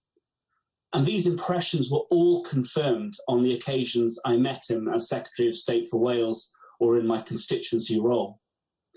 His Royal Highness Prince Philip was indeed a remarkable and impressive man, and the legacy he leaves in the life of this nation will burn brightly for many, many years to come. May he rest in peace. Peter Kyle. Thank you, Madam Deputy Speaker. There are many reasons why I'm very keen to participate in today's memorial debate. Firstly, obviously, I want to play my part to celebrate the life of Prince Philip. I also want to express the deep gratitude to his service and to pass on the very best wishes to Her Majesty the Queen on behalf of all residents across the community of Hove and Portslade. And then also I have a personal reason, because there's a family reason why I very much want to be here. And in the 5 years that I've been a member of this house, for the first time this weekend, my father called me and said, "Peter, I expect to see you in the house on Monday speaking." My dad served in the Royal Navy in the 1960s. He was in the Fleet Air Arm as a mechanic. And I think his words mean a great deal, because he respected hugely the figure of Prince Philip. And as a member of the Armed Forces Parliamentary Scheme in the Navy, I speak to many senior officers in the Navy and hear very much about, and have heard consistently about, the respect of senior officers. But the reason why I wanted to mention my dad was, in his words, he served several decks down, and his gratitude and his respect for Prince Philip was as equal to any other person who has served in our military.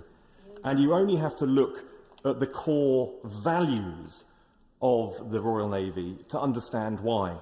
Those core values are commitment, courage, discipline, respect, integrity, and loyalty. Prince Philip embodied those values. And whereas all people who serve in the military and all people who serve in our Parliament have deep, enduring respect for the royal family, it is understandable when you see the core values of the Royal Navy as to why people who serve have a very particular connection with Prince Philip. Prince Philip also has served our communities down in Sussex for an extraordinary period of time. He first visited Sussex on an official engagement in 1953, the year of the coronation, and almost 20 years before I was even born. He had been serving our community down there for almost 2 decades before I was even born. He visited most recently, just 5 years ago, well into his 90s, where he opened the I-360 visitor attraction, and on the way in spotted a 7-year-old girl went straight over and spoke to her, and an hour later coming out, went straight over to the same girl, remembered her name, and spoke about what he had seen and learnt at the attraction. Back in the 1950s, he had visited our community in order to inspect the Sea Cadets. His service was long, it was enduring, and it was very well respected. Madam Deputy Speaker, I'll finish, as so many colleagues have finished, by sharing a personal anecdote, because Prince Philip, the Duke of Edinburgh, was the only member of the royal family I have ever met and had a conversation with. And it was when I was in a previous job working at ACIVO, the Association of Chief Executives of Voluntary Organisations, where I had been invited to Buckingham Palace to a reception to celebrate the work of the voluntary sector. And as the members of my organisation were there, they should obviously be front and centre. So I stood by the door at the back and watched as Prince Philip walked around the room and saw the intensity with which he had conversations, the humour that he often brought to those conversations, because laughter followed him around the room. And then finally he walked up to the group I was in and immediately launched into a conversation of extraordinary detail about the running of charities, the challenges of charities, but also the potential that charities have into the future. He was rooted into the future, bearing in mind this was a decade ago and he was well into his 80s at the time. And it was very obvious that he spoke with experience of setting up charities, of running charities. That's why he understood in such detail the potential of the voluntary sector. And then at the end, without taking a breath, he pointed to my chin and said, "That thing on your chin, is it coming or going?" At the time, I was growing a rather pathetic attempt at a beard. Everyone in the group started laughing, none more so than the Duke himself, who actually brought tears to his eyes with the joke that he had told. And it was genuinely a great moment, because he ended the conversation on a note of humour.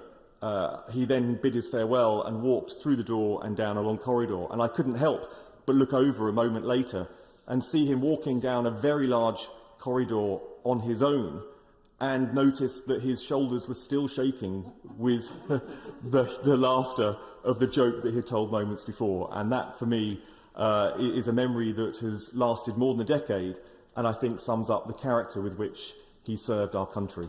Thank you, Madam Deputy Speaker. Thank you, Madam Deputy Speaker. And I'm going to just carry straight on from where the Honourable Member for Hove left off, because there is a reason that His Royal Highness Prince Philip was popular with the military, and that's for any of us who've sat on the top table at a military dinner and wished we were down with our mates in the cheap seats and the cheap wine. It's that actually he brought life to the dinner. He made the whole thing rather more fun than it otherwise had been. And I'm going to follow my friend, the Honourable Member for Gravesham, in not telling the stories that he told, because I think they would make Hansard blush. And though he gave entertainment to the wardroom and indeed to the mess table, he was also a very, very diligent colonel, and I speak here, I think, although I'm one of two, on behalf of the Intelligence Corps, whose Royal Colonel he was. He was always very, very astute in keeping an eye on what the Corps was up to and asking us in great detail what we were doing. One of my colleagues once asked him why we weren't the Royal Intelligence Corps. His answer was quite simple: "You bastards aren't gentlemen." I thought it was entirely fair.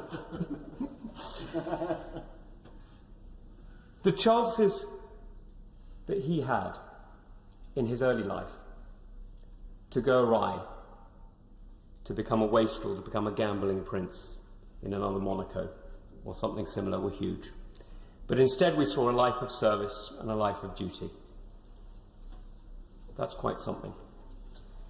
And when I go around the world now, more on video, of course, than in person, one of the things that strikes me is how many people remember and bring up visits from our royal family. And so I think today, although we are, of course, remembering the Duke of Edinburgh, I wish to pay a small tribute to the whole family that he led, and to say thank you to all of them. I have been to schools in Pakistan, I have been to sites in Chile that have a plaque with his or another name of our royal family on it. And that connection is an integral part of the strength that our country has in bringing people together and in promoting the values that we so champion. So while we celebrate our Foreign Office often and we praise the work of our diplomats, today I'd like to praise the work of one diplomat who has finally left service, but not until he really had done his duty. He exemplified an entire generation, an entire ethos, and for that I'm eternally grateful. And on that I shall wish best wishes to Her Majesty the Queen and condolences to the entire family. Carolyn Harris. Thank you, Madam Deputy Speaker. As Member of Parliament for Swansea East and as Deputy Leader of the Welsh Labour Party, I would like to join others today in paying tribute to the Duke of Edinburgh on behalf of my constituents of Swansea East and also on behalf of the Welsh Labour Party. Whilst as a nation we mourn the passing of a man who devoted his life to public service, first and foremost we offer our deepest sympathies to the Queen and the royal family as they grieve the loss of a much-loved husband, father, grandfather and great-grandfather. In almost 70 years as royal consort, Prince Philip was loved and respected across Wales, and he played a huge part in our nation's history, both in times of triumph and times of tragedy. He opened and presided over the Commonwealth Games in Cardiff in 1958, and just a few years later he was the first member of the royal family to visit Aberfan, arriving just hours after a disastrous landslide which killed 144 adults and children in 1966. In the years since then, he has dutifully joined the Queen on official tours and visits to Wales and indeed to the Senedd, earning him the love and respect of people across Wales. But its greatest legacy will undoubtedly be the Duke of Edinburgh Awards, which have given young people life experiences they may never have otherwise had. I know that in Swansea East and across Wales, the difference these awards have made to the lives of youngsters from working class backgrounds is phenomenal. Not just for the range of activities and adventures they've enjoyed, but for the personal accomplishments, the skills that they have learned, the confidence they have gained, and the futures that have been shaped from these experiences. A life of almost 100 years should always be celebrated, even more so when most of those years have been dedicated to serving the country. So today we honour a man who did just that. We thank him for the positive impact he made on so many lives. Praise him for his tireless and continuous dedication to our nation, and join the Queen and the whole of the royal family in mourning his passing. May he now rest in eternal peace. Sir Edward Lee. Thank you, Madam Deputy Speaker. I first met Prince Philip over 40 years ago when I was a young councillor. He came to County Hall, and of course one was shy, didn't really know what to say, so I said to him quite proudly, "Oh sir, you might know my father, he's Clerk of the Privy Council."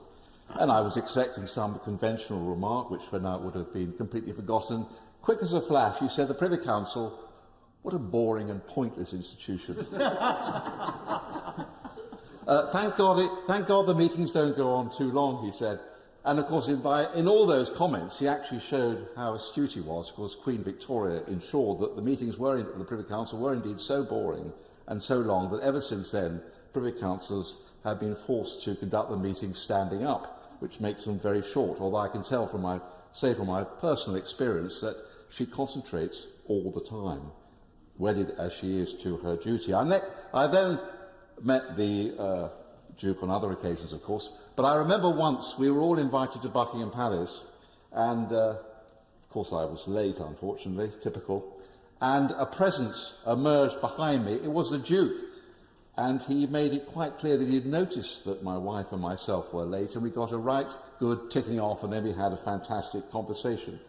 And I think that's a marvellous aspect of the man, that so many people in this debate have said they've met him.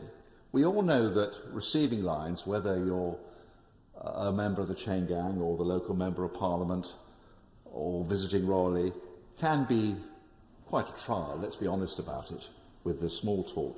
But he had this amazing knack of putting everybody at ease with a joke and getting really to the heart of matters. And I like to think of him as the patron saint in a world of increasingly anemic politics and conversation, and indeed of many public figures, the patron saint of a sort of lack of political correctness, of speaking your mind. And I think that's terribly important. And I think also that it was particularly important to remember him as a sort of patron saint of all those who are forced in life to do what they don't really want to do, to perform a subordinate role, to always be walking behind the person who is more important. The fact that he did this, for decades, is a staggering compliment to him, especially not easy for such a man of action. And I like to think of him as a patron saint of perseverance. One of the biggest challenges we do face in our country is that of marital breakdown. We know that we can't turn a spotlight into other people's marriages. We know that marriage is difficult and has many challenges. But imagine if you're in a marriage where the spotlight is always on you, and to sustain that, and they can only sustain it out of love. What a tremendous example he is to families up and down the country. I like to think of him then as the patron saint of perseverance. I remember when he came to Lincoln, a very old man. What I was struck was not by what he said. He was coming to, I think, open the frieze on the front of the cathedral. The fact he didn't say anything. Here was a man well into his 80s, even his 90s, still carrying on. We have in this, all over the Western world, this cult of youth, that older people are shoved aside and are expected to be often, certainly not heard, perhaps not even seen. But here was a man who, well into his 90s, kept going. And that is such an inspiration for so many older people. And I think I want to pay tribute to him as a man of the countryside and as a man of deep faith. And I think this was summed up with something that I read that he wrote. If God is in nature, nature itself becomes divine. And from that point, it becomes reasonable to argue that reverence for God and nature implies a responsibility not to harm it, not just for our own selfish interests, but also as a duty to the Creator. So a very great man, a deep thinker. We will always miss him, and today we salute him. We now go to Christine Jardine. Thank you very much, Madam Deputy Speaker. It is a sad privilege to be here today to pay tribute on behalf of my constituents in Edinburgh West, the name of whose city His Royal Highness Prince Philip, Duke of Edinburgh, carried with such great aplomb across the globe. We've had so many touching tributes, both today and over the weekend, to someone whose contribution to life in this country is unmeasurable and perhaps will be unmatched. It's difficult to know where to begin, which aspect of this extraordinary life to turn to first, except to say that there is one part that is surely, for all of us in public life, something we must take as an example. Surely what drives us all is to make a difference, improve lives. And in establishing the Duke of Edinburgh's awards, His Royal Highness took the opportunity to do just that. Millions of young people, several generations now across the globe, have had their lives enriched by the experience it offered. I know that in my own household, I was often envious of my late husband and my daughter, both of whom had taken part in the scheme. As my daughter embarked on her journey, I listened as they shared anecdotes. And then when my daughter laughed with her friends, remembering their expedition, I could see how much they had all gained, how their lives had been enriched and their attitudes shaped. And that is true not just of the award scheme, but in Prince Philip's early championing of conservation and nature. His work in the area was part of laying the foundation of so much of what we strive to do today, what will be discussed and will be the aim of COP26. When future generations review the past century of this country's history, I hope they will recognise how remarkable it has been to have an individual who left such an indelible imprint on national life, was influential on the international stage in shaping a respect for the environment, and such a positive influence in so many individual young lives. In my previous career as a journalist, I saw firsthand on many occasions the ease with which Prince Philip communicated, connected with people, and left them smiling. Madam Deputy Speaker, like everyone here today, my deepest sympathy and condolences, and those of my constituents, are with Her Majesty the Queen and the entire royal family in their loss. And I hope they have found comfort in hearing what high and widespread regard Prince Philip was held in, and the admiration for what he achieved in an extraordinary life, supremely well lived. Bob Stewart. Thank you, Madam Deputy Speaker. We've all heard that Prince Philip served in the Royal Navy in the Second World War, but I want to concentrate on his naval service and his courage. In 1941, at the Battle of Matapan, on board HMS Valiant, he was the guy that was holding the searchlight that illuminated an Italian cruiser, and he kept it on the cruiser, despite the fact that cannon shells were landing all around him and destroying. He stayed there. He not just illuminated that cruiser, he identified another one. The captain afterwards said, thanks to Prince Philip, 2 8-inch Italian cruisers were sunk within 5 minutes. My God, what cold courage to stay there when he clearly understood that he was being targeted by the enemy, and it was pinpoint targeting because you just have to fire at the source of the light. That man, our prince, had serious guts, and I use words he might have used. I admire him utterly. The second instance I want to talk about is, we've heard he was in Tokyo Bay on the 2nd of September on board HMS Welk, and he witnessed at some distance the surrender of the Japanese on HMS Missouri. What is not so obvious is that he witnessed naval officers returning to the Royal Navy in Tokyo Bay. These men were wrecks of themselves, shriveled up, as thin as can be. And he said they took them to the wardroom, sat them down, and gave them some food.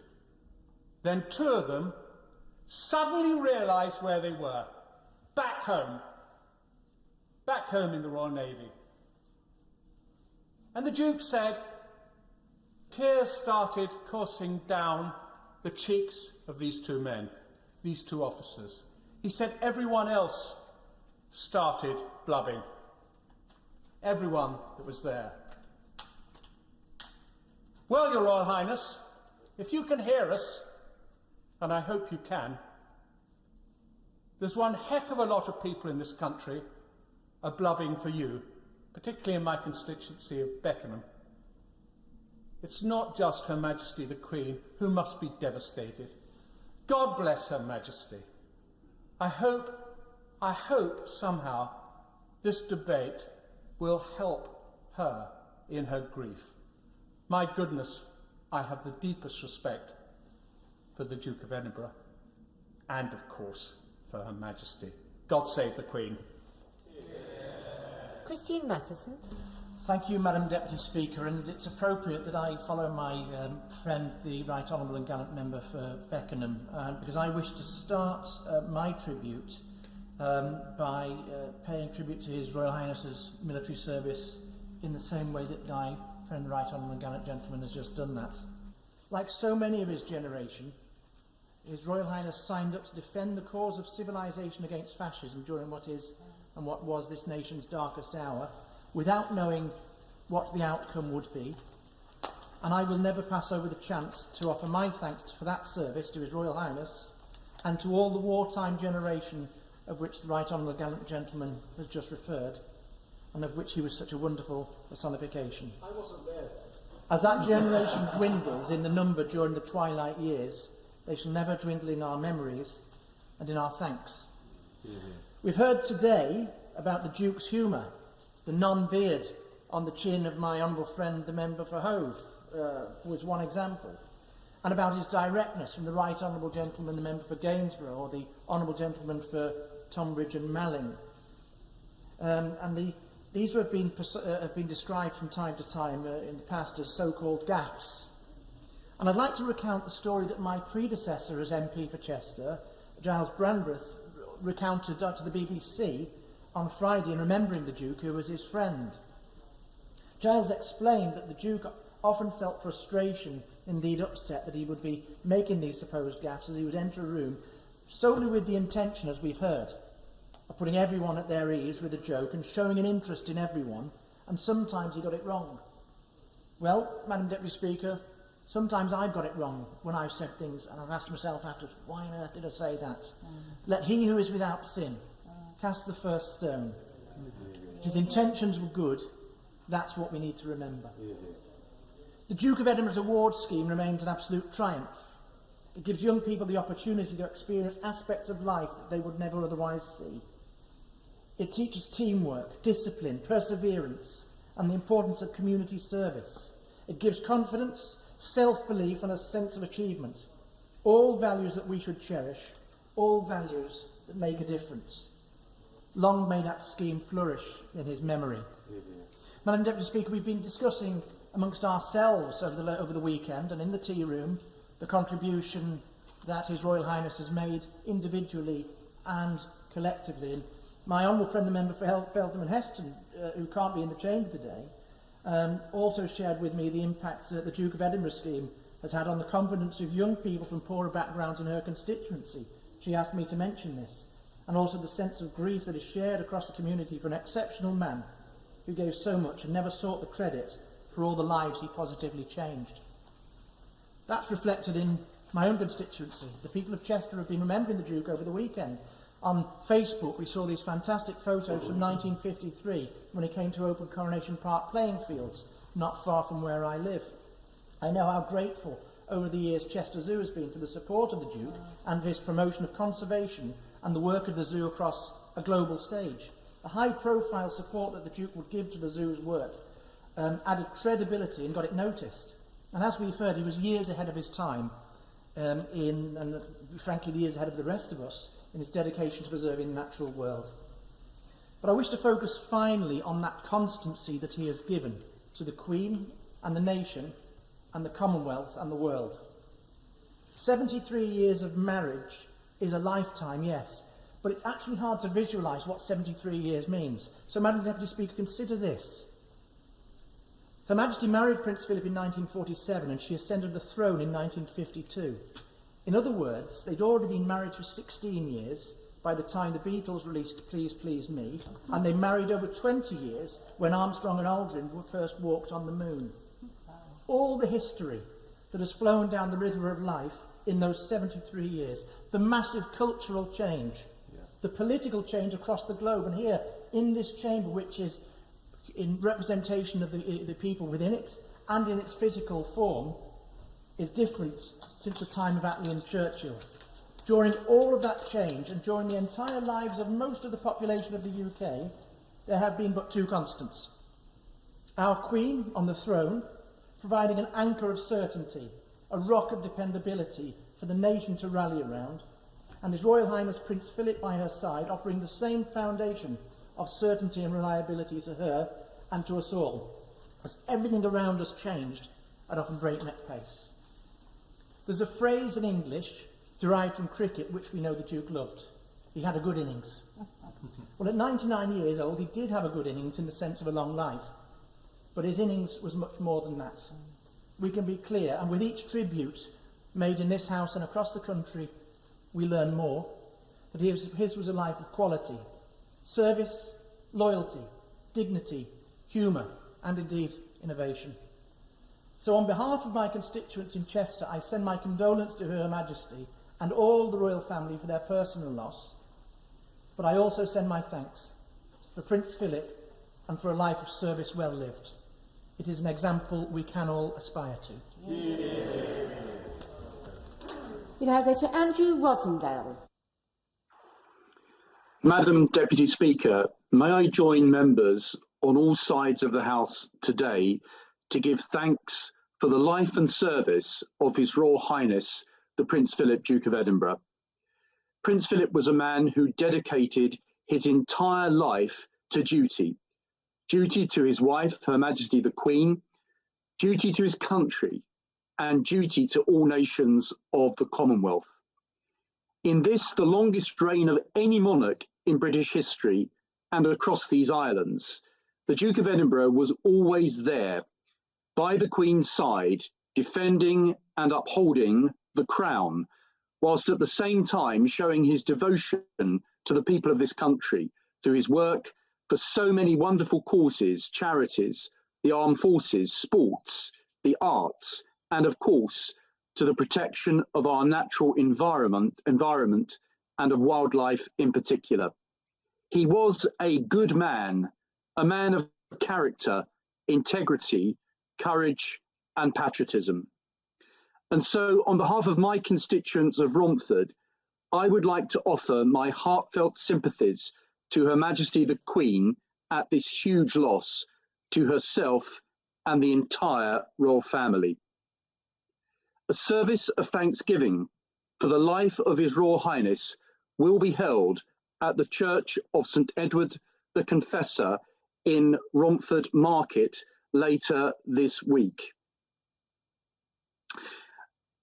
And it is a church that Prince Philip and the Queen visited way back on the 3rd of March 2003, following on from Her Majesty's Golden Jubilee tour of the United Kingdom. I remember the day well. Upon their arrival in Romford Market, Her Majesty and the Duke of Edinburgh were greeted with rapturous applause from the people of my town, and I had the pleasure of spending time with the Queen and His Royal Highness as the then new Member of Parliament for Romford, escorting them around our historic market town, meeting stallholders and local people, followed by community representatives and a lunch in the church hall, the Wickham Hall. Prince Philip had time for everyone. He showed enormous interest in all things that were important to others, and with a great sense of humour at all times. And also, as chairman of the British Irish Parliamentary Assembly, may I pay tribute to His Royal Highness for the part he played in the Queen's state visit to Ireland in May of 2011, which he did so much to help bring our two nations together, strengthening that bond of friendship between all peoples across these blessed islands of ours.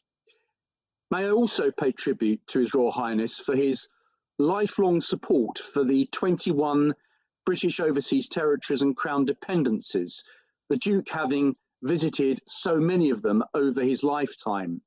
And I especially recall that wonderful day in July of 2002 at Tynwald Hill on the Isle of Man, where the Queen and Prince Philip came for the magnificent annual ceremony celebrating the Manx tradition of Tynwald Day, and I was proud to be there myself. The Duke of Edinburgh was indeed a man who made the most of his long life, but he did so in the service of his family, his country, and the crown. We owe him so much. Thank you, Prince Philip. God save the Queen. We now go to Rosie Duffield. Thank you, Madam Deputy Speaker. It's a privilege to join with colleagues across the House today in paying tribute to His Royal Highness the Duke of Edinburgh on behalf of my constituents in Canterbury. Obviously, first and foremost, he'll be greatly missed by his family, but it's clear from the many tributes that he will also be greatly missed by the British people as the nation's grandfather too. Prince Philip was an independent spirit. Many of us here in this House may be able to relate to that a little, who used his position to stand up for causes that he believed so passionately in. From as early as the 1950s and into the 60s, when he became president of the World Wildlife Fund, he promoted environmental causes such as air pollution at a time when it was far from fashionable to do so. In 1970, in a speech to the Australian Conservation Foundation, he said, "The conservation of nature, the proper care for the human environment, and a general concern for the long-term future of the whole of our planet are absolutely vital if future generations are to have a chance to enjoy their existence on this earth," words that resonate strongly today. And while some have reported that he believed strongly that it should not be politicised, in raising our awareness of the natural world around us, the plight of endangered species, and the greenhouse effect, he got so many of us to sit up and take seriously the future of the planet when, as Sir David Attenborough put it, the majority of people were quite unaware that we were heading for ecological disaster. Of course, we must also pay tribute to his work for young people. The Duke of Edinburgh's awards scheme, which he launched in 1956, has given many thousands of young people from all backgrounds, including my own children, the opportunity to develop essential skills for life and work and lifelong memories. Prince Philip had a long-standing relationship with Kent, in particular with our wonderful Canterbury Cathedral. And of course, anyone passing through the west door to the cathedral now passes under a statue of the Duke of Edinburgh standing next to the Queen, which was unveiled in 2015. And yesterday, the Archbishop of Canterbury led a service and paid tribute to him there. Prince Philip led a remarkable life. From his service to the Royal Navy during the Second World War, fighting against fascism, to his 7 decades of public service through his marriage to our Queen, his legacy will live on, including his championing of environmental causes and as a very early adopter of the idea of electric vehicles. I'd like to end with the words of Justin Welby, the Archbishop of Canterbury, yesterday, reminding us of the very personal bereavement to his family. We all know that it is not simply a factor of age or familiarity. It is not obliterated by the reality of a very long life remarkably led, nor is the predictability of death's arrival a softening of the blow. Loss is loss. And all of our thoughts and prayers are with the family as they come to terms with their enormous loss. Thank you. Sir Geoffrey Clifton Brown. Thank you, Madam Deputy Speaker, for allowing me to take part in this series of heartfelt tributes to His Royal Highness Prince Philip. On behalf of my Cotswolds constituents, who I have the honour to represent, my sincere condolences go to Her Majesty the Queen on the very sad loss of her devoted husband and consort of over 70 years.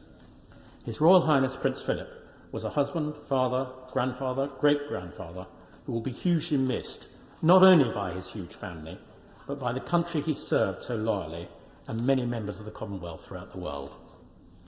My right honourable friend the Prime Minister, and indeed my right honourable and gallant friend, mentioned the Duke's distinguished war record. His generation endured the suffering of war, where the bravery of our armed forces meant that Prince Philip hugely respected them for the rest of his life. It was this early experience of sacrifice and duty that reinforced his dedication to Her Majesty the Queen and the nation he served so loyally throughout his long life. There is no doubt that Her Majesty the Queen's enormously successful and long reign has been considerably assisted by the Duke's constant loyalty and wise counsel. However, he has earned his own place in the history of the British nation for his achievements in helping young people through his worldwide Duke of Edinburgh Awards scheme, a legacy of more than 60 years. And there's nothing more important than developing the skills and opportunities for young people, here and abroad, which included his presidency of the National Playing Fields Association, now known as the Fields in Trust. The Duke was also a very early champion of the environment, helping to form the Australian Conservation Foundation, and as many members have said, helping Peter Scott form the World Wildlife Fund. I, amongst many other colleagues, had the honour of meeting Prince Philip at a garden party where we had a short conversation about our shared interests in the countryside, farming and the environment. As my right honourable friend for Gainsborough said, he had a deep thinking mind and he realised that the whole of the natural world is interconnected. If you damage it in one place, it comes out somewhere else. So he was a no-nonsense, humorous and down-to-earth person who characteristically requested not to have a state funeral. He was always there on an important occasion, and his death means there is now an irreplaceable void in our nation's affairs. But his legacy and foresight will continue to live on. May he rest in peace. Chris Elmore. Thank you very much, Madam Deputy Speaker. To start, my thoughts and prayers are first and foremost with Her Majesty the Queen and all members of the royal family. We must remember that for any of us who have experienced loss, he is first and foremost a father, grandfather and great-grandfather. And on behalf of my Ogmore constituents, I pay tribute to his service throughout these last 70 years as consort to Her Majesty.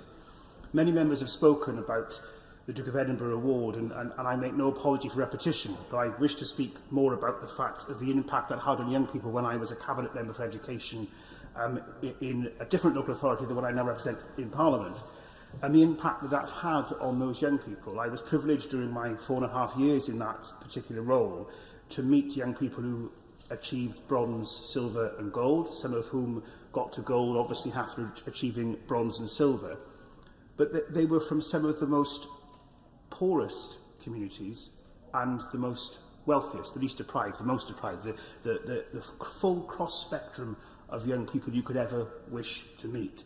And the extraordinary thing about the award was that it didn't matter where they were from, they were all working towards a common goal. And the joy of seeing young people travelling to London, some young people who would never have the option to travel to London, never have the opportunity to travel outside of their small community of which they'd lived their whole lives. And the Duke of Edinburgh Award gave them that freedom, that inspiration to do something. I met more young people that went on to university from deprived communities because of the Duke of Edinburgh Award, who arguably, through their own parents' comments, would never have done that if it wasn't for the award. That is a legacy that I hope the royal family, indeed the Queen, will look back on and think of that small idea in the 1950s and the success of those so many young people that have now achieved and what they've gone on to achieve in adulthood and beyond. I'm a very proud member, Madam Deputy Speaker, of the Executive Committee of the Commonwealth Parliamentary Association.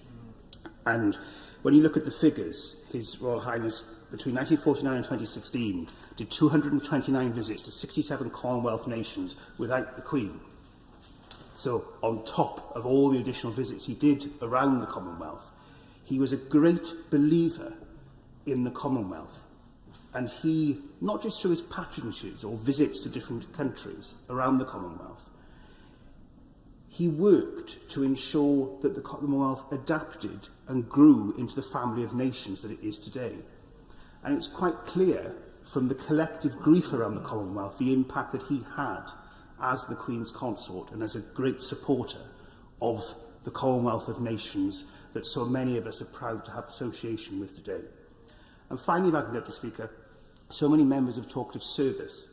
Service to Her Majesty the Queen as consort, service to our country.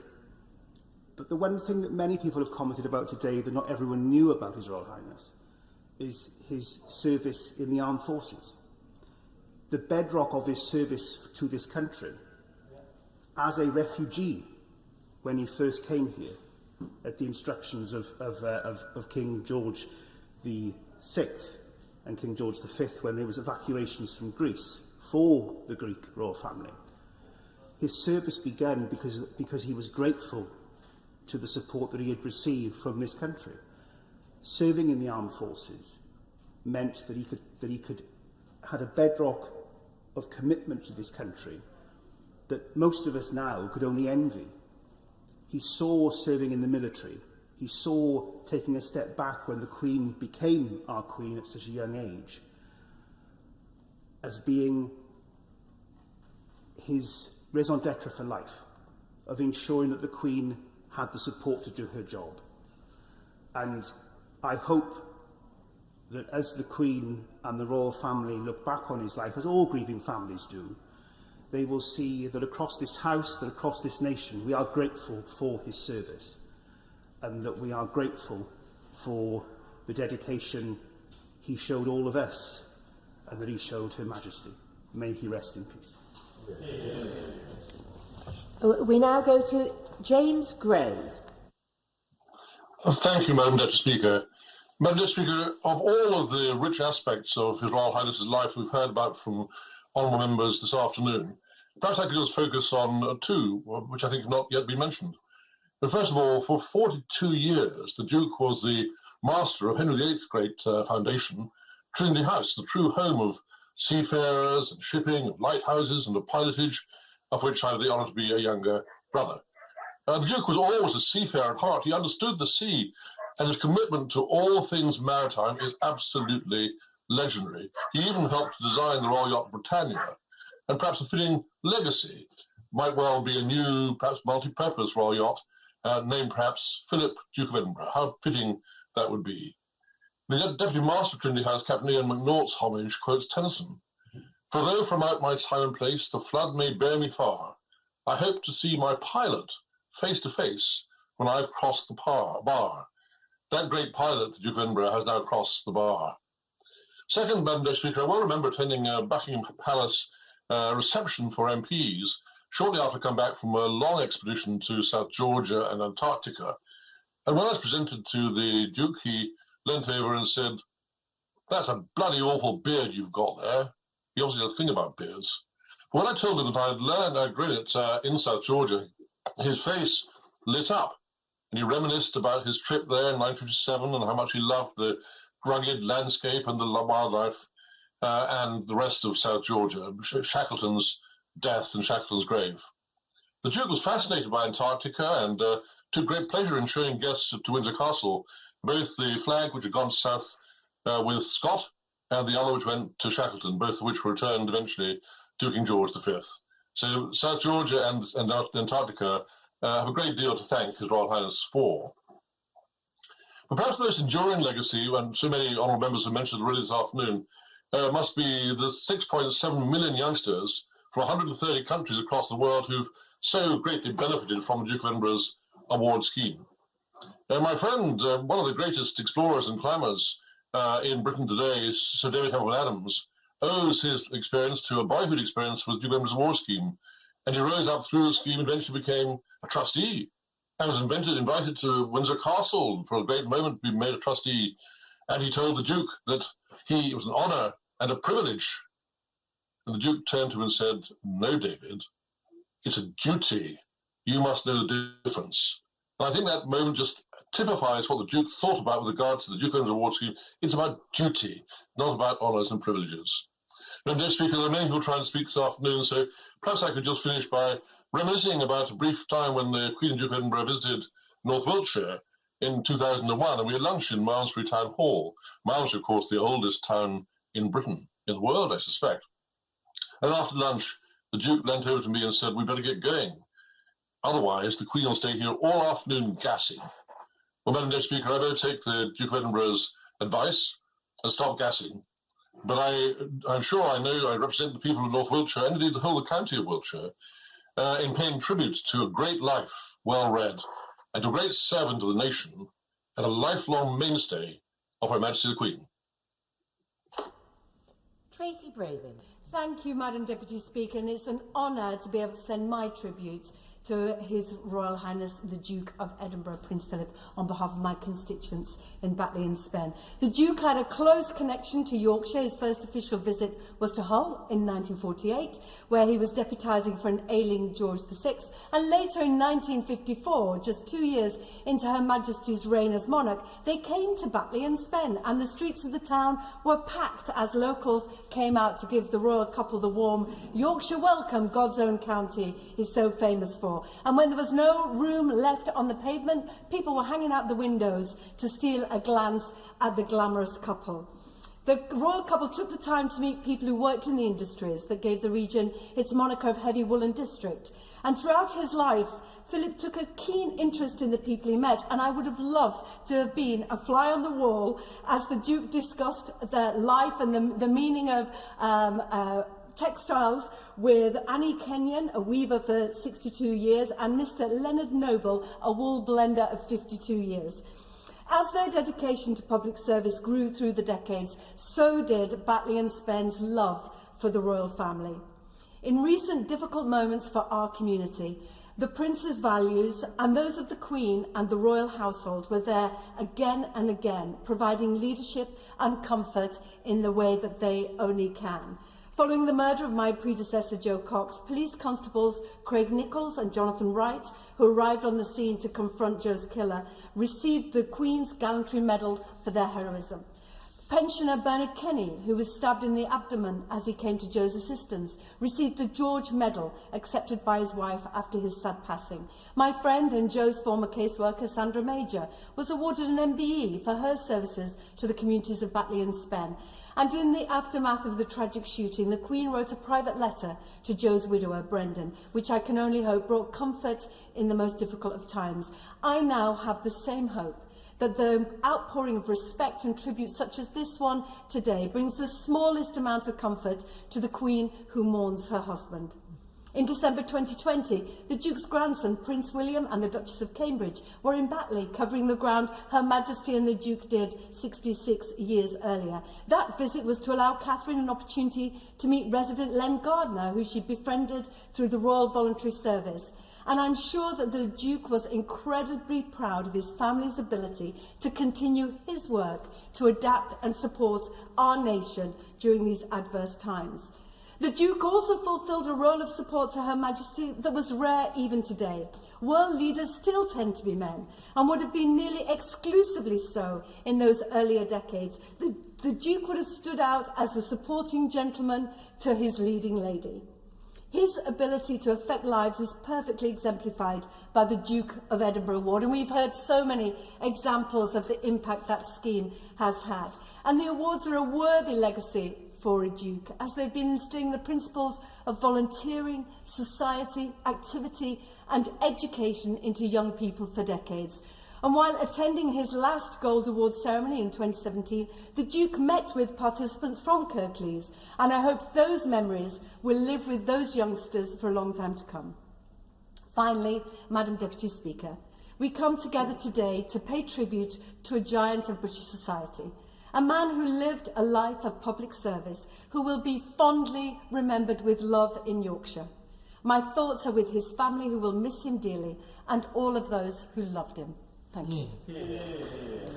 Can I say it's a special pleasure to be in the chair to hear a fellow Yorkshirewoman pay her tribute, because I know that my constituents in Doncaster Central were deeply saddened by the passing of the Duke of Edinburgh and would want their condolences to be passed on to Her Majesty the Queen in the way the Honourable Lady has.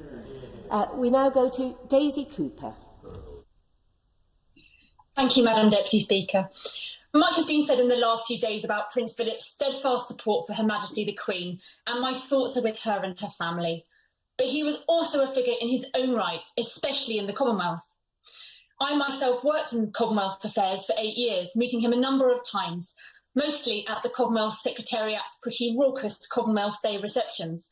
But it's only been in recent days that I've learnt just how much he did to shape the association. Arnold Smith was the first Commonwealth Secretary-General. In his memoirs, he talked about how in 1965, he and his wife found themselves standing at the end of a diplomatic lineup at a palace reception.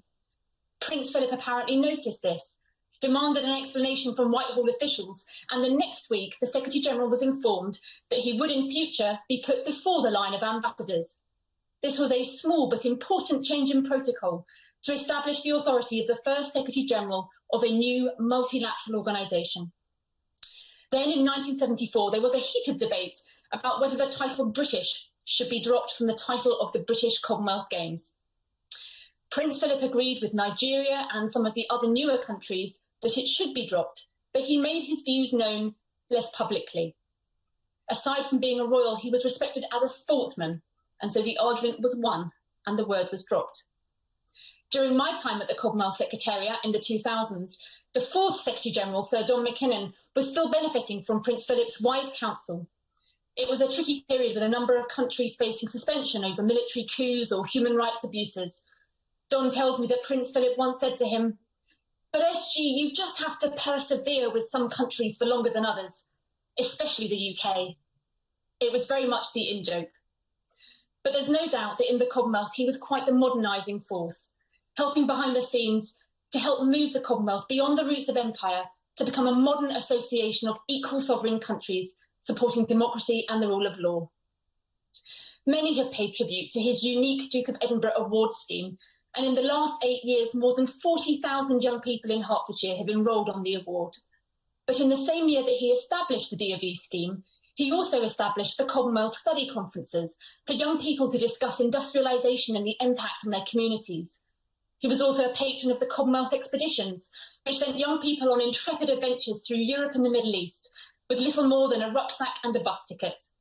In fact, I think it would be a fitting tribute indeed if we could reverse the decline in opportunities for young people in Britain to take part in more of these international exchanges. From St Albans to St Lucia, from the corridors of Whitehall to the windswept teenagers in Windermere, from the Allied base of Malta to the cargo cults of Vanuatu, Prince Philip's contribution to international youth exchanges and modernising the Commonwealth will surely be remembered. Thank you. Richard Graham. Madam Deputy Speaker, famously uninterested in what others thought about him, and perhaps not much given to self-reflection, I doubt that His Royal Highness the Duke of Edinburgh would approve much of these deliberations on him. But in truth, we've all learnt so much about him and this great long life so well lived that I hope other members of the royal family will take great solace and pride in understanding the volume of the tributes from around the country today. And the main reason for this, I think, is that the Duke's intense curiosity in the world around him, perhaps accepting the occasional human tendency to bellyache or sit on the fence, struck home to millions of people, not just in our country, but around the Commonwealth and in the wider world. I saw this at first hand, particularly on issues to do with the Commonwealth, and I'm grateful to the comments from the member for St Albans, who rightly highlighted that too. It was after I'd created the all-party parliamentary group for the Commonwealth, and the Prince, his great encouragement was not to talk about things, but about doing them. And time and again, I think all of us who had meetings with him saw that. It was almost as if, although Churchill had coined the phrase "action this day" during World War II, this was the driving motto for his life. And, of course, this came through in all of our constituencies as well. In his 2 visits to Gloucester with Her Majesty the Queen in 2003 and 2009, he made it clear that he thought there was still plenty to be done to repair the cathedral and regenerate the city. And he was absolutely right on both points. Sometimes, of course, his great knack for getting straight to the point could bruise some and amuse others. At the state banquet for the Indonesian President SBY in 2012, I was let off quite lightly. But when George Osborne was introduced to the President as Chancellor of the Exchequer, a phrase the President may not have come across before, the Duke intervened to clarify. he pointed at George Osborne. He's the chap who's in charge of the money, only we haven't got any at the moment. And this ability to lighten what could be a formal or even pompous occasion, I think is something that many in this House have seen in action. The Prime Minister and others have touched on the grand themes of the Duke's life, celebrating above all our greatest ever consort's duty and service. And all of us have family or constituents who benefited from the great confidence building of the D of E awards. We now recognise even more than before his groundbreaking interest in the environment and nature. But perhaps the vast accumulation of anecdotes from so many people touched by his interest and wit leave us another legacy.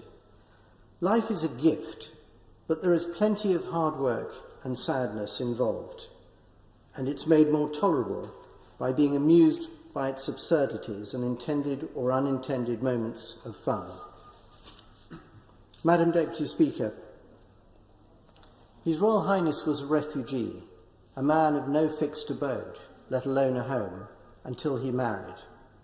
I doubt that any refugee has ever given greater service to his or her adopted country.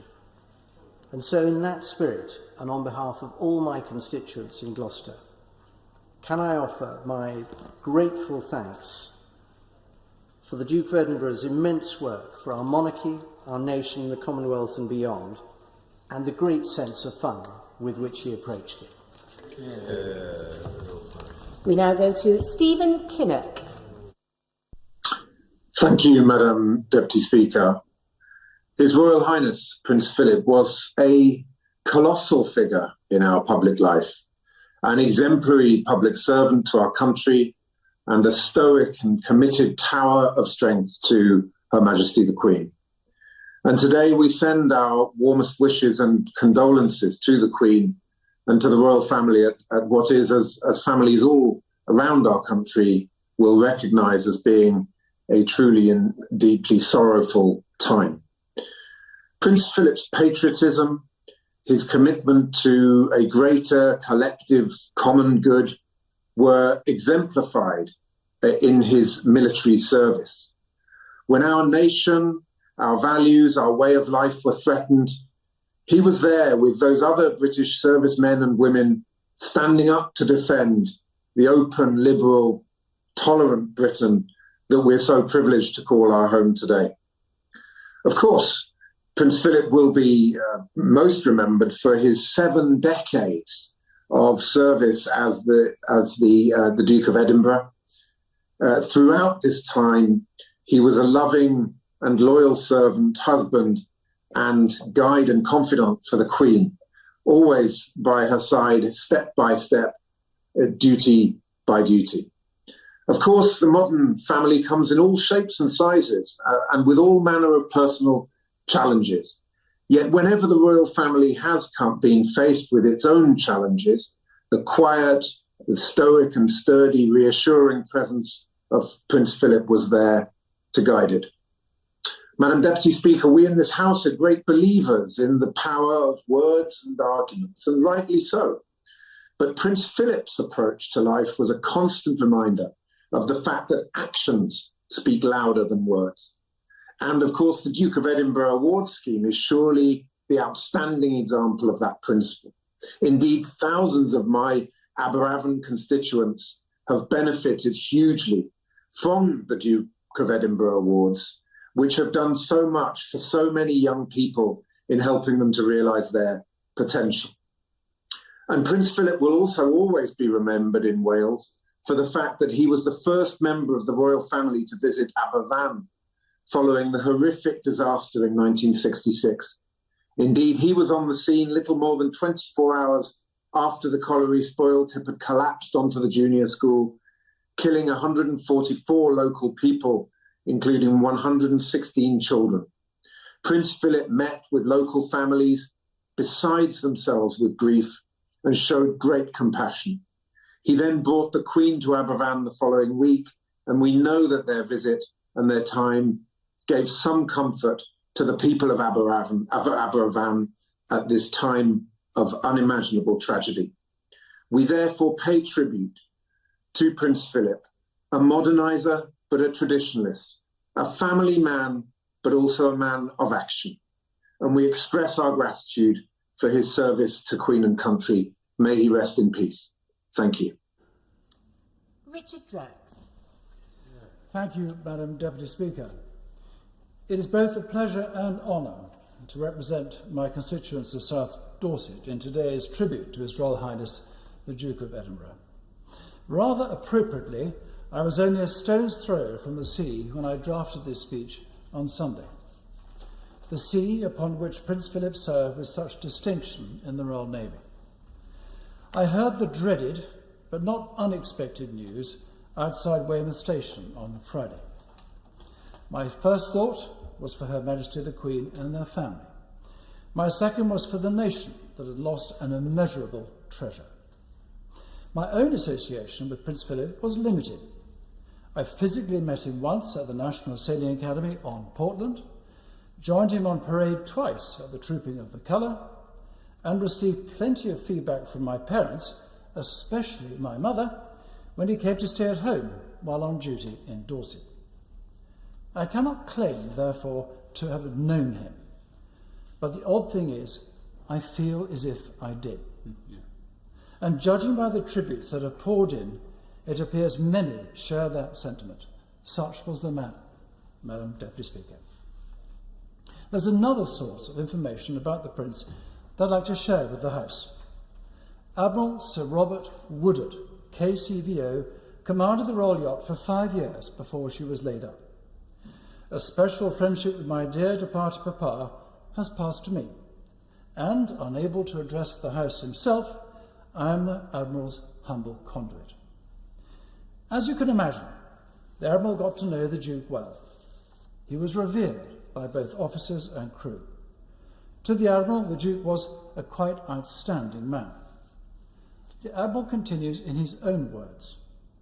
We will only discover what he has achieved worldwide after his death, and with wonderment.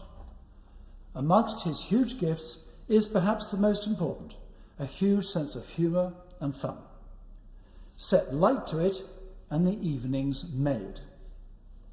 He was a very rewarding man to recount a funny incident too. While commanding the yacht, there were several occasions when the plan did not always account for factors that affected the aim. High winds in confined areas is one.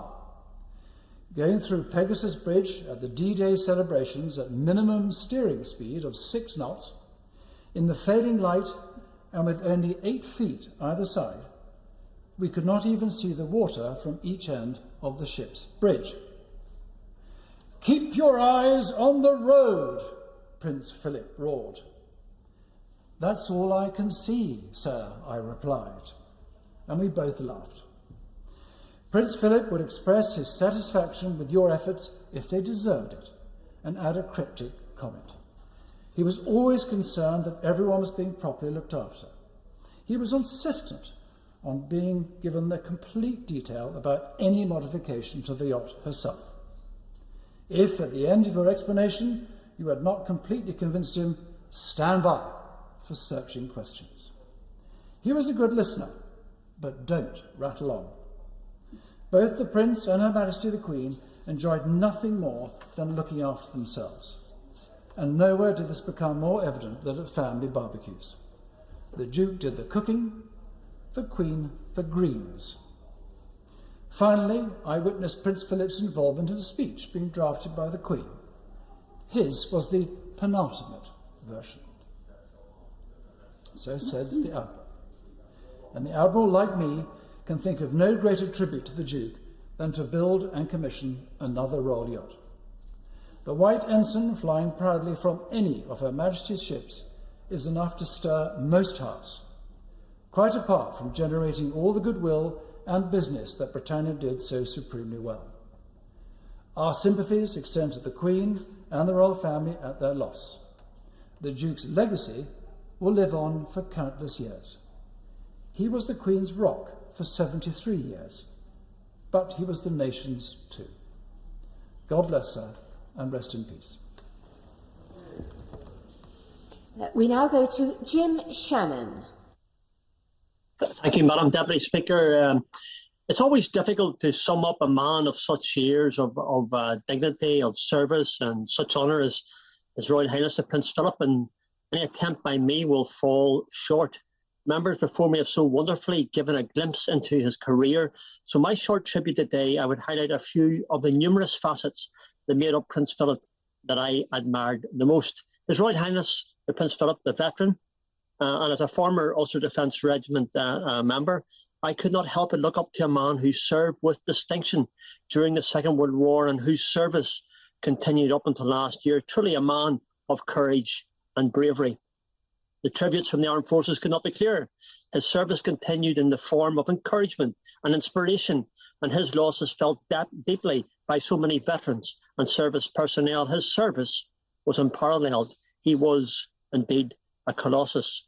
His Royal Highness the Prince Philip, the Duke of Edinburgh Award Scheme founder, a tremendous scheme founded and driven by the Duke, which saw young people, many from my own Strangford constituency, getting an opportunity to drive themselves and excel outside pure academia, and a worthy addition to many CVs who valued the coveted award and the meaning, the work and dedication behind its award. In Northern Ireland alone in 2019-2020, participants in just 1 year of the award volunteered a total of 85,293 hours in non-profit community activities, offering an estimated financial equivalent of £371,025. Extrapolated over the 65 years of the award, the good to individuals and communities is truly immeasurable. And the young lives that were changed, and I know some of those, by giving this opportunity. His charitable contributions, which will last long after he has passed away, for the Duke of Edinburgh Award scheme. His environment interests, the World Wildlife Fund, a man truly ahead of his time. His Royal Highness the Prince Philip was in Her Majesty's strength and stay, a strong man, an intelligent man, a dynamic man, a forward-looking man, a man who understood the step behind the Queen was not a slight, but was an absolute honour. My heart aches for Her Majesty in the loss of her confidant, of her smile bringer and wisdom imparting best friend. And on behalf of my constituency of Strangford, I can confidently say that Your Majesty, you and all the royal family are in our thoughts and prayers with our deepest respect, greatest admiration, and sharing a semblance of your sorrow. I first met Prince Philip as an MLA when the Assembly reconvened in 1998. The Queen and Prince Philip attended the Assembly at that time. The Queen came up one side of the Great Hall, and Prince Philip came up the side that I was on. He looked over at me and he seen the badge on my shoulder, or my lapel, and he says to me, "And what's that badge?" I says, "Prince Philip, that's a badge that says, defend the RUC, they defended us." He looked at me maybe with a mischievous smile, and he says, "Well, you know, it's just a wee bit late." His wit, his understanding, his loyalty was clear. He loved Northern Ireland. And leads me to my final point. His Royal Highness the Prince Philip was a man of loyalty, of a generation that we must all aspire to, of service, of duty, of honour, of fortitude, of dignity and good humour. These are watchwords which we all associate with Prince Philip. And this I add one final one. Beloved. Beloved by the people of Strangford, beloved by the people of Northern Ireland, the United Kingdom, and beloved by the Commonwealth. I hope it isn't a wee bit late, Madam Deputy Speaker, now to say, sir, I respected you as a man second only to my own father, and you will be missed greatly, but your legacy will live on. We now go to Alberto Costa. Thank you, Madam Deputy Speaker. The loss of the Duke of Edinburgh is a painful time for our country. Our monarch has lost her lifelong companion. The royal family has lost its father, grandfather, and great-grandfather. Our country has lost a public servant who, through his years of dedicated public service, gathered unparalleled expertise, knowledge, and skills. That this is a collective loss to our country. We cannot overemphasise that. Her Majesty the Queen described Prince Philip as my strength and my stay. He never let the Queen down, and accordingly, he never let any of us down, our countrymen. Madam Deputy Speaker, as chairman of the all-party group for Greece, I look back at the Prince's life as a fascinating education in the politics of the 20th century. Born in 1921 in Corfu, the son of Prince Andrew of Greece, Prince Philip was grandson of King George of Greece. As such, Prince Philip was born a Prince of Greece and Denmark. The statement last Friday by the President of Greece, Katerina Sakellaropoulou, extending her condolences, included a very touching photo of the young prince wearing the Greek Evzones uniform. But we know how the mid-20th century politics turned out, and it was the United Kingdom that took Prince Philip of Greece as one of our own. It was not, however, until February 1957, 36 years after Prince Philip was born a Greek prince, that he finally became a Prince of the United Kingdom. What a journey! The Prince's coat of arms represented his lineage as a Prince of Greece and Denmark on his paternal side, and his descent of the Mountbatten family on his maternal side.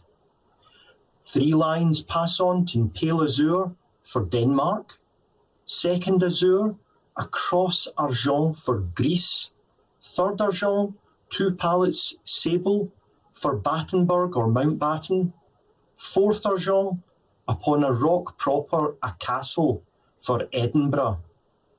Viewed by everyone as quintessentially British to the core, yet his coat of arms quite literally embodied a man of rather wide heritage. Only in Britain could such a man have been made a Prince of the United Kingdom, and come to be viewed today as we pay our respects, quite rightly, as Father of the British nation. What a journey indeed. So, Madam Deputy Speaker, as he takes his final journey to a much greater place, on behalf of the people of South Leicestershire, can I extend my heartfelt and sincere condolences to Her Majesty the Queen and the royal family. We now go to Ruth Jones. Thank you, Madam Deputy Speaker, and it is an honour for me to speak in this important debate to pay tribute to the late Prince Philip, Duke of Edinburgh. Of course, much has been said already, and I want to echo the sentiments expressed by my right honourable friend, the Leader of the Opposition, and colleagues across the House who've spoken in tribute to the Duke already. By any measure, his was a life well lived, and to reach the age of 99 was amazing. Now, many of my close friends will be surprised to hear me speaking today to pay tribute to the Duke of Edinburgh, as I'm not renowned for my pro-royalist views. But, Madam Deputy Speaker, you don't have to be an ardent monarchist to acknowledge his lifetime of service to our country, of his commitment to the Queen, and of his interest in advancing the experiences and life chances of our young people. Prince Philip dedicated himself to public service and to supporting the Queen for more than 70 years. His commitment to duty, our country and the Commonwealth was evident, and he carried out those duties with characteristic strength and determination. We've already heard much about the Duke of Edinburgh's award scheme, and that will be an ongoing testament to the Duke's commitment, enthusiasm and tenacity. Many thousands of young people in Newport West, Wales and across the United Kingdom and Commonwealth have benefited from the teamwork, the focus, the direction and the inspiration of the Duke of Edinburgh award scheme, and look back fondly on their experiences. My own children, like many in Newport West, took part in the award scheme, and I recall visiting Buckingham Palace with my daughter Eleanor in 2017 and meeting the late Duke at what was the last time he participated in the Gold Award ceremony. And I could see for myself then how he was able to put the young people at their ease by asking them direct questions about their experiences.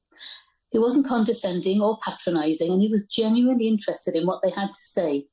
And I know he made a huge impression on Eleanor and all the young people he met that day. Like all those families who've lost loved ones over the last year, the royal family are mourning, but in a different way. As with all those we've mourned with and consoled over the past year, in a COVID-19 secure way, and they will now do the same on Saturday. I wanted to give voice today to the many people who live, learn and work in Newport West, who will mourn the Duke's passing, and who, through me as their Member of Parliament, extend their condolences to the Queen and to her family. It's never easy to lose a spouse or a loved one, but it must be an immense blow to lose your partner after almost 74 years of marriage.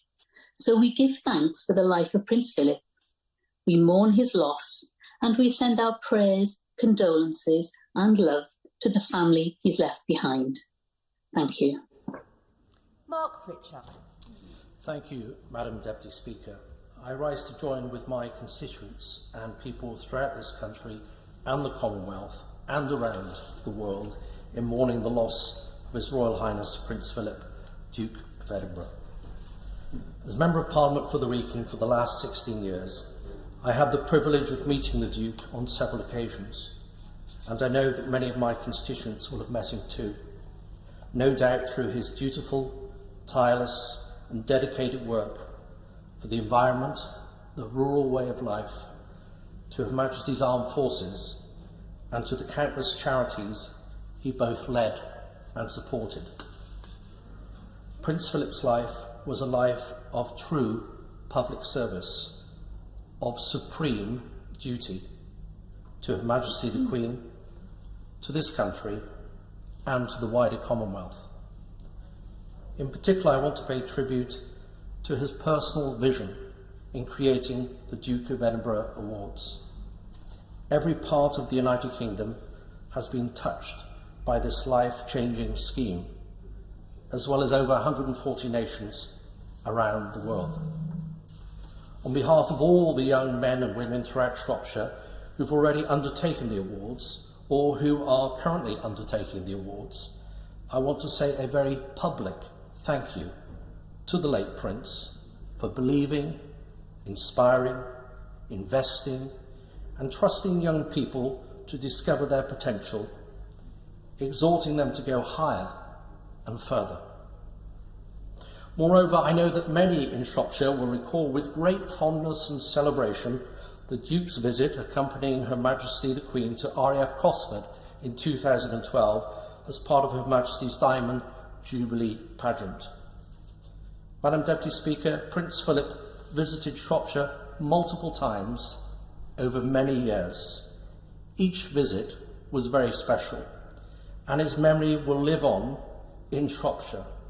And whether people met him or not, the people of the Wrekin certainly will miss him dearly, very dearly. Yeah. West Streeting. Thank you, Madam Deputy Speaker. It's a privilege to be called to speak in this moving and light-hearted at times debate, and I think I'll particularly be picking up on the light-hearted theme. I have wondered, as I've listened to the speeches across the House this afternoon, what the late Duke of Edinburgh would have made of this afternoon's event, given that my right honourable friend, the member for Leeds Central, rather gave the game away when he cited Prince Philip's views of MPs that, and I quote, most of them a complete bloody waste of time. And indeed, I did find time during perhaps one or two of the more repetitive speeches to read the sketch of the earlier part of this afternoon's proceedings by Tom Peck in The Independent, which I highly commend. But if His Royal Highness the late Duke of Edinburgh didn't think much of MPs, perhaps I can try and make some effort to redeem us in his eyes, and also perhaps redeem the Duke after the Prime Minister's earlier reference to what the Duke himself described as his own foot-in-mouth syndrome. I don't know how many other members saw it over the weekend, but there was a wonderful video from a speech the late Duke of Edinburgh gave in 1990 to the National Press Club in Washington. And after describing a lineup where one member of the lineup, firstly in 1952, congratulated Her Majesty the Queen on the re-election of her father to the office of Prime Minister, before being corrected and told that was Mr. Churchill, she then turned to the Duke of Edinburgh and said, "Oh, how wonderful to meet you, Mr. Churchill." And then he goes on to describe being present in Tokyo for the surrender of Japan at the end of the Second World War, and the somewhat slight awkwardness of his state visit with Her Majesty to Japan many years later. And of course, as he went around many official functions, he was asked time and again, "Your first time in Japan?" And the Duke of Edinburgh replied, yes, yes indeed. And as he said himself, and I quote, "I'm not always as tactless as people make out." So perhaps, Madam Deputy Speaker, the Duke of Edinburgh isn't, or the late Duke of Edinburgh wasn't always as tactless as is sometimes said, and perhaps members of this House aren't always a complete bloody waste of time, although I think our constituents have particular views on that. This evening, Madam Deputy Speaker, I wanted to focus my remarks in particular on the late Duke of Edinburgh's contribution to young people, which is a particular shared interest. Indeed, during the course of the debate, I learned we had a second shared interest, which is making the Honourable Member for Hove the butt of our jokes. Other members have spoken quite powerfully and eloquently about the Duke of Edinburgh's military service. Indeed, I was reminded by my father at the weekend that my late grandfather was in the Duke of Edinburgh's convoy during the Second World War. We've heard about his enormous commitment to the environment and conservation, and endless dedication to such a wide range of good causes. But in my eyes, it is the Duke of Edinburgh's award scheme that is one of his greatest legacies, benefiting 6.7 million people since it began across 130 countries. This weekend, we heard one of those beneficiaries, a man named John, talking about how the Duke of Edinburgh Awards, in his words, saved his life, because he'd found himself in prison, was given the opportunity to undertake the Duke of Edinburgh Awards, developed a particular skill in cooking and set up his own catering business. And he was really proud, just as the Duke of Edinburgh was proud of him, even if with his characteristic wit. The Duke asked him if, when he was doing his Duke of Edinburgh Gold Award, and they were let out on release, were you all attached by ball and chain? Nonetheless, I think the pride of the Duke of Edinburgh, both in John and in the entire scheme, is clear for all to see. Other members have talked about the legacy they would like to see the government take up, and I would like to implore the government to commemorate the life and cement the legacy of His Royal Highness through a commitment on the part of the nation and the government to support an expansion of youth work, an expansion of the Duke of Edinburgh Award Scheme to make sure that extracurricular activities are enjoyed by all young people, especially at the end of this terrible pandemic.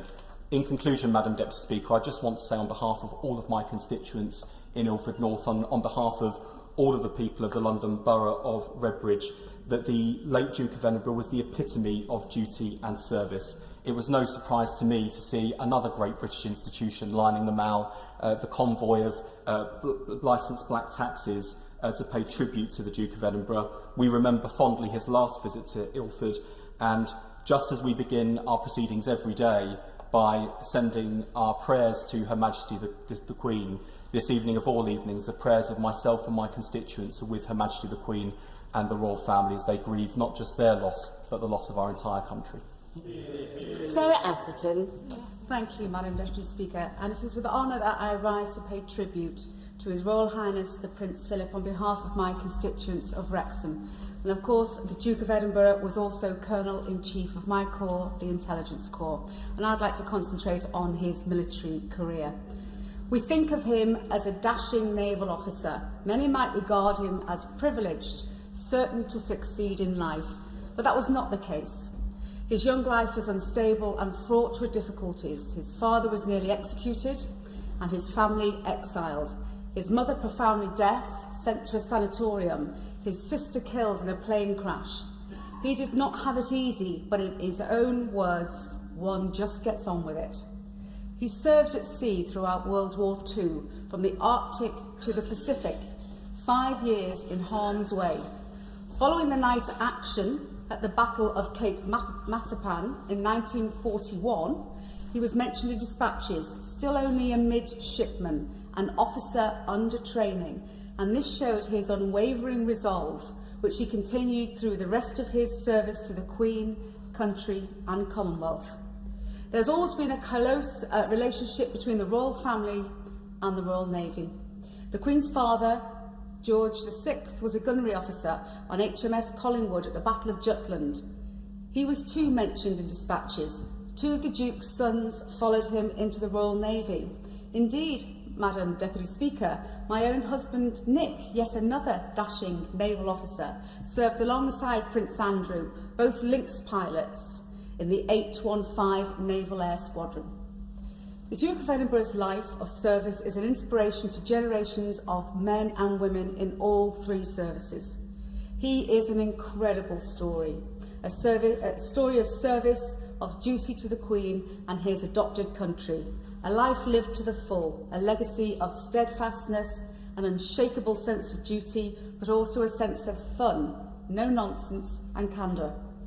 In the 1944 Royal Naval Officer's Pocketbook, it suggests a Royal Naval Officer should learn that the art of command is to be a complete master and yet the complete friend of every man on board, the temporal lord, and yet the inspirational brother of every rating, to be detached and yet not disassociated. And without exception, His Royal Highness commanded that recommendation.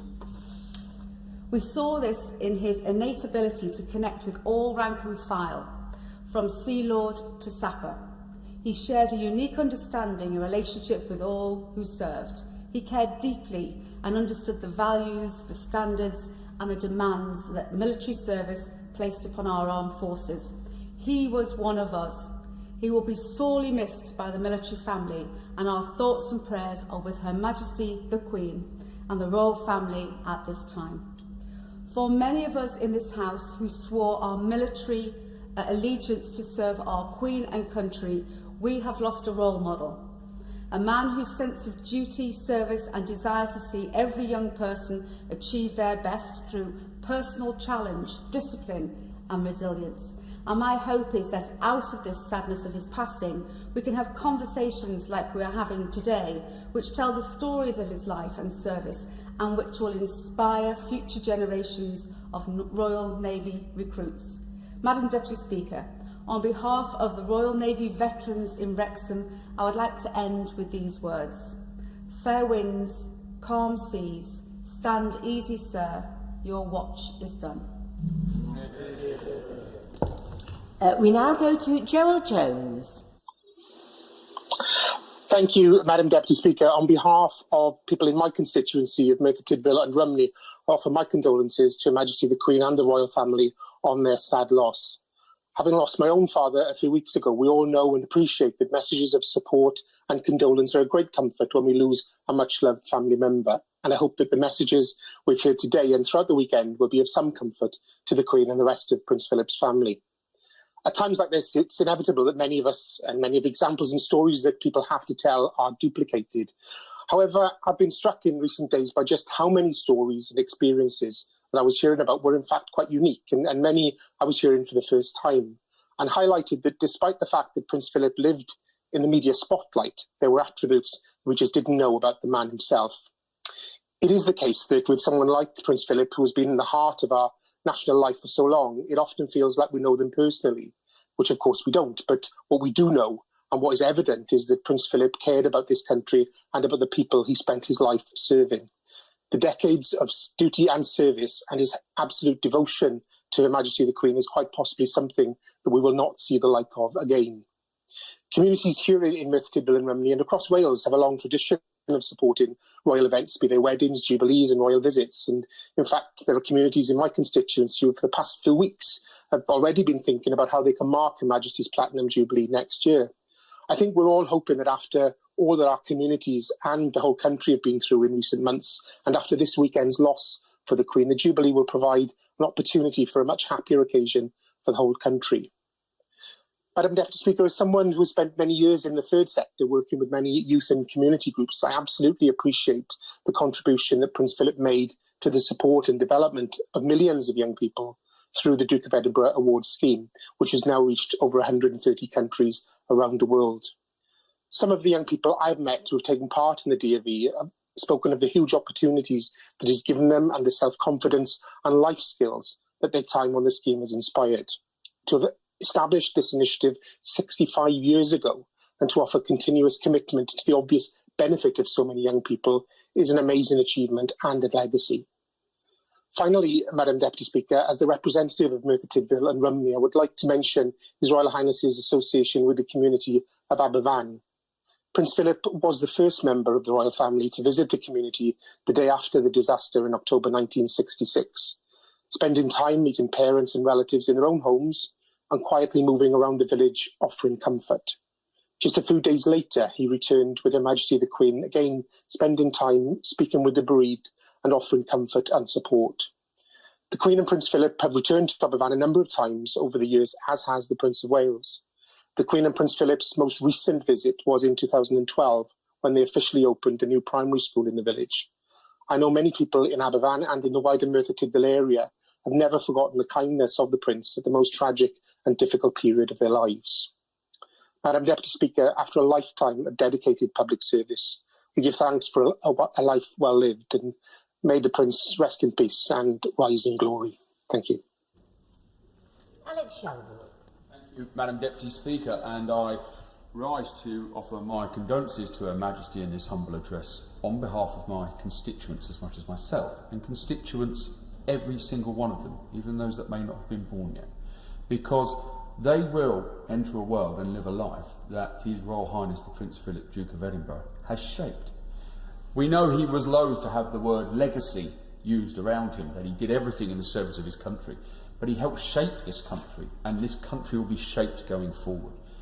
The institutions that he supported, that have been described in so many ways today, will have people taking part in them and using them who may not feel they even have a connection with the royal family. They may be Republicans who don't recognise the royal family, but his legacy, Madam Deputy Speaker, has allowed them to participate in the areas that are important to them, and he drove those things forward.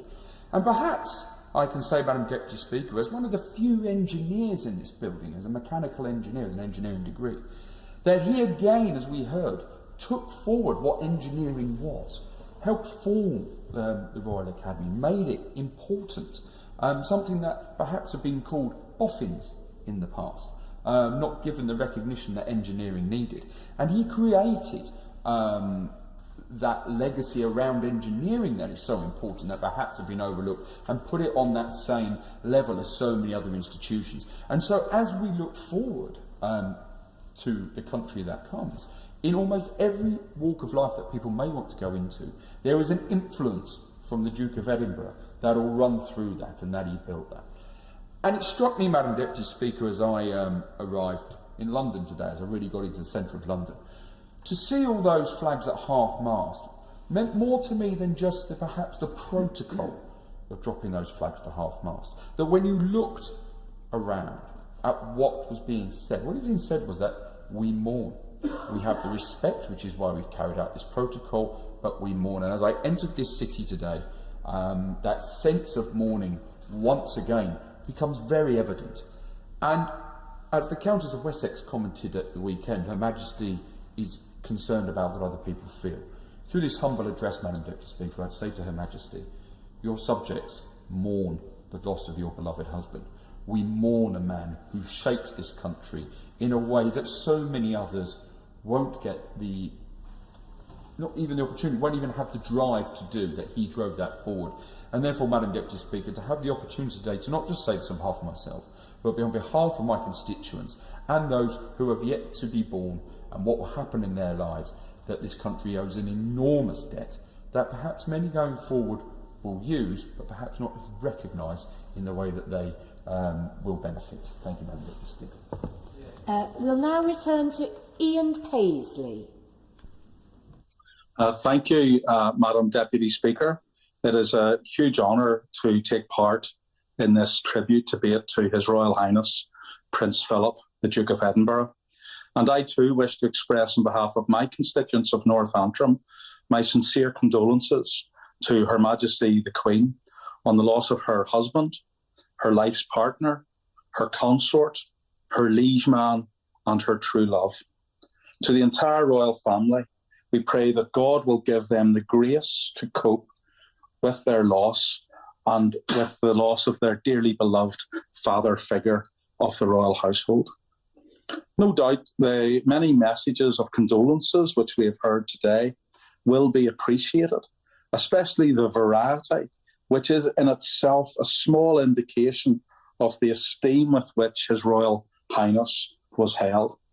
I too had the privilege of meeting His Royal Highness on a number of occasions, and in 2016 of welcoming the Royal Party to the Giant's Causeway in Bushmills.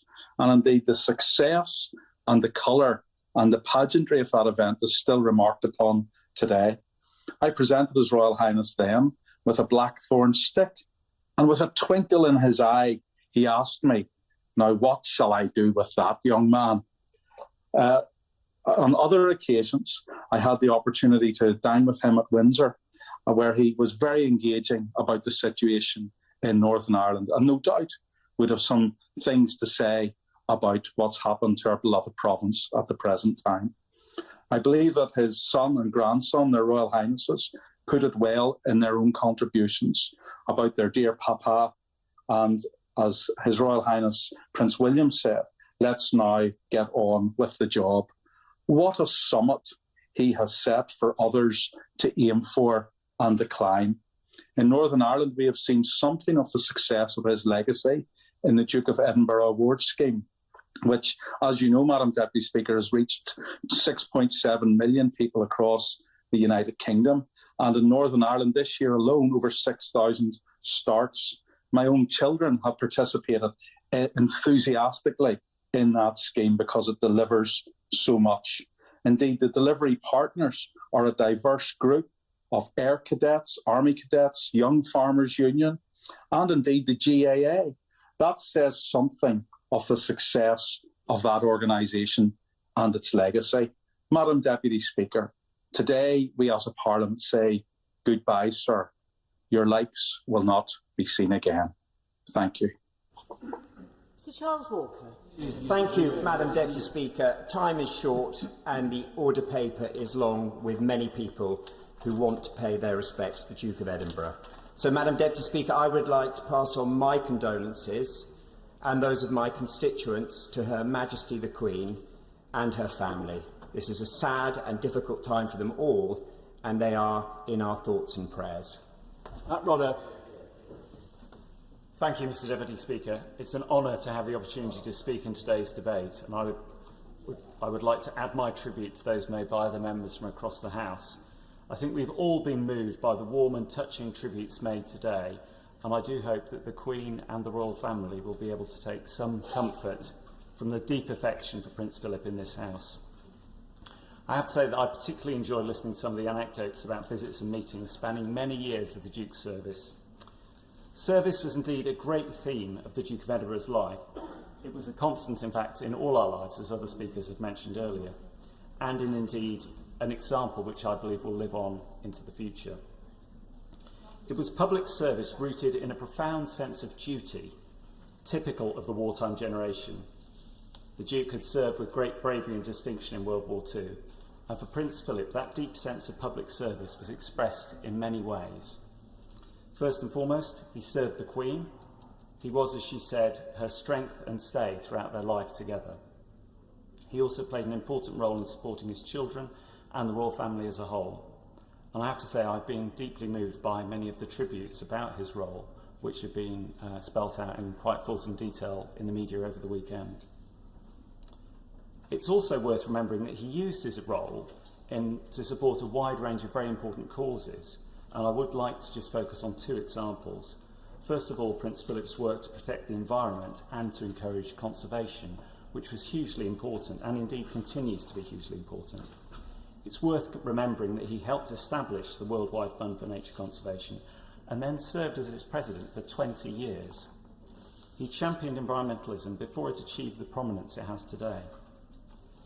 The other area, which I think is very important and quite one which has been drawn out by some of the speakers, was the importance of young people to him.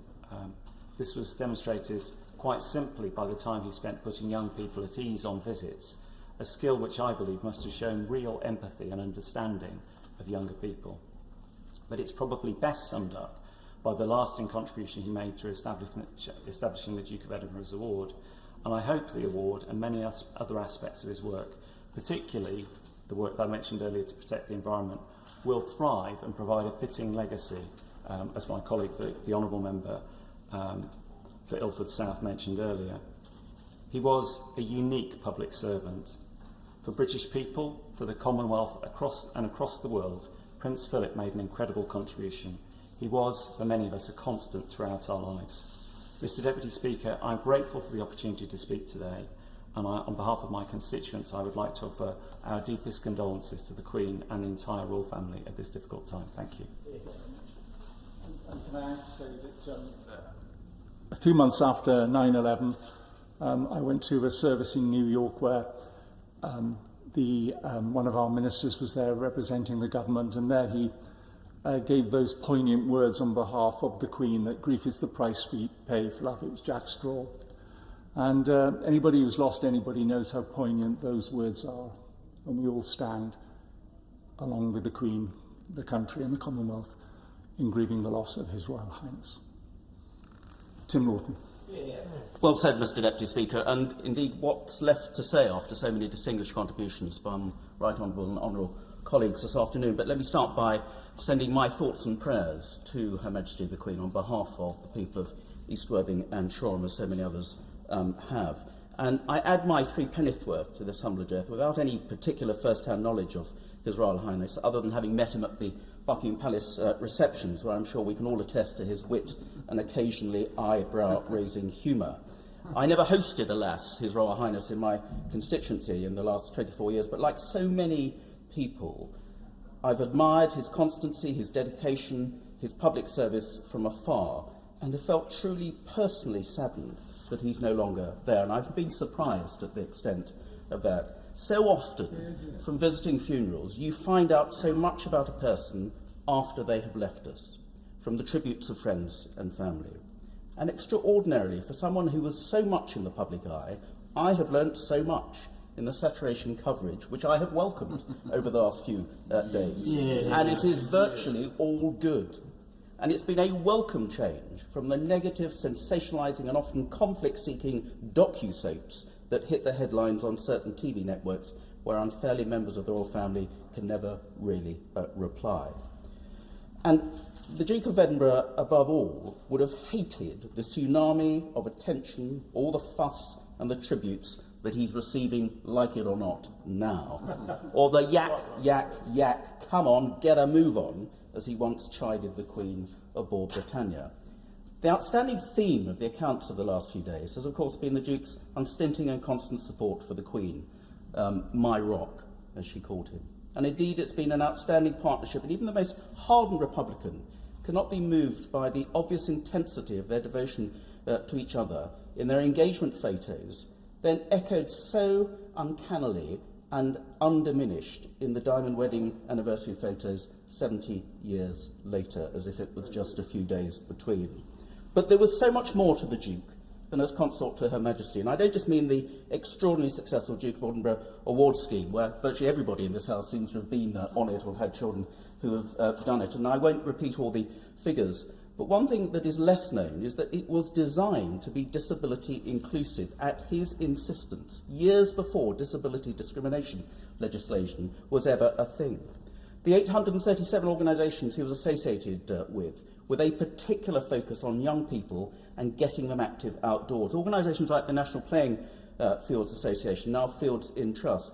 He was president from 1948 until 2013, 65 years, a long-term and active hands-on commitment, because early in his royal life, the Duke was said to be appalled to see children playing in the street instead of on green spaces, and it became his desire to improve the situation for young people in urban areas. He raised a huge amount of money for that charity, and he recognised the power of the media to help in that fundraising, and he struck up a connection with Frank Sinatra, no less, and provided the introduction to the recording of If Only She'd Looked My Way, recognised as the first charity single which helped clear the debts of that charity by 1952. We know about his extraordinary military, courageous achievements, his sporting achievements, and he was ahead of his time in so many other ways, a recognised environmentalist before even David Attenborough recognised that he was an environmentalist, an accomplished broadcaster, particularly on issues concerning technology, science and space, and of course he took a particular interest in the NASA projects.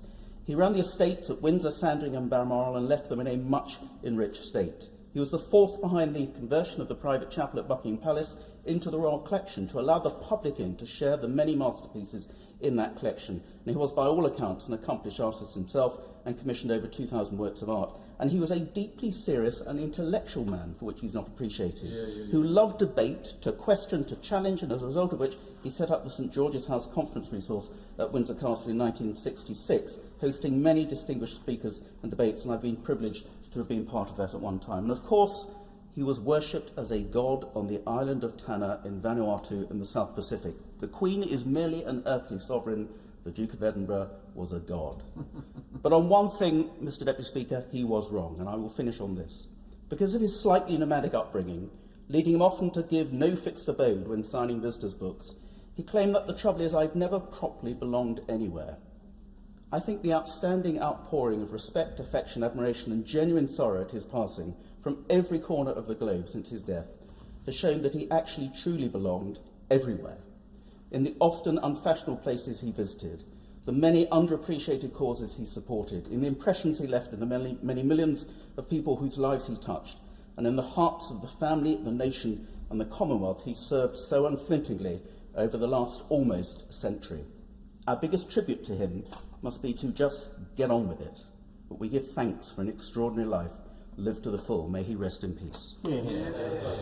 Before I call John Howell on the video link, just to say that we've got 53 members who now want to contribute, and they're all on the government side. So can I encourage people to do less than the 3 minutes in order that we can get everybody, and if it's about 2 and a bit minutes, we should do it. John Howell. Thank you very much, Mr Deputy Speaker. As so many have done before me, I offer my condolences to Her Majesty the Queen and to the royal family and those of my constituents. And like many MPs have said, I too have met the Duke of Edinburgh on a number of occasions at formal functions in London. I found him a very engaging person who could put people easily at their ease, which he did with me. I'm told that he loved to tell jokes. His jokes were designed to put people at their ease, but I do not recall him telling me one. A BBC presenter who was interviewing me said I was very lucky at this, as very few people were able to repeat his jokes in polite company. Whilst we are surrounded today by sadness at his passing, it is worth noting that he died after a long life of many achievements. I note that much of the press coverage has now moved on to celebrating his life rather than reflecting on the sadness of his death. This is as it should be. It is worth remembering, as Her Royal Highness Princess Anne said, that the Duke's life was a life well lived, of service freely given. And I too would like to remember the Duke of Edinburgh's awards scheme, which he founded. I have seen for myself how this has helped so many people develop their talents and their self-confidence. I know of one young girl who is doing her Duke of Edinburgh award in art, somewhat different to what is seen as the normal activity for the scheme. However, the effect on the girl of engaging in the scheme has been transformational, and I'm sure she will have learnt a lot from it that will endure for a very long time. I hope that we will be able to remember the major achievements he made for the country through his long life and through his long service. And I wish him the peace he deserves. Thank you. Video link. Bob Blackman. Thank you very much, Mr Deputy Speaker, and a pleasure to follow my honourable friend, the member for Henley. Our thoughts at this time must be, of course, with the Queen and with the royal family who've lost a loved one. But of course, we are now celebrating a long and distinguished life, whether it is in military history, whether it's in his efforts to encourage people to become environmentalists, his protection of the wildlife, but in particular, in my view, his love of science and technology, which I think in his earlier years came very much to the fore. Now, I express my appreciation for the visits that the Queen and Prince Philip made to the London Borough of Harrow, the most recent being, of course, during the Queen's 2012 Jubilee. when they visited Krishna Avanti School as being their visit to the London Borough of Harrow. Krishna Avanti, of course, is the first state-sponsored Hindu primary school in the country. And he met the various different children from various different backgrounds and had various different performances demonstrating the multicultural nature of Harrow. But he also was present for the 150th anniversary of the Harrow Zoroastrian community. And that demonstrates his willingness to reach out to religions right across the world and bring people together. And I think that's the thing that, of course, brings us back to celebrate his life. He also visited, way back in 1959, Harrow Boys Club to celebrate their centenary. And the reality was that his efforts to encourage young people to participate in youth clubs and beneficial activities, of course, we celebrate the Duke of Edinburgh Awards. They started in a very small way and, of course, have now burgeoned into one of the activities that is encouraged across schools and beyond.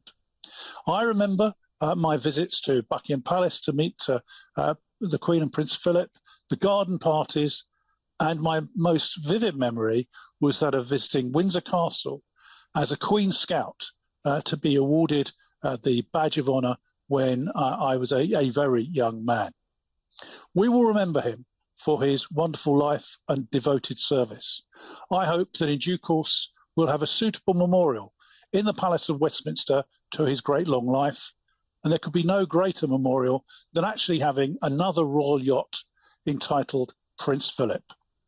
Thank you, Mr. Deputy Speaker, for allowing me to pay tribute to a wonderful man who will be sadly missed. Thank you very much, Bob.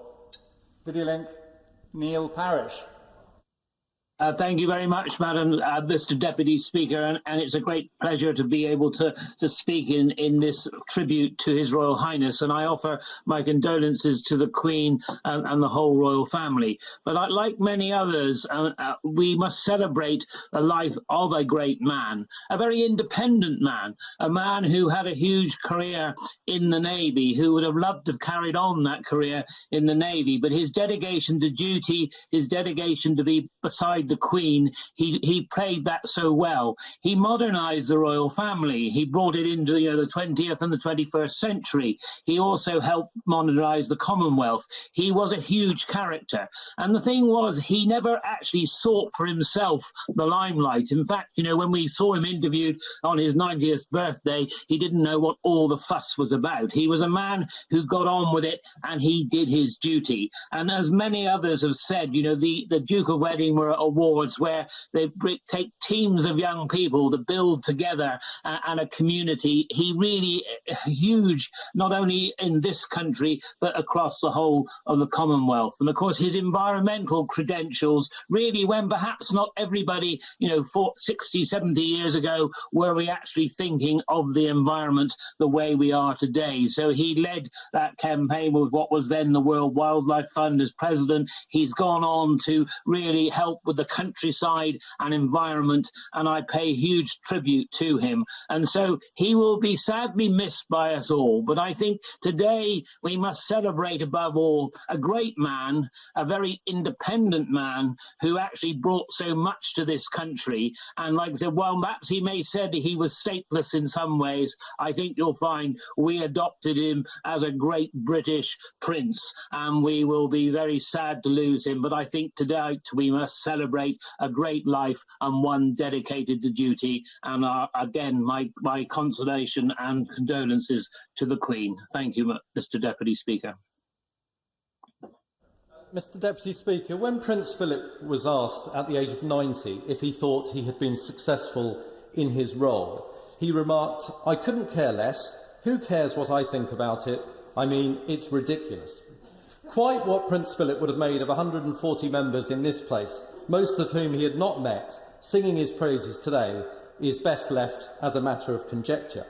We do so, however, in our desire not just to honour a figure of great public service, but also to recognise the virtues, embodiment and achievements of the man himself, the consort, the leader, the pioneer and the war hero. a remarkable man who has forever left his mark on this great nation. We may never see his like again. He was modest. On being lauded with the Duke of Edinburgh scheme, Prince Philip said he could not take credit for the highly successful scheme. He said, "I don't run it. I've said it's all fairly second-hand, the whole business. I mean, I eventually got landed with the responsibility or the credit for it." This, Mr. Deputy Speaker, is in direct contrast with the modern art of taking the credit for everything, no matter the limited involvement, and the responsibility or blame for very little. He was self-effacing. It was His Royal Highness the Duke of Wessex who said the best piece of advice his father gave to others was, "Talk about everything else, don't talk about yourself, nobody's interested in you." Wise words, Mr. Deputy Speaker, to those of us in this chamber. And he championed the causes which mattered to him, not just the causes which met the approval of the status quo or the social media brigade, but those which advanced change for those who needed it the most, even if that meant swimming against the public opinion tide of the day.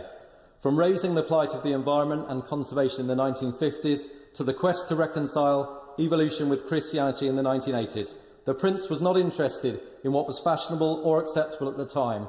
His quest was to make this place a better one for future generations. His determination to give young people the best of opportunities must be the compass which guides us all at this particularly difficult time. It is notable that Prince Philip reached the hearts and minds in a manner where us politicians often come up short. Prince Philip's life, as reflected by the respect given in his passing, must give everyone more confidence in the powers of persuasion. His approach demonstrates that language which is direct, blunt and non-partisan is actually also very welcome in this country. His advances demonstrate that people can be won around by reason if the argument is genuinely held, even for a cause which does not initially appeal. This year, Mr. Deputy Speaker, the Transport Select Committee has launched an inquiry as to how we can deliver electric vehicle capability by the 2030 deadline. Prince Philip, always ahead of the curve, was driving around London in an electric Bedford Lucas van 40 years ago. Over his years, he also enjoyed driving school coaches, tanks, double-decker buses, bikes, classic cars and his eco-taxi. He was a supporter of the pioneers of transport. It is fitting that a man so fascinated in science and technology, whilst appreciating the simple things in life, will be carried to his final resting place in his modernised Land Rover Defender. From the constituents of Bexhill and Battle and across this land, we send our condolences and thoughts to Her Majesty the Queen and all members of the royal family. We thank Prince Philip for his life and service, and we strive to uphold and further the causes and values which this truly great pioneer would himself have advanced. James Cartledge. Mr. Deputy Speaker, and a real pleasure to follow my honourable friend with a great speech. Only he would get the Transport Select Committee in on a day like this as the chairman. But it is a great honour to be called to speak today. And while I did not have that great privilege of meeting the Duke of Edinburgh, there is a very important experience that we both have shared, which is the raising of 4 children. Indeed, that particular quad of 3 sons and a daughter. And as I think in particular of the generation represented by my 6-year-old twins, I look at them and think how they will remember the Duke of Edinburgh in the decades ahead. And I am absolutely confident, Mr. Deputy Speaker, he will be remembered as fondly in the future as today, for the simple reason that his single greatest attribute is timeless, which is, of course, public service. As our right honourable friend, the member for Maidenhead, our former Prime Minister, said so perfectly earlier, this was a man of extraordinary qualities and skills who could have achieved almost anything in what you might call a private capacity. And yet he made that choice to sacrifice all of that opportunity for duty, service to the Queen and ultimately to the nation. And for that, I also offer profound thanks. And on behalf of my constituents in South Suffolk, I offer my condolences to Her Majesty the Queen and to the royal family. I just hope that they draw some comfort from the very fine speeches we've heard from both sides of the chamber today. May he rest in peace, sir. Diddy Link. Jack Brereton. Thank you, Mr. Deputy Speaker. We join today across this House to commemorate and celebrate the life of His Royal Highness Prince Philip, the Duke of Edinburgh. On behalf of everyone in Stoke-on-Trent, I offer my sincere condolences to the Queen and the entire royal family. Prince Philip led an incredible life of service to our nation. always at the side of our Queen and monarch over nearly 70 years. As the longest serving consort in our history, on his own he completed over 22,000 engagements, often filled with his humorous wit, but always of commitment to Her Majesty and to our country. I want to focus particularly on the Duke of Edinburgh Awards programme he started in 1956. Millions of people have benefited from the programme, including my wife, who has done bronze and silver awards. In Stoke-on-Trent, thousands of young people have taken part.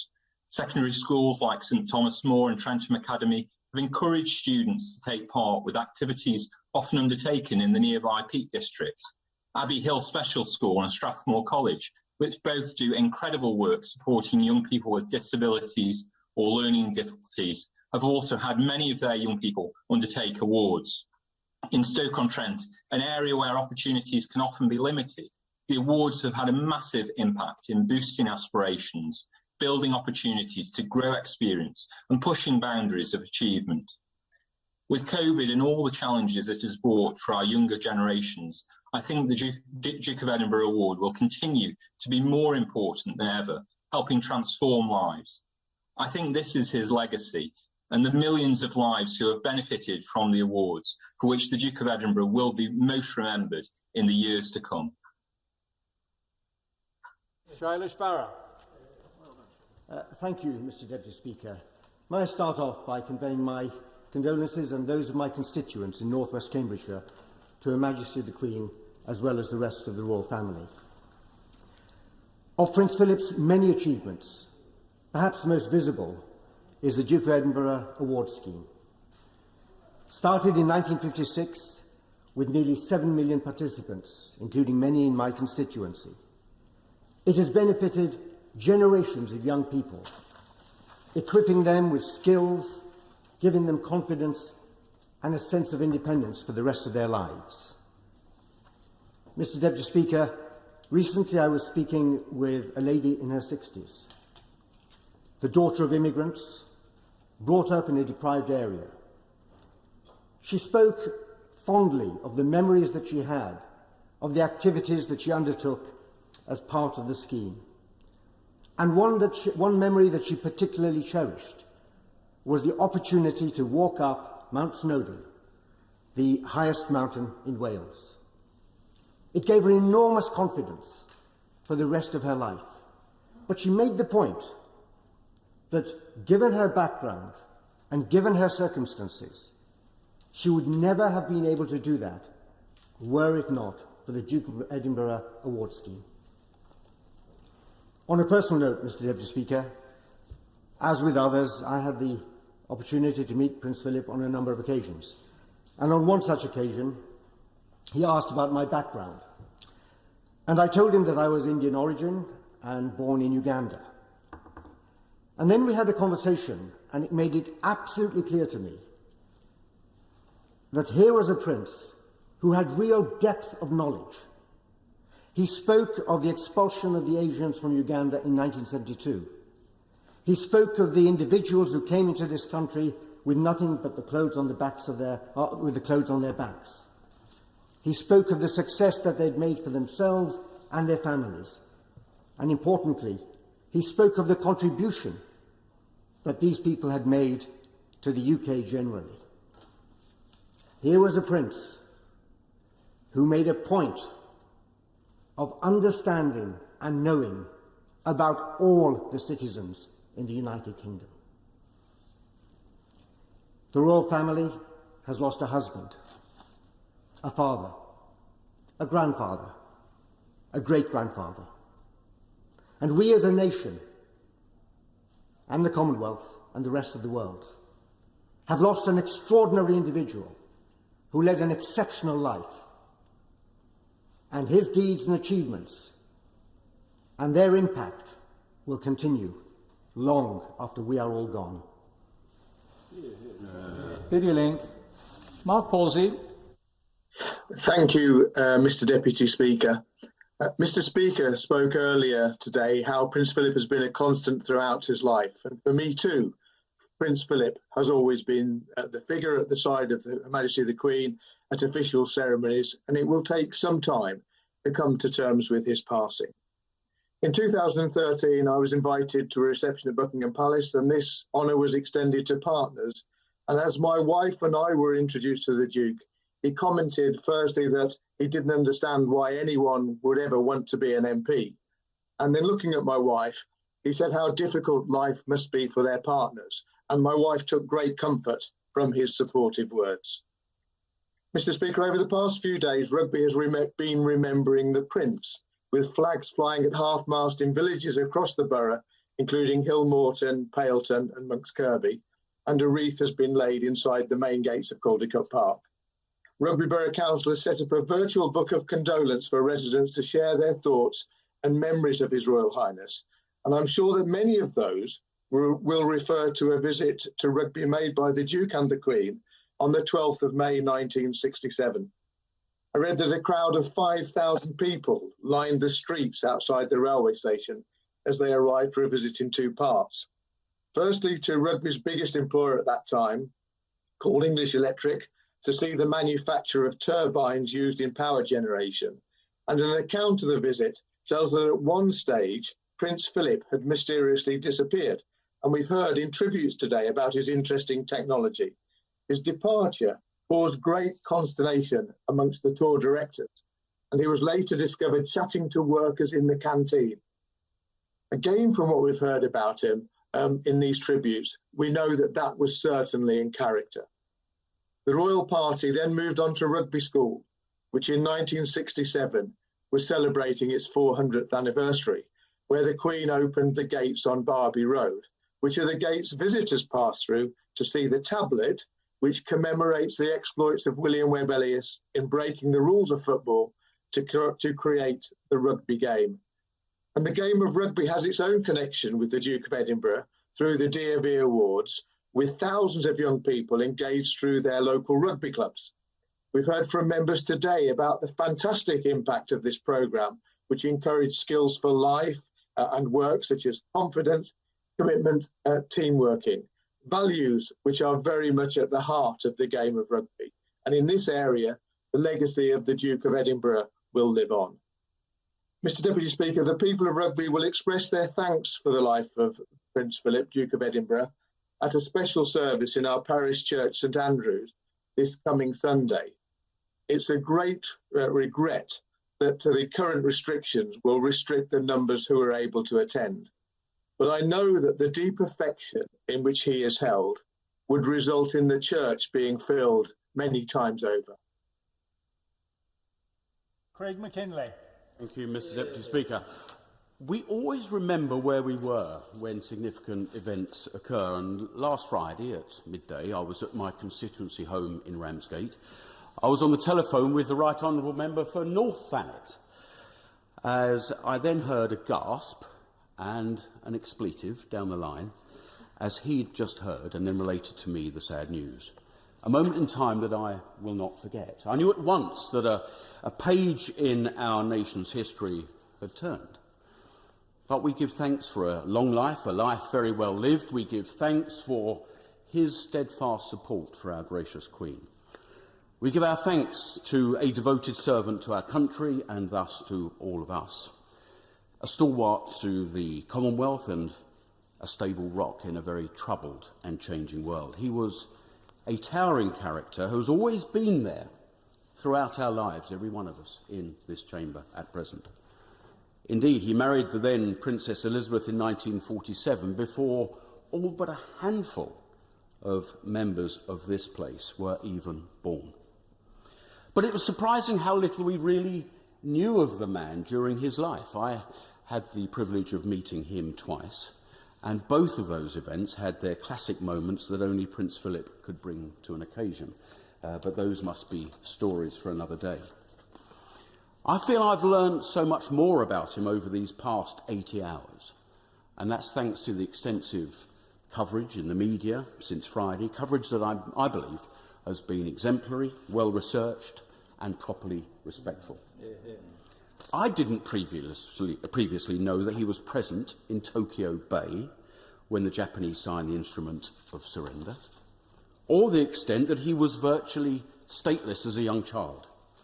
I knew little of his exemplary wartime naval service being mentioned in dispatches, nor really the true depth of his involvement in the charities he was associated with or the varied interests that he had. But I do now, Mr. Deputy Speaker. The nation now must turn, I believe, to considering a proper, befitting memorial to that great life. Obviously, statues are being proposed, but my suggestion, as a permanent, working symbol of his life and interest, should be for a new, multiple-use ship bearing his name, for use as a training ship, a humanitarian vessel, a mobile embassy, and a UK trade platform proudly designed and built in the UK as an overdue replacement to the Royal Yacht Britannia that he loved so deeply. A true complementary vessel to the carriers Queen Elizabeth and the Prince of Wales. Mr. Deputy Speaker, this shouldn't be fanciful. It would reflect this country's historical attachment to the sea, his love of naval service, his commitment to youth training, a continuing glue for the Commonwealth, a proper platform to promote global Britain, and as a secure location for the royal family. And I hope that this can have wider national debate and proper consideration. Rest in peace, sir, and may the thoughts and blessings from all across my South Thanet constituency be upon Her Majesty. And we've got 87 minutes left with 43 more speakers, so please, if you can do under 3 minutes, you're going to help others get in. Peter Aldous. Thank you very much, Mr. Deputy Speaker. On behalf of the constituents of Waveney, I extend theirs and my condolences to Her Majesty the Queen and all her family for the sad passing of the Duke of Edinburgh, who has been at her side for over 73 years. The post-war era, the second Elizabethan age, has been a period of dramatic change and, in some respects, revolution. It's not been straightforward for Great Britain, but by and large, our countries have evolved, have weathered the storms, and have made most of the newfound opportunities. Much credit for this should go to Prince Philip. He displayed three important virtues. The first being unstinting service and loyalty to the Queen, the United Kingdom, and the Commonwealth. The second was that he was a man who was ahead of his time. Us politicians, we can at times be accused of leaping onto bandwagons. He was very often the person who kick-started those bandwagons and got them rolling. Whether that was endorsing the white heat of technology in the 1950s, setting about transforming the lives of so many people with the launch of the scheme that carries his name, or the recognition of the threat to wildlife and the environment. Thirdly, and whilst he could perhaps be blunt, he was a down-to-earth person with no airs and graces. On 6th of May 1953, he visited Richard's shipyard in Lowestoft. To commemorate the occasion, a mould was made for a plaque. Into this, the Duke was invited to pour the molten metal. And having done so, he asked the foundry foreman, Jimmy Sayer, "Was that all right?" Jimmy cleaned the casting with a wire brush, and on being shown the plaque, Prince Philip commented, "It's a bloody miracle." For many in Lowestoft, he was cast from the same mould, a man of the sea. He was patron of the Royal Norfolk and Suffolk Yacht Club. In the 4-year period from 1953 to 1956, he made 3 visits to shipyards in the town, 2 to Richards and 1 to Brook Marine. In 1978, he opened the Bill Solomon Room at the Lowestoft Maritime Museum. And in 1985, he accompanied Her Majesty the Queen on a visit that included a visit to Lowestoft, the Lowestoft Museum in Alton Broad. Mr. Deputy Speaker, this is a moment of sadness, and our thoughts and prayers are with the Queen and her family, and we should consider how best to leave an enduring legacy that lasts in perpetuity to this remarkable man. doing all that we can to ensure that the Duke of Edinburgh Awards continue to help young people from all backgrounds to realise their full potential, and making sure that we never overlook the strategic importance of coastal Britain. Thank you. Link. Derek Thomas. Thank you, Mr. Deputy Speaker. I share with my constituents here in West Cornwall and on the Isle of Scilly a tremendous sense of respect and pride towards and in the Queen and the Duke of Edinburgh. It was deeply saddening to hear of the passing of Prince Philip, and I'm grateful to have the opportunity to pay tribute to a man who lived a life of service and a life that touched so many people all around the world. Of all the tributes I've listened to over the weekend and today, the references made to Prince Philip's ability to draw people of faith together in response to conservation are what I wish to highlight this evening. Prince Philip could have chosen much easier themes, but he was right to recognise that world religions and people of faith should be natural partners for the conservation movement. People of faith grow up knowing that we have a responsibility to care for our natural environment and the world we are privileged to occupy. This is certainly how I was raised. However, I believe that the Duke of Edinburgh expected more than an individual sense of responsibility. He demonstrated this in his leadership of the 1986 summit, where representatives Christianity, Islam, Judaism, Buddhism and Hinduism pledged to protect the environment. At a summit that only took place because of the commitment and resolve of Prince Philip. As the first world leader to rally faith groups in this way, Prince Philip demonstrated a confidence and belief that religions were able and ready to protect our natural environment. In the past few years, we have been reminded of how critical this issue is. Of all the things that will mark a life well lived and something to be remembered by, Prince Philip's call to action in defence of our planet will ensure that the future of people around the world will be better than what might have been. Mr. Deputy Speaker, in closing, I extend my sincere condolences and that of my constituents to Her Majesty the Queen and the royal family. Video link. Mark Logan. Mr.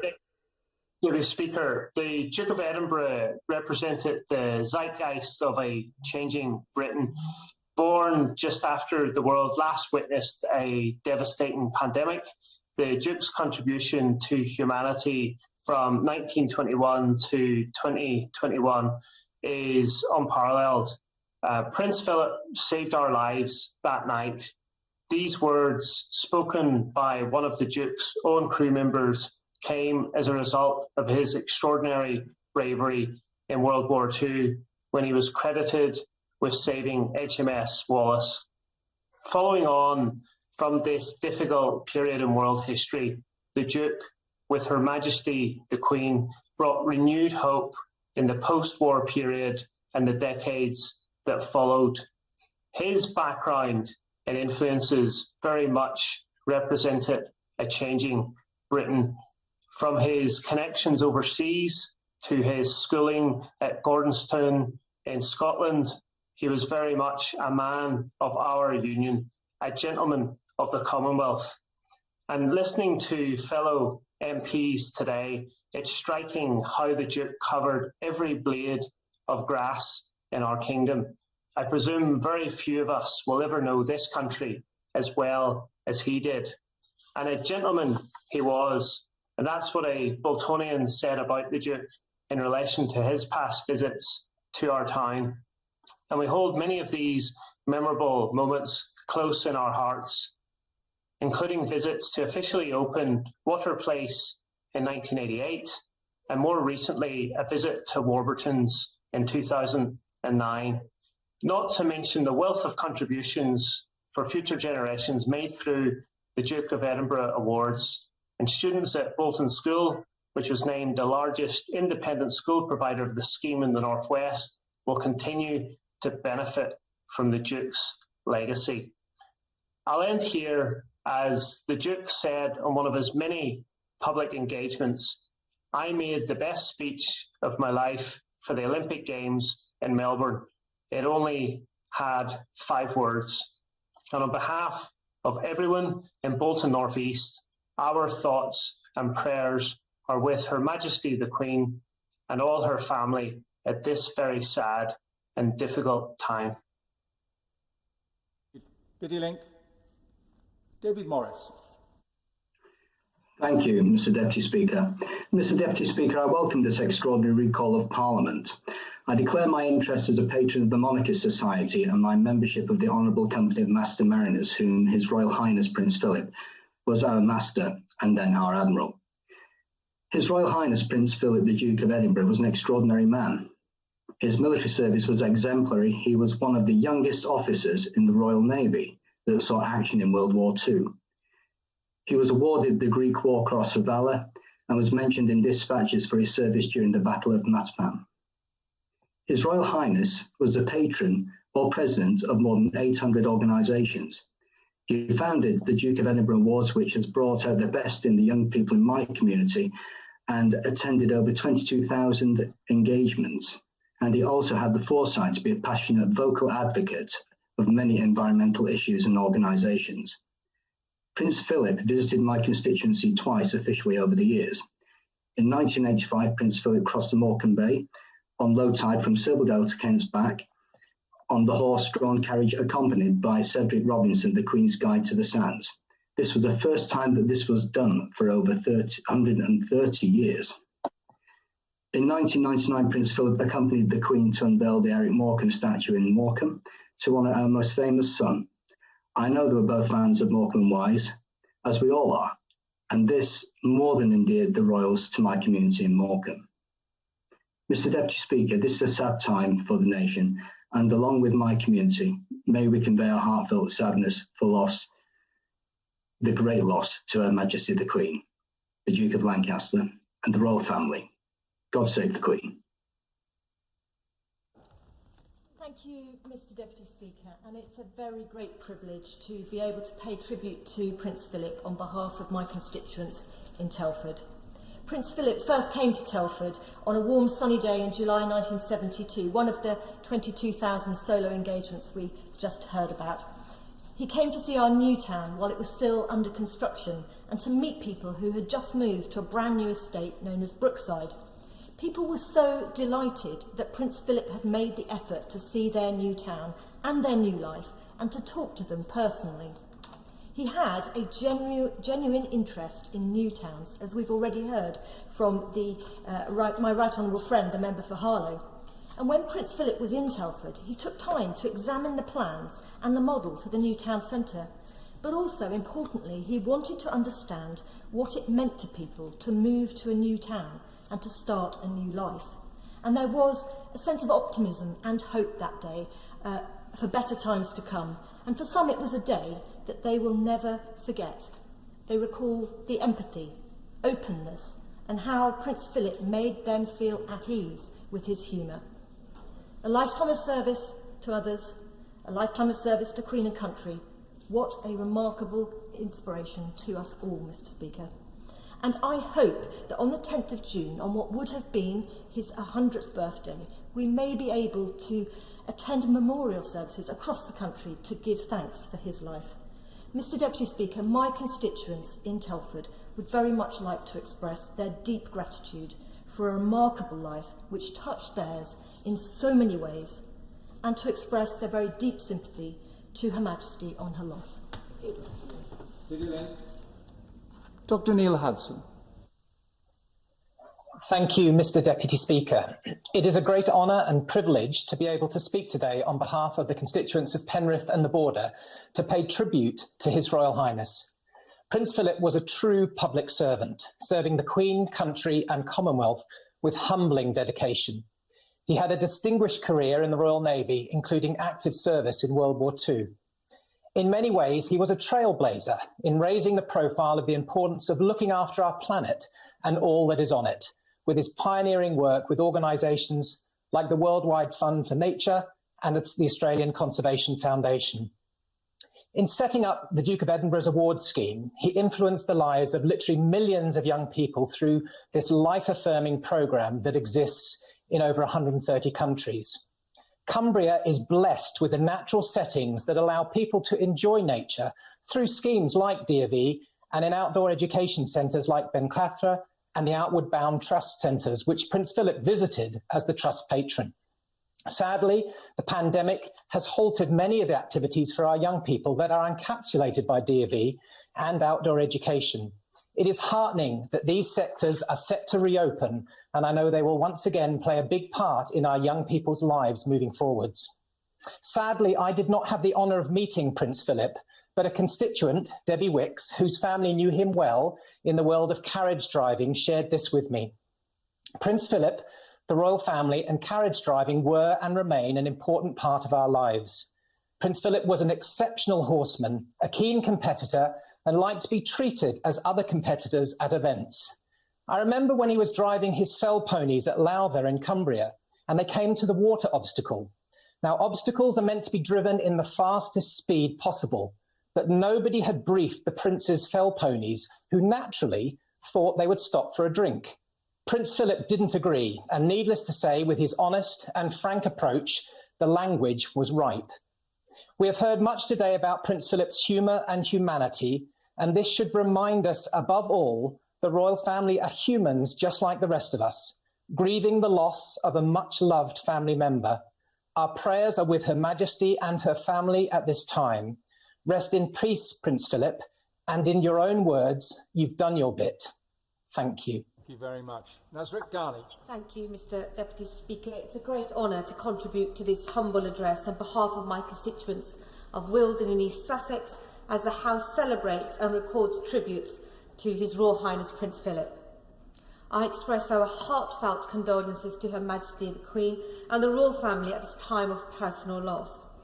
The Duke will be greatly missed by so many locals in Wilden, as he had long links to the area on so many levels.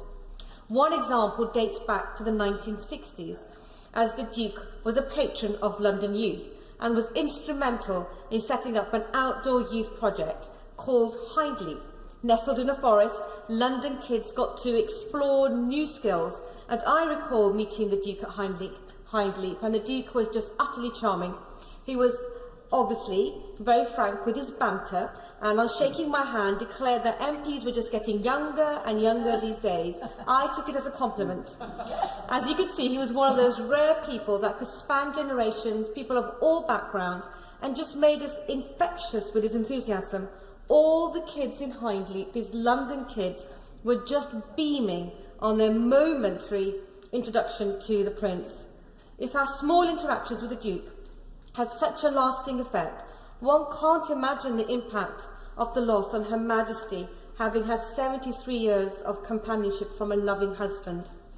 It was by all accounts a very modern love affair. The Prince was a modern man and recognised his role to his leading wife. I'm just going to reflect on a letter he wrote on his honeymoon in 1947 to his mother-in-law, the Queen. He wrote, "Lilibet is the only thing in the world which is absolutely real to me, and my ambition is to weld the two of us into a new combined existence that will not only be able to withstand the shocks directed at us, but also have a positive existence for good." The Prince was thinking about public service on his honeymoon, and the letter continues, "Cherish Lilibet. I wonder if that word is enough to express what is in me. Does one cherish one's sense of humour, or one's musical airs, or one's eyes? I'm not sure, but I know that I thank God for them, and so very humbly I thank God for Lilibet and for us." What a love letter, Deputy Speaker. We can all thank God for the huge good done by the Duke, and choosing to devote himself to Queen Country and Commonwealth, the huge good done over 7 decades by the power of this combined existence of the Duke and the Queen. The Duke will be fondly remembered and much missed. On behalf of Wilden, I humbly send a heartfelt sympathies to Her Majesty. God save the Queen. Lydia Link. Jane Stevenson. Thank you, Mr. Deputy Speaker, and it's a great pleasure to follow my honourable friend and member for Wilden sharing such beautiful words from Prince Philip about his beloved wife. I'm deeply honoured to have the opportunity to pay tribute to His Royal Highness the Duke of Edinburgh. As we mourn his passing, I want to send not only my sincere condolences, but those of many constituents in Wolverhampton North East to Her Majesty the Queen, to Prince Philip's wider family and to all those who loved him. I was moved by the words of Princess Anne, who said she wished to emulate her father's example of a life well lived and of service freely given. And the Duke's example of service to others was quite simply extraordinary. From his early career in the Royal Navy to being the strength and stay to our Queen for over 7 decades, his life was an example of duty and of selflessness that we must celebrate. His Royal Highness visited Wolverhampton on several occasions, the earliest visit in 1948 when he came to view industrial sites, and the most recent in 2014 with Her Majesty the Queen to open the new Jaguar Land Rover factory in Ford Houses. The Duke had a keen interest in industry, in innovation, in engineering, in conservation, and he will be remembered for his bright, curious mind, for his drive and determination to get things done, and for his wonderful, quick sense of humour. I remember Prince Philip's visit in 2009 to one of the schools I taught at, Box Hill, where he opened the new music block. This was one of over 22,000 royal engagements that Prince Philip completed, and as always, this visit was carried out with genuine interest and obvious enthusiasm. Box Hill, like Gordonstoun, was founded on the principles of Kurt Hahn, supporting young people to overcome diverse challenges, to value service to others, to find their talents and develop into confident young adults. From these principles came Prince Philip's most enduring legacy, the Duke of Edinburgh Award Scheme. And to measure the value and size of this legacy, we should listen to award winners speak about how the skills they learnt and the confidence they gained changed their lives and changed their life chances. To leave this world knowing we have changed even a few lives for the better should be something we all strive for. The Duke of Edinburgh leaves this world having changed millions of lives around the world for the better. His scheme will continue to change many millions more. Mr. Speaker, Mr. Deputy Speaker, I'm so grateful to be able to put on record my thanks for the life of such an amazing man who used his position for the benefit and service of others. Indeed, this was a life well lived. May he rest in peace. Video link. Gagan Mahindra. Thank you, Mr. Deputy Speaker, for the opportunity to speak during this humble address. I offer my sincere condolences to Her Majesty the Queen on the death of her beloved husband, the Duke of Edinburgh. I know I speak on behalf of my residents in the South West Hertfordshire that his passing has been sorely felt, not just by Her Majesty and the whole royal family, but by people up and down our United Kingdom and across the world. I have listened to much of today's tribute, and in a reflection of his legacy that many colleagues have spoken so fondly of him, and in many ways today is our chance to celebrate his life. I was never fortunate to meet the Duke of Edinburgh, but I was well aware of his impact well before I came to this place.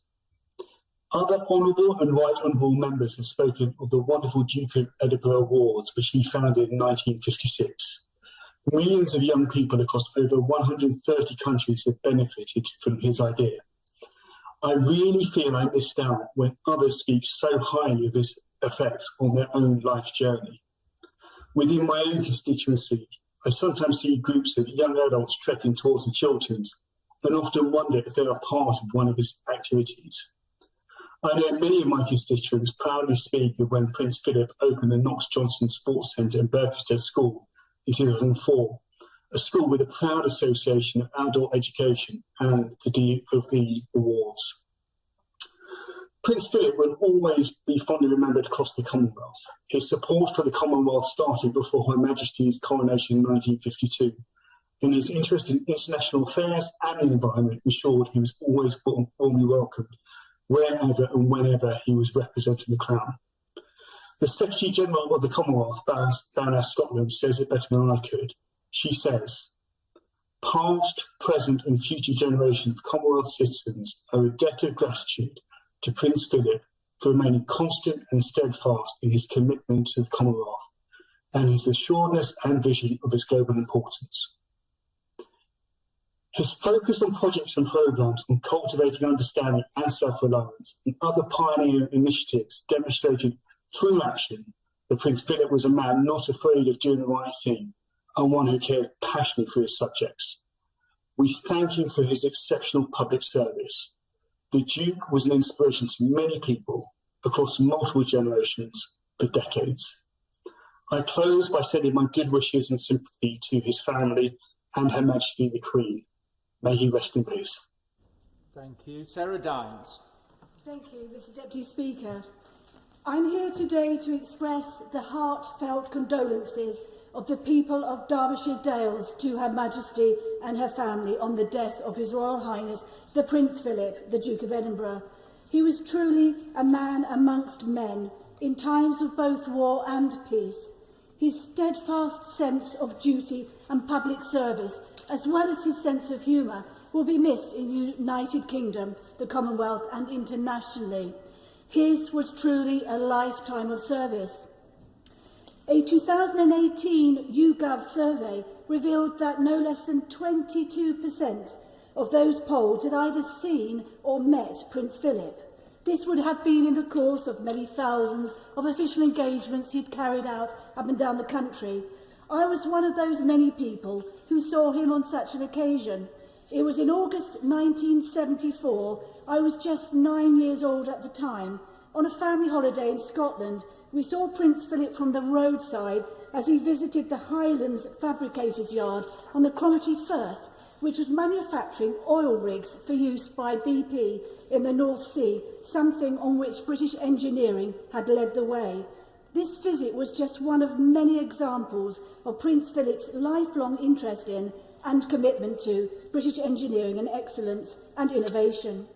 I asked one of my constituents in Derbyshire Dales, a Royal Marine, to whose unit, 41 Commando, Prince Philip had presented its colours in 1961.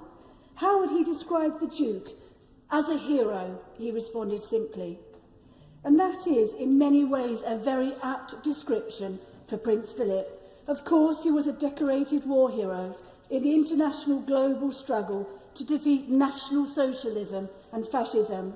He had both witnessed and helped to make history. Together with Her Majesty, the Queen, Prince Philip has been part of the cement that held together this great United Kingdom. On his watch, Britain emerged from the grey post-war years to be the vibrant, buoyant and multifaceted country that we are today. The people of Derbyshire Dales are grateful for this life. God save the Queen. We've just got about an hour now, and you can see the call list is still there, so if I can encourage people, 2 minutes or less, please. Nicola Richards. Thank you, Mr. Deputy Speaker. Echoing all honourable and right honourable members who have spoken so far, my deepest condolences go out to Her Majesty the Queen and the entire royal family during these difficult times. It's entirely fitting for Parliament to be recalled today for us to pay tribute to the Duke of Edinburgh on this sad occasion. As there are so many members yet to speak, I will keep my remarks short. My social media channels and inbox have been flooded with messages of condolences and support from my West Bromwich East constituents. We love the royal family here in West Bromwich East. As Prince Edward made reference to over the weekend, it feels like we've all collectively lost a grandfather of the nation. The outpouring of tributes and emotion from the public has been simply wonderful. I'd like to pay a special mention to my own nan at this stage, who gave me many books on the royals from a young age and garnered my own love for the monarchy from being so young. An interest in and love for the royal family and my royal family wasn't optional in my family.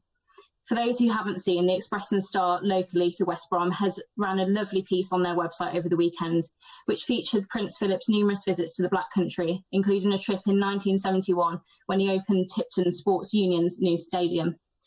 Perhaps Prince Philip's lasting legacy will always be the famous Duke of Edinburgh Award, something that has enhanced so many young lives. As the active figurehead for the award for so many years, Prince Philip has provided generations of young people with hope and inspiration. It's staggering to think that around 300,000 young people are doing the award at any one time. One of the Duke's major passions was encouraging young people to get involved in all sorts of activities. He was never content with sitting back and taking it easy. He brought his enthusiasm to everything he did. He's an inspiration to us all, from his service in the Royal Navy to his duties as Royal Consort at the Queen's side for so many years. Above all, I'll remember His Royal Highness as a symbol of Britain's decency and courage in the world, both here and across the Commonwealth. On behalf of all my constituents in West Bromwich East, thank you, Prince Philip. for your service to our country and for the way you've touched so many lives. You are the best of Britain. Thank you, Video Link. Ruth Edwards. Mr. Deputy Speaker, earlier today I was searching for a biography of the Duke of Edinburgh on a well-known online shopping platform. Among the commemorative mugs, keyrings, and general Duke-related bric-a-brac which filled the virtual shelves, one item caught my eye. It was a T-shirt emblazoned with a very large photo of the clearly irritated Duke pointing into the camera. It carried the simple caption, "Take the bloody photo." I was struck by the sheer variety of books and pamphlets which His Royal Highness had a hand in.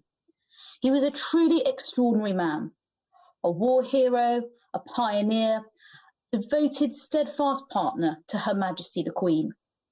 Surely there can be no more fitting metaphor for his service to our country than his final resting place of Windsor Castle. For he was the Queen's fortress and her stronghold. He gave up his promising career in the Royal Navy to be with her, to serve at her side, and he remained by her side, her loyal guide and companion until the very last. In so many ways he was ahead of his time. He saw the need for protecting our natural world long before many others were persuaded. The Duke of Edinburgh Award shaped and steered so many young lives. A highly perceptive man, he was acutely aware of the need for the monarchy to evolve with the nation. He devised new ways to help people feel more connected to the royal family. Britain today is almost unrecognisable from the country it was at the start of the Queen's reign, but the monarchy is still at the heart of public life and affection, and that is in no small part thanks to the Duke of Edinburgh. His long life and career of service touched every corner of the country. Here in Rushcliffe, people recall with pride his visits to the cricket at Trent Bridge and the football at City Ground. He has been at the centre of our national life for over 7 decades. We will not be the same without him. My heart and the hearts of people in Rushcliffe go out to Her Majesty the Queen and her family. A nation mourns with her. Thank you, Video Link. Saki Bhatti. Thank you, Mr. Deputy Speaker, and it's a privilege to speak in this debate. And on behalf of my constituents in Meriden, I'd like to convey my condolences to Her Majesty and the royal family on their loss. With the passing of His Royal Highness, the Duke of Edinburgh, our nation has been left poorer. We have lost one of the greatest symbols of public service that we have had, a man who put his country and family and his wife above all else, a role model for us all. Many of my constituents have contacted me to express their great sadness, and I thank all the dedications that have been made to honour His Royal Highness across the constituency. In particular, I thank Castle Bromwich Parish Council, Chadwick End Parish Council, Hampton and Arden Church and Knoll Church. The support and love for the royal family and for Her Majesty remains strong wherever you are in my constituency, and I'm proud to represent such fine people. The Duke of Edinburgh's commitment to public life, the Royal Navy, to the youth of our nation, to our planet, and of course to Her Majesty as her consort was unparalleled. As public servants ourselves, as parliamentarians, we can only aspire to emulate such a life of dedication. And the Duke of Edinburgh award scheme has transformed the lives of so many. I too participated in the scheme and found myself climbing mountains and supporting local community activities, instilling a level of confidence, Mr. Deputy Speaker, without which, quite frankly, I would not have been part of this House. And when someone of this stature passes, it's natural to reflect on what it takes to create a legacy. And the test of someone's legacy, in my view, is not the letters after their name or the number of statues created in their honour, but rather the people who've been impacted by that individual and have had their lives changed for the better. And remarkably, the Duke of Edinburgh will be remembered by millions across the country and the world, despite never having met them. And over the coming days, life will start to return to a degree of normality. And there will be many who will be visiting pubs with friends and family. And I ask them, while respecting COVID guidelines, to raise a glass to His Royal Highness, the Duke of Edinburgh. May he rest in peace and God save the Queen. Thank you. James Wilde. Thank you, Mr. Deputy Speaker. Norfolk, and particularly Sandringham in my northwest Norfolk constituency, was a special place for the Duke of Edinburgh, and I pay tribute to his incredibly rich life and immense service to Her Majesty the Queen and to our country. The estate has long been held in strong affection, by the royal family, with George V describing "dear old Sandringham, the place I love better than anywhere else in the world," and the Duke of Edinburgh took on management of the estate at the start of Her Majesty's reign and put conservation at the heart of his approach. It was at Sandringham, aged 50, that he decided to try carriage driving, saying, "Well, we've got horses and we've got carriages, so why don't I have a go?" In his typically pioneering way, he established carriage driving as a sport and won team gold at the World Championship. When the Duke retired from public life in 2017, he chose Wood Farm at Sandringham as his home, enjoying its sanctuary to read, to paint and to entertain. And the historic villages around Sandringham are small, close-knit communities where there's great respect and admiration for him. And villagers recall how approachable the Duke was and the keen interest he took in their lives, how he enjoyed chatting at the sawmill and other parts of the estate to find out the gossip and how things were going. Prince Philip, Her Majesty and the royal family are much-loved members of these communities. On Christmas Day, Prince Philip would lead the royal family to church, striding ahead, talking to the crowds. He opened village and school halls and unveiled the plaque at Snettisham in memory of those who lost their lives in the 53 floods. He was generous in giving support and time to local groups away from the spotlight. Mr. Deputy Speaker, people in West Norfolk are rightly proud and protective of our royal links. And that's why those communities feel that not only have they lost a remarkable national and international figure and their Queen's husband, but they have lost a much-loved one of their own. So on behalf of the people of North West Norfolk, I send the deepest condolences to Her Majesty and to the royal family. PD Link. Virginia Crosby. Thank you, Mr. Deputy Speaker. It's a pleasure to follow the honourable member from North West Norfolk. We meet today to honour and remember Prince Philip, the Duke of Edinburgh, a man who devoted his life to this country for over 70 years. At the end of a year in which many have been kept away from their families, it's been poignant to read the words of love and tribute released by the Prince's children and grandchildren. The affection with which they held him is clear to see. The Prince's last public visit to my constituency of Anismore to visit the grandson, who once described him as a legend. It should be no surprise that Prince William pursued a career as a search and rescue helicopter pilot at RAF Valley, given his grandfather's avid support of both military and outdoor pursuits. As an island which hosts a wealth of outdoor recreation, Anglesey owes much to the patronage of the Duke of Edinburgh. He was chair of the Central Council for Physical Recreation for nearly 70 years, patron of the National Playing Fields Association, two-time president of the Royal Yachting Association, former president of the British Sub-Aqua Club, and patron of the Camping and Caravanning Club. The Prince was deeply committed to encouraging others to take up outdoor pursuits. And possibly his greatest legacy will be the Duke of Edinburgh's Award, which he established in 1956, describing it as a do-it-yourself growing up kit. A core element of his award is the famous expedition, inspired by the first ever Outward Bound Centre here in North Wales. And for thousands of young people from all backgrounds, this offered their first opportunity to enjoy hiking and sleeping under canvas. Many pitch up local sites like the Anglesey Outdoor Centre to enjoy this experience. And indeed, members of my own team here on the island took part in the award scheme on Anismore. And like millions of others, the patronage of the Prince gave them the opportunity to expand their horizons and learn new skills. Mr. Deputy Speaker, to Her Majesty the Queen, on behalf of my constituents here on Anismore, I offer sympathy, support and affection at this difficult time. We honour the memory of Prince Philip and thank God for his lifetime of service to our country. Whilst he may be gone from our side, he will never be absent from our hearts. Thank you. Sarah Brickley. Thank you, Mr. Speaker. As I listened to the opening tributes in this debate today, there was a contribution by Mr. Speaker that I think described His Royal Highness, the Duke of Edinburgh, very aptly. It was a description that many people across the United Kingdom would recognise and agree with, that of the father of the nation. Since his sad passing on Friday, I've watched the tributes pour in from every corner of this country and beyond.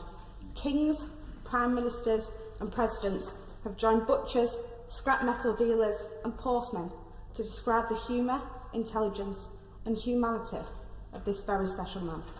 Locally in Hindbed and Haslingden, many people have been sharing the photos they captured during the royal visit in 2012 to mark the Diamond Jubilee. Every photo that I have seen of the occasion, every person in those memories, shares one telling similarity. They're all smiling. As we mourn together, many of us mourn a true man of dedication and service, a man who was a much-loved public figure, but first and foremost was a husband, a father, a grandfather and a great-grandfather.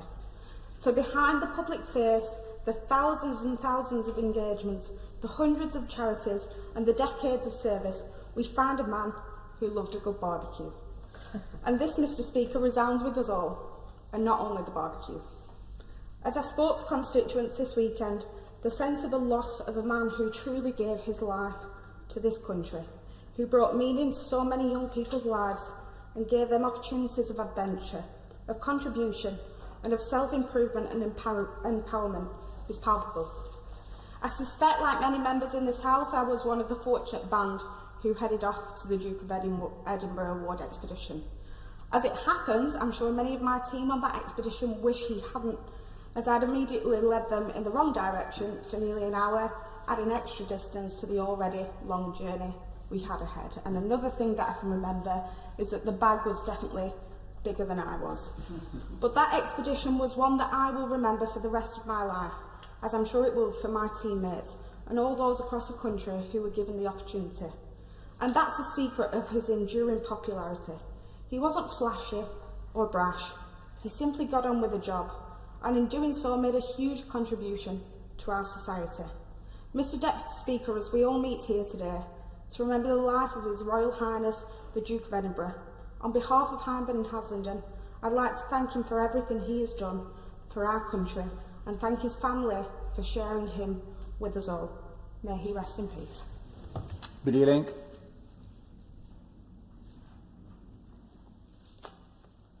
Danny Kruger.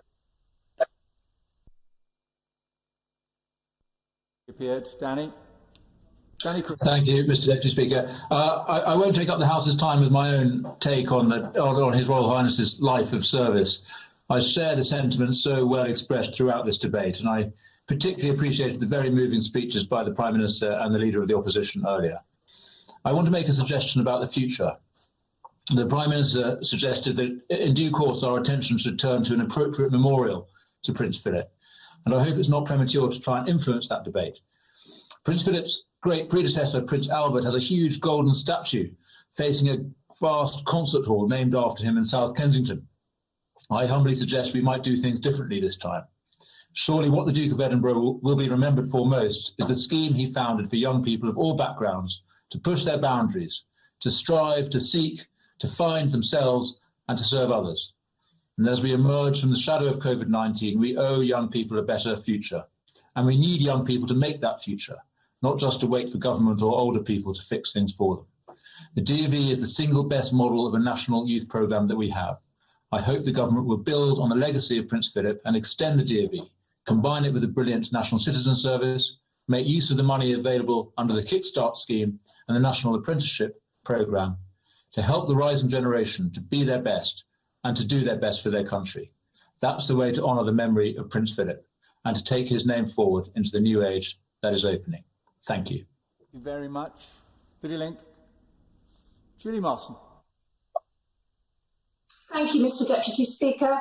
It's a privilege to participate in this tribute to His Royal Highness Prince Philip, the Duke of Edinburgh. And on behalf of people across my constituency in Hertford and Stortford, I'd like to offer my condolences to Her Majesty the Queen. After over 100 speakers, I'll keep my remarks brief because we've had some wonderful tributes to Prince Philip. And I've often thought that perhaps the concept of public service is a bit old-fashioned, but from hearing the tributes and the recognition of his service today, I'm rethinking that because I believe in public service, and it's clear that he did. And none of us in this House could even get close to his years of public service, not just in the military, but also over 70 years as husband and consort to the sovereign. And that makes me reflect. I've been reflecting on how unique his position actually was. In 1,000 years of British history, we've only had 6 undisputed female sovereign monarchs. 3 of those jointly reigned or did not have a husband. So that means only 3 men in the past 1,000 years has had the same experience. So no handbook, no role model. A really difficult job that you start by kneeling at the feet of your wife, and that can't be easy. I think probably the closest comparison is Prince Albert in a loving marriage, a sense of duty, and perhaps a legacy that reflects forward thinking and innovation. And I think his legacy will be long-lived, and I think the ideal of public service that he represents is a legacy to be proud of, and that's what I think he will have our thanks and our admiration. Thank you. Very much. Joe Gideon. Thank you, Mr. Deputy Speaker. I wish to add my sincere condolences to those expressed by all members of this House and from across the nation and indeed the world to Her Majesty the Queen and the royal family for their loss. We in Stoke-on-Trent have been incredibly touched by the outpouring of love and messages for the Duke of Edinburgh this past weekend. The many tributes, articles and TV specials have offered a fascinating insight into his upbringing, which was not without its adversity, and his strength of character, which inspired many across our four nations, not least exemplified through the Duke of Edinburgh Award. Prince Philip understood the importance of young people challenging their self-limiting beliefs. The award gave post-war youngsters in Britain a sense of achievement, the opportunity to learn new life skills and build personal resilience. 65 years on, the award has expanded to 144 countries and over 8 million young people worldwide have taken part in the scheme. Prince Philip's legacy will be the continuation and expansion of the work he started many decades ago. His extensive travels around the Commonwealth representing the Crown and his interest in wildlife and the environment afforded him great insight into the threats to our planet. He spoke out about climate change 50 years before the issues became widely understood. Prince Philip had remarked when he became consort to the Queen at only 30 and she Queen at only 25, he asked, "What do you expect me to do?" and was met with blank looks. With no precedent set since Prince Albert to Queen Victoria, the path the Duke of Edinburgh went on to forge, the charities he went on to champion, and the issues he successfully pioneered is therefore nothing short of remarkable. All while never failing in his duty as a liege man of life and limb to the Queen and making a nation laugh along the way. As we battle a global pandemic, it is only fitting that we will honour the memory of His Royal Highness the Duke of Edinburgh by ensuring his work continues apace.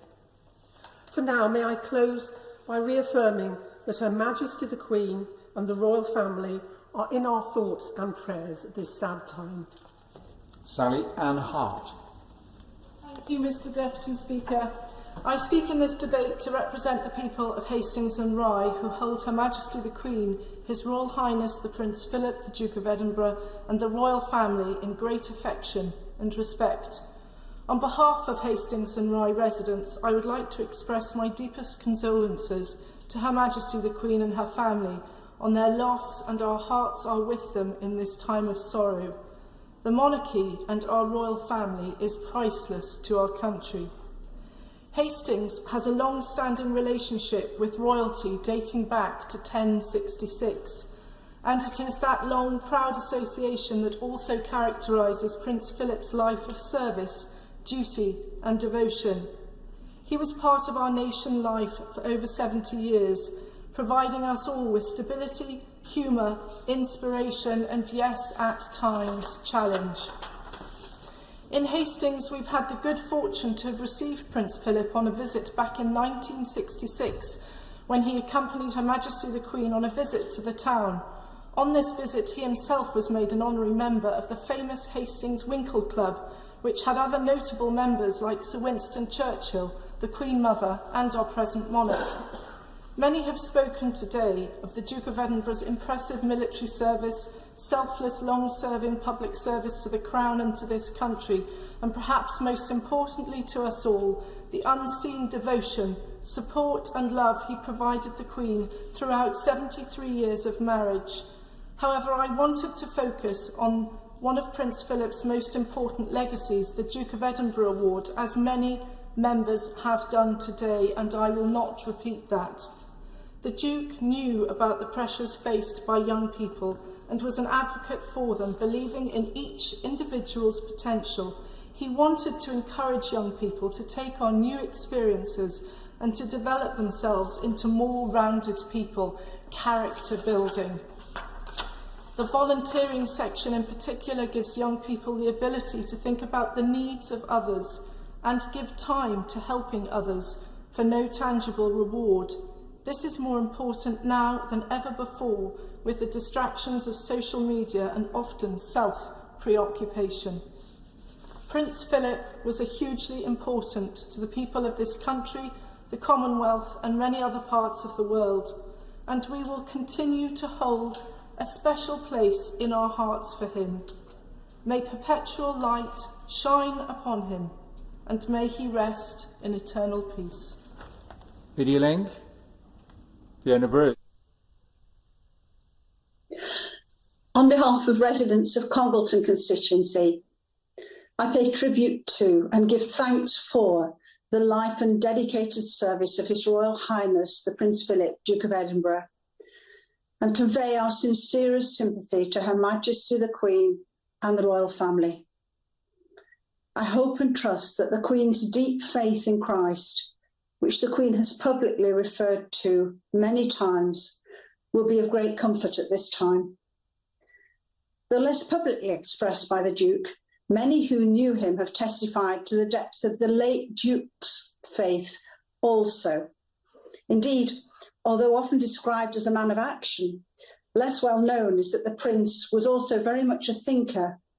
With a theologically inquiring mind, he invested time to understand, discuss and reflect on matters of faith. He founded St George's House at Windsor, a conference centre for clergy and lay people to gather to discuss and explore issues. The theme of their first meeting in 1966 was the role of the Church in society today. Prince Philip authored or collaborated on a number of books, 3 of them notably with regard to matters of faith. Firstly, in 1984, an exchange of letters between himself and the then Dean of Windsor, titled A Windsor Correspondence, which considered a range of subjects such as science and Christianity. In another book, A Question of Balance, the Duke concludes, religious conviction is the strongest and probably the only factor in sustaining the dignity and integrity of the individual. And he proved himself ahead of his time with a third book, as its title, Survival or Extinction, A Christian Attitude to the Environment, clearly conveys. Prince Philip promoted interfaith dialogue long before its importance was widely recognised as it is today. And so in 1986, he gathered leaders of a range of world faiths to consider with environmentalists how together they could work to better sustain the natural world. In 1995, he furthered this aim by founding the Alliance of Religions and Conservation. In closing, and speaking as the Prime Minister's Special Envoy for Freedom of Religion or Belief, I make reference to the tribute from the Council of Christians and Jews, which expressed gratitude for Prince Philip's contribution to strengthening relationships between those faiths, and which expressed confidence that, for those who work for reconciliation and cooperation between people of different faiths and communities, his legacy of quiet and faithful service will continue to be an inspiration for all. Anthony Magnell. Thank you, Mr. Deputy Speaker, and it's a pleasure to be able to pay tribute to His Royal Highness the Prince Philip. And of course I do so having heard 114 other speeches today which have made reference to the Duke of Edinburgh Awards, which I did not do, or to having met him, which I did not do. And so I thought I might use, rather than a personal anecdote, tell the House about the special link and bond between the Duke of Edinburgh and Dartmouth Town and the Royal Britannia Naval College. Of course, it was there, Mr. Deputy Speaker, that in 1939 Prince Philip met the then Princess Elizabeth. and a lifetime of happiness and 73 years of marriage speak for itself. But it was also with that college and in that town that he was prepared for a life of service within the military. We've already heard from many about his time, but he received a mention in dispatches. At the age of 21, he was made the youngest first lieutenant in the Navy. And his career, despite the horrors of war, was marked by a continued success and promotion, not because of who he was, but because of the recognition of his talent and his ability. In the post-war years, he continued to visit Dartmouth. He continued to play an active role in Britannia Royal Naval College, taking the salute at the passing out parades. These visits were not just feted, but they were appreciated by the cadets and the townfolk alike. And so it is particularly relevant that today the First Sea Lord is in Dartmouth, and along with the captain of the college and the cadets, will be marking that special link between His Royal Highness and Dartmouth and the Naval College. He leaves an indelible mark on South Devon that will be commemorated today and, I am sure, celebrated in future years. He was a life that was marked not just by his own achievements, but by the impact that he has had on so many others. And throughout his life, he exhibited the qualities of loyalty, duty and service that are together so unique and rare to be found in one person. So, Mr. Deputy Speaker, all I can say is that on behalf of the people of Dartmouth, Totnes, Kingsbridge, Brixham, Paynton, Salcombe and South Devon, we send our deepest condolences to Her Majesty the Queen and to the royal family, and we express our thanks for the remarkable life and service of this extraordinary man. Mr. Buchan. Thank you, Mr. Deputy Speaker. On behalf of the residents of Kensington, I would like to pay the deepest tribute to His Royal Highness the Prince Philip, who gave a lifetime of service to our nation and to the Commonwealth. Prince Philip had a long association with my constituency of Kensington. As a boy, he spent time at Kensington Palace at the apartments of his maternal grandmother, who was the granddaughter of Queen Victoria. Like his predecessor, Prince Albert, Prince Philip was very much so a man ahead of his time. And I want to focus briefly on three particular aspects: his passion for science and technology, his support for young people, and his advocacy for the environment and conservation. Prince Philip had long and deep links with the Science Museum, first visiting in the 1960s, and in 2014 he was elected as a Fellow of the Science Museum, a real accolade to appreciate his sponsorship for science and technology. He was also very close to Imperial College, which lies partly in my constituency. And indeed, he was one of the first to receive a degree from Imperial when it attained its independence from the University of London. So in 2007, he became an honorary Doctor of Science in recognition of his contribution. As many colleagues have said, he was a great supporter of young people. And rather than alluding to the Duke of Edinburgh scheme, I want to mention an email I received from a constituent at the weekend who sent me photographs from the 1950s of Prince Philip visiting youth clubs, boys' clubs in North Kensington and Notting Hill. And finally, he had a huge passion for conservation and the environment, which the Natural History Museum in my constituency has paid fulsome tribute to. So on behalf of all residents of Kensington, I want to say thank you to Prince Philip for everything he did for Kensington, for our nation and for the Commonwealth. Elaine Saxby. Thank you, Mr. Deputy Speaker.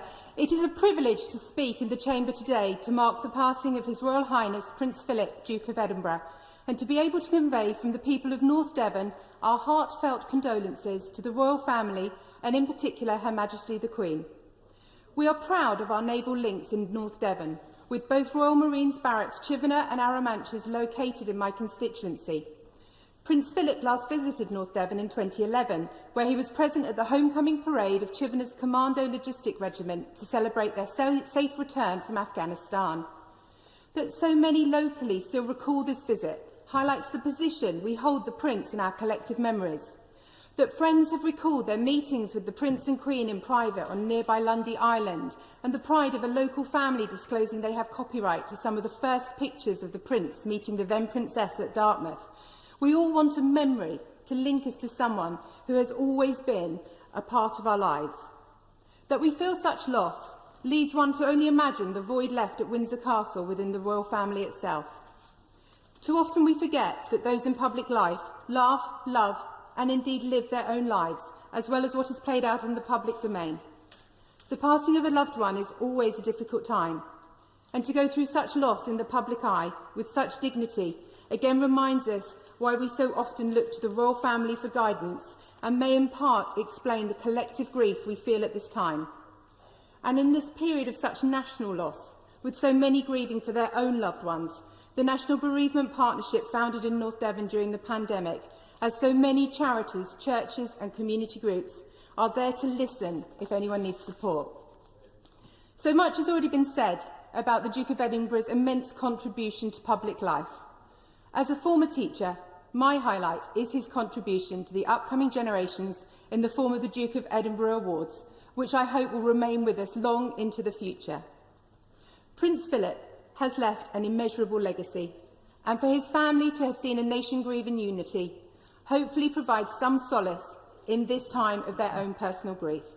My thoughts and prayers remain with our royal family, and in particular, Her Majesty the Queen. Lydia Link. Angela Richardson. Thank you, Mr. Deputy Speaker. It is a true privilege to speak today. Along with colleagues and with the people of Guildford, Cranley and our villages, I extend my heartfelt condolences to Her Majesty Queen Elizabeth and the royal family on the loss of His Royal Highness the Prince Philip, Duke of Edinburgh. It has been heartwarming to see the community Facebook pages of my constituency full of fond recollections of his visits to us, along with their unified messages of respect for his long service. I wish to focus my brief remarks on the impact of his legacy throughout the Commonwealth. His visits to my native New Zealand were always special, but especially the Commonwealth Games in 1974 and 1990 that His Royal Highness attended. They left a lasting impression and a positive impact on the country. But what stays long in the minds of New Zealanders is the first ever royal visit to the country in 1953, a year that saw the coronation and then the whole country turning out to see the gorgeous royal couple when they arrived in December. After 2 devastating world wars, life was on the up. Never before seen footage emerged last week of the Duke larking about on a lilo in a swimming pool on Christmas Day. But what many may not know is that late the evening before, New Zealand suffered its worst ever rail disaster, where a bridge collapsed at Tangiwai and 151 souls lost their lives.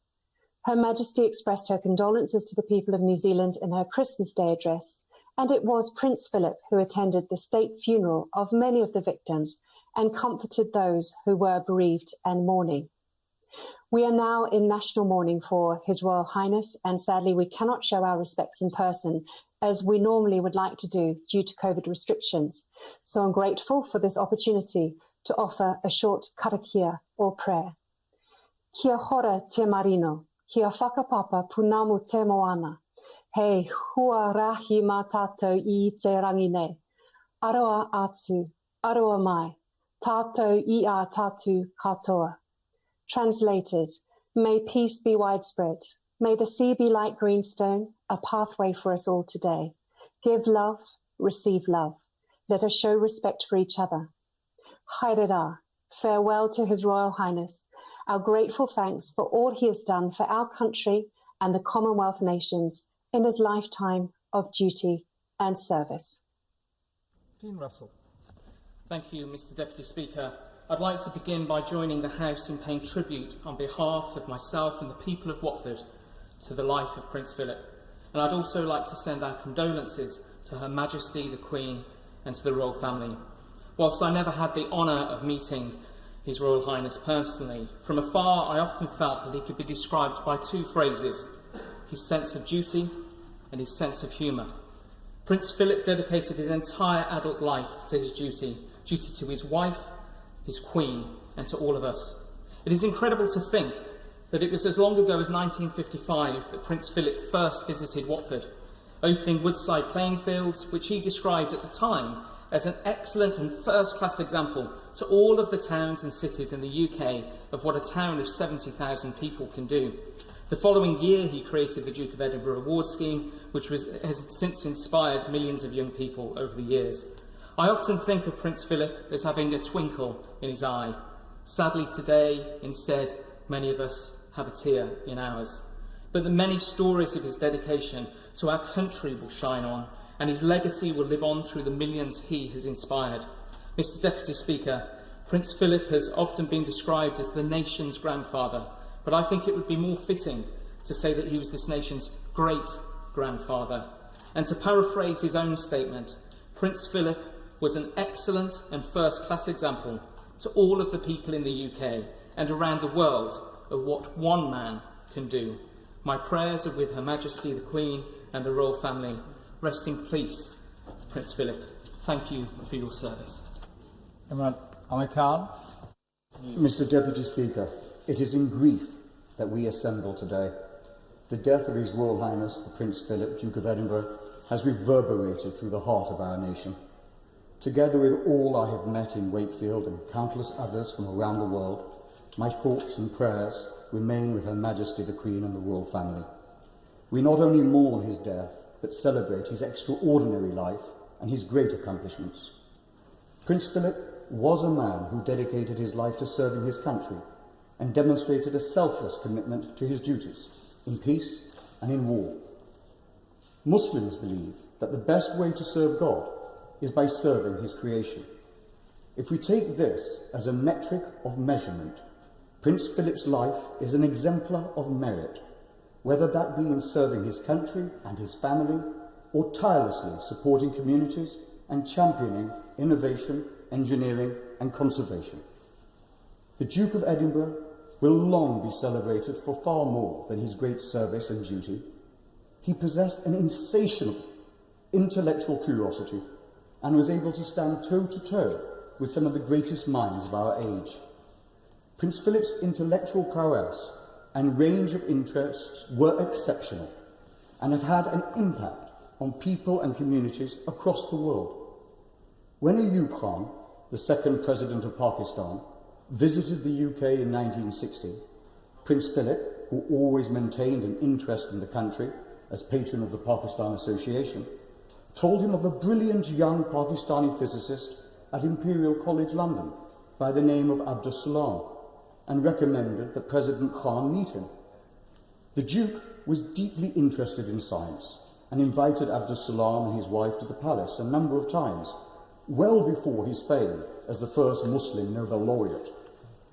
Shortly after receiving this advice, Salam and Khan met, and he was appointed by the President to direct the Upper Atmosphere Research Commission in 1961.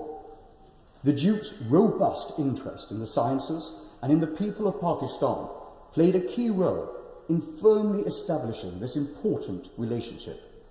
Today, we mourn the death of Prince Philip, but let us always celebrate his life and service, both to Her Majesty the Queen and to the entire Commonwealth.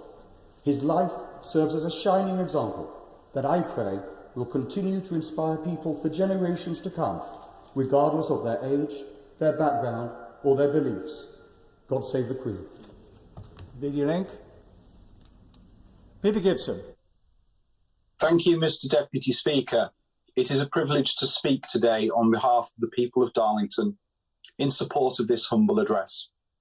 The death of the Duke of Edinburgh last Friday marks the end of a life of service to our country, and my thoughts and prayers and those of my constituents are with Her Majesty the Queen, who has lost her husband of 73 years, along with the Prince of Wales, the Princess Royal, the Duke of York, and the Earl of Wessex, who have lost their father. Mr. Deputy Speaker, the Prince's first trip to Darlington in 1955 was to open a new high school for girls, a trip which included the inspection of Darlington's Locomotion No. 1 and the engine Derwent that at that time were located at Banktop Station, before travelling to Hummersnott along streets that were lined with thousands of people. In 1960, the Prince again visited a local school that is now known as St Aidan's Academy.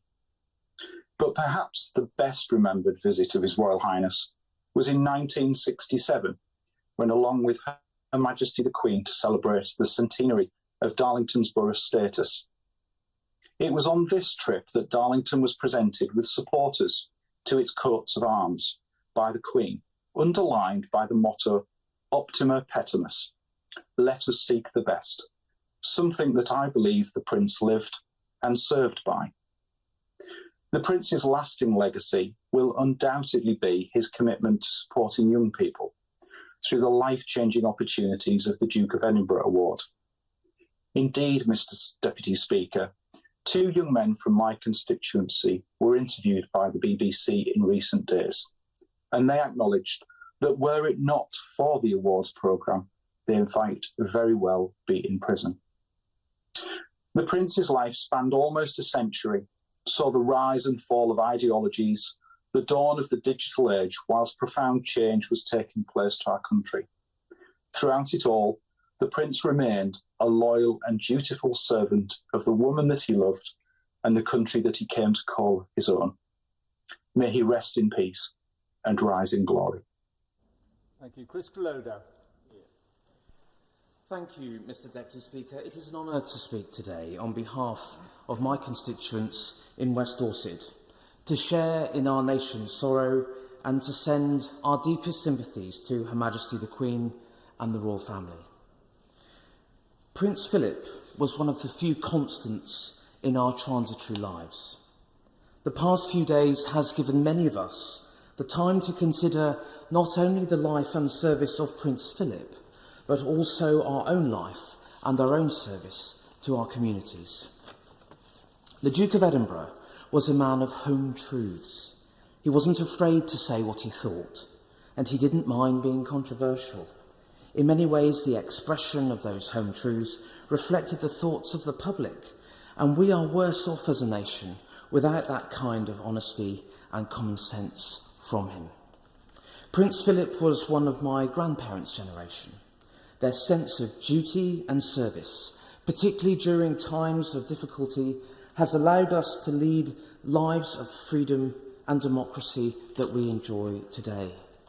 Theirs is a generation of selflessness, not entitlement.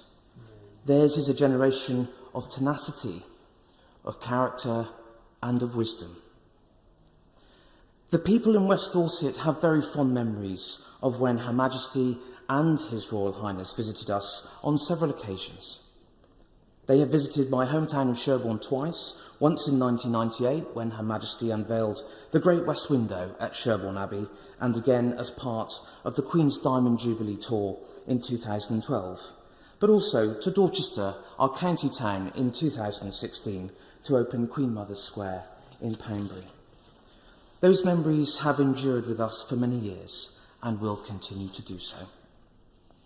Mr. Deputy Speaker, like so many families who have lost loved ones over this past year, the Queen and her family will have a funeral for Prince Philip that is much smaller than it might otherwise have been. Whilst on Saturday we cannot be physically present, I would like the Queen to know that the country is standing beside her in spirit and sharing in her loss. Because while the nation mourns a prince, the Queen mourns her husband. It is therefore with profound affection from West Dorset that I wish the Queen to know that she and the royal family remain steadfastly in our thoughts and prayers, as indeed does Prince Philip.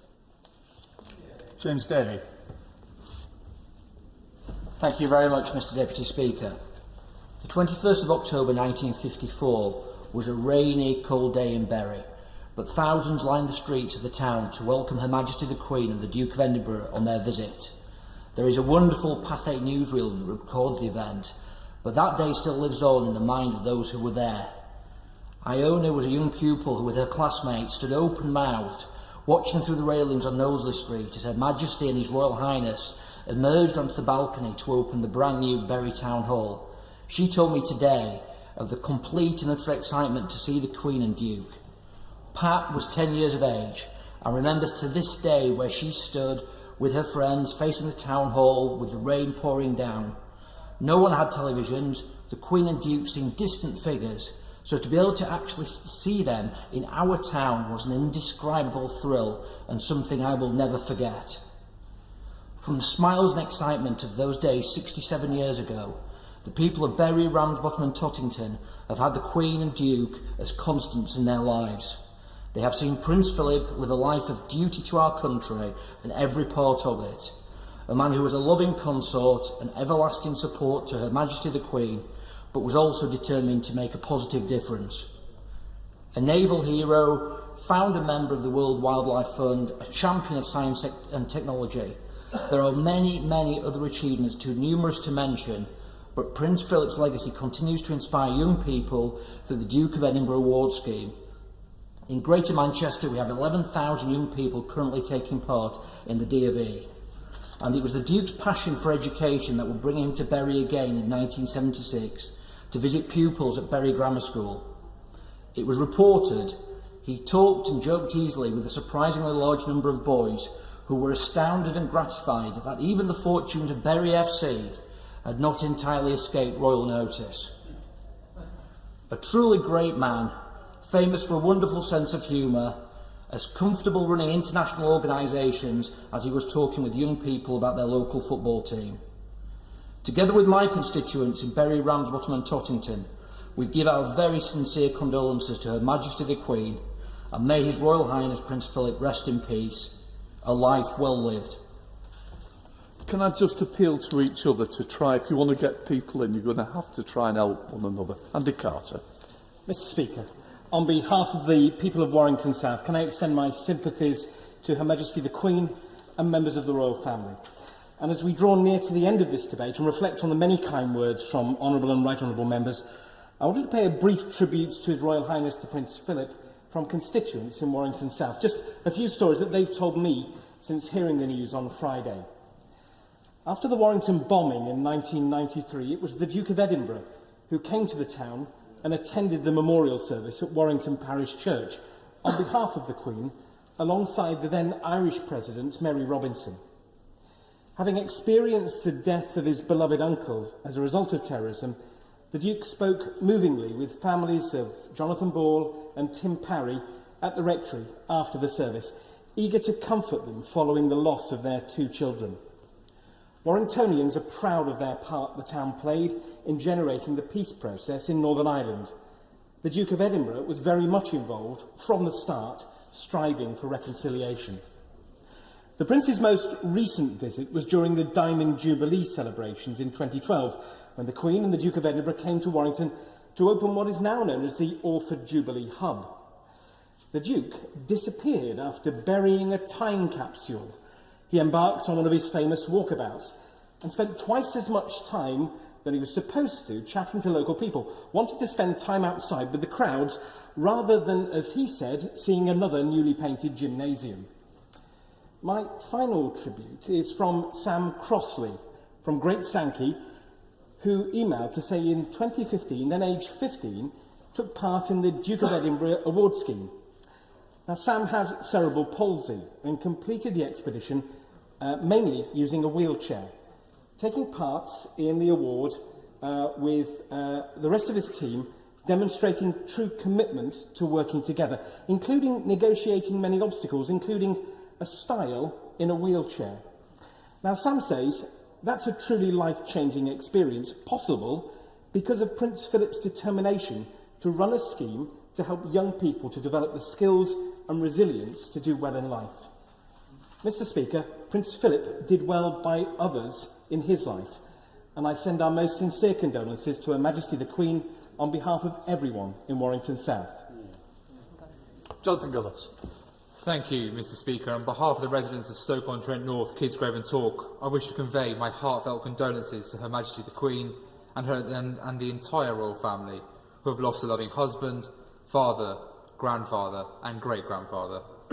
Throughout His Royal Highness's long life, Prince Philip was a shining light, a stiff upper lip, a sense of humour no more obviously displayed than when he allegedly referred to Stoke-on-Trent as ghastly in 1997. In 1978, His Royal Highness opened the YMCA headquarters in Hanley, a national award-winning YMCA now that has the fire, passion and ideas to challenge the status quo, very much in His Royal Highness's style. As an ex-teacher, and someone who rather inadvertently failed to do the Duke of Edinburgh, but joined many a school trip with students taking part in it, I would like to pay tribute to the Duke of Edinburgh scheme, which gave students, particularly in urban areas like Stoke-on-Trent, an extremely once-in-a-lifetime opportunity to learn new skills, take part in teamwork and build the self-confidence that they needed to have a better future. For all, however, of His Royal Highness's great achievements, his greatest will be his selfless duty, devotion and love for Her Majesty. It's a lesson that many of us can learn from. May he rest in peace. God save the Queen. Thank you, Mr. Speaker. On behalf of my residents in Newcastle-under-Lyme and the civic leadership of the whole borough, I'd like to give thanks for the life of Prince Philip, for all his service to the nation, the love and support he gave our glorious Queen, and extend all our condolences to Her Majesty and the royal family. We remember in Newcastle-under-Lyme the visits they made to our borough in 1973 for our octocentenary of our charter, and then again in 1999 when they opened the Science and Innovation Park, the first building there at Keele University, and the Duke would have been proud to see how that campus has grown, given his interest in science and technology, Mr. Speaker. But with the House's indulgence, I'd like to speak very briefly about my sister, Fiona, who completed all three parts of the Duke of Edinburgh scheme to the Gold Award, including expeditions to India and Ecuador. And at the presentation ceremony at the Palace, the Duke of Edinburgh sought her out personally after the presentation to speak to her. And the reason he did that, Mr. Speaker, is that my sister's experiences on the Duke of Edinburgh scheme and the friends she met and the people she met persuaded her that a career in the Royal Navy was for her. And so she followed in the Duke's footsteps at Britannia Royal Naval College, and she is now Lieutenant Commander Fiona Haynes, MBE. So, on behalf of my sister and the millions of other young people who've had their lives broadened, their horizons widened by that scheme, I pay absolute tribute to the Duke for all he's done. I give thanks for his service to the nation. God save the Queen. Greg Smith. Mr. Speaker, on behalf of everybody across the Buckingham constituency, I send my deepest condolences to Her Majesty and the whole royal family on the passing of His Royal Highness, the Prince Philip. I cannot add to the personal stories so eloquently told by Honourable and Right Honourable members, as I never had the pleasure of meeting His Royal Highness, but I do want to place on record my deep admiration for all that he achieved and sacrificed throughout his life, a life of service, of charity and of family.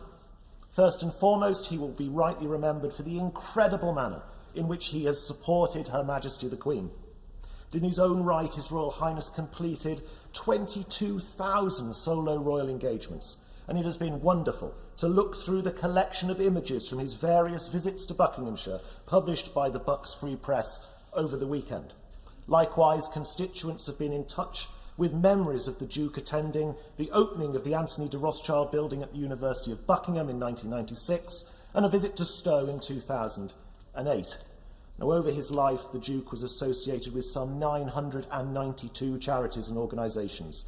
Too many to mention, but I highlight just a couple that I don't think have been brought out over the course of this afternoon.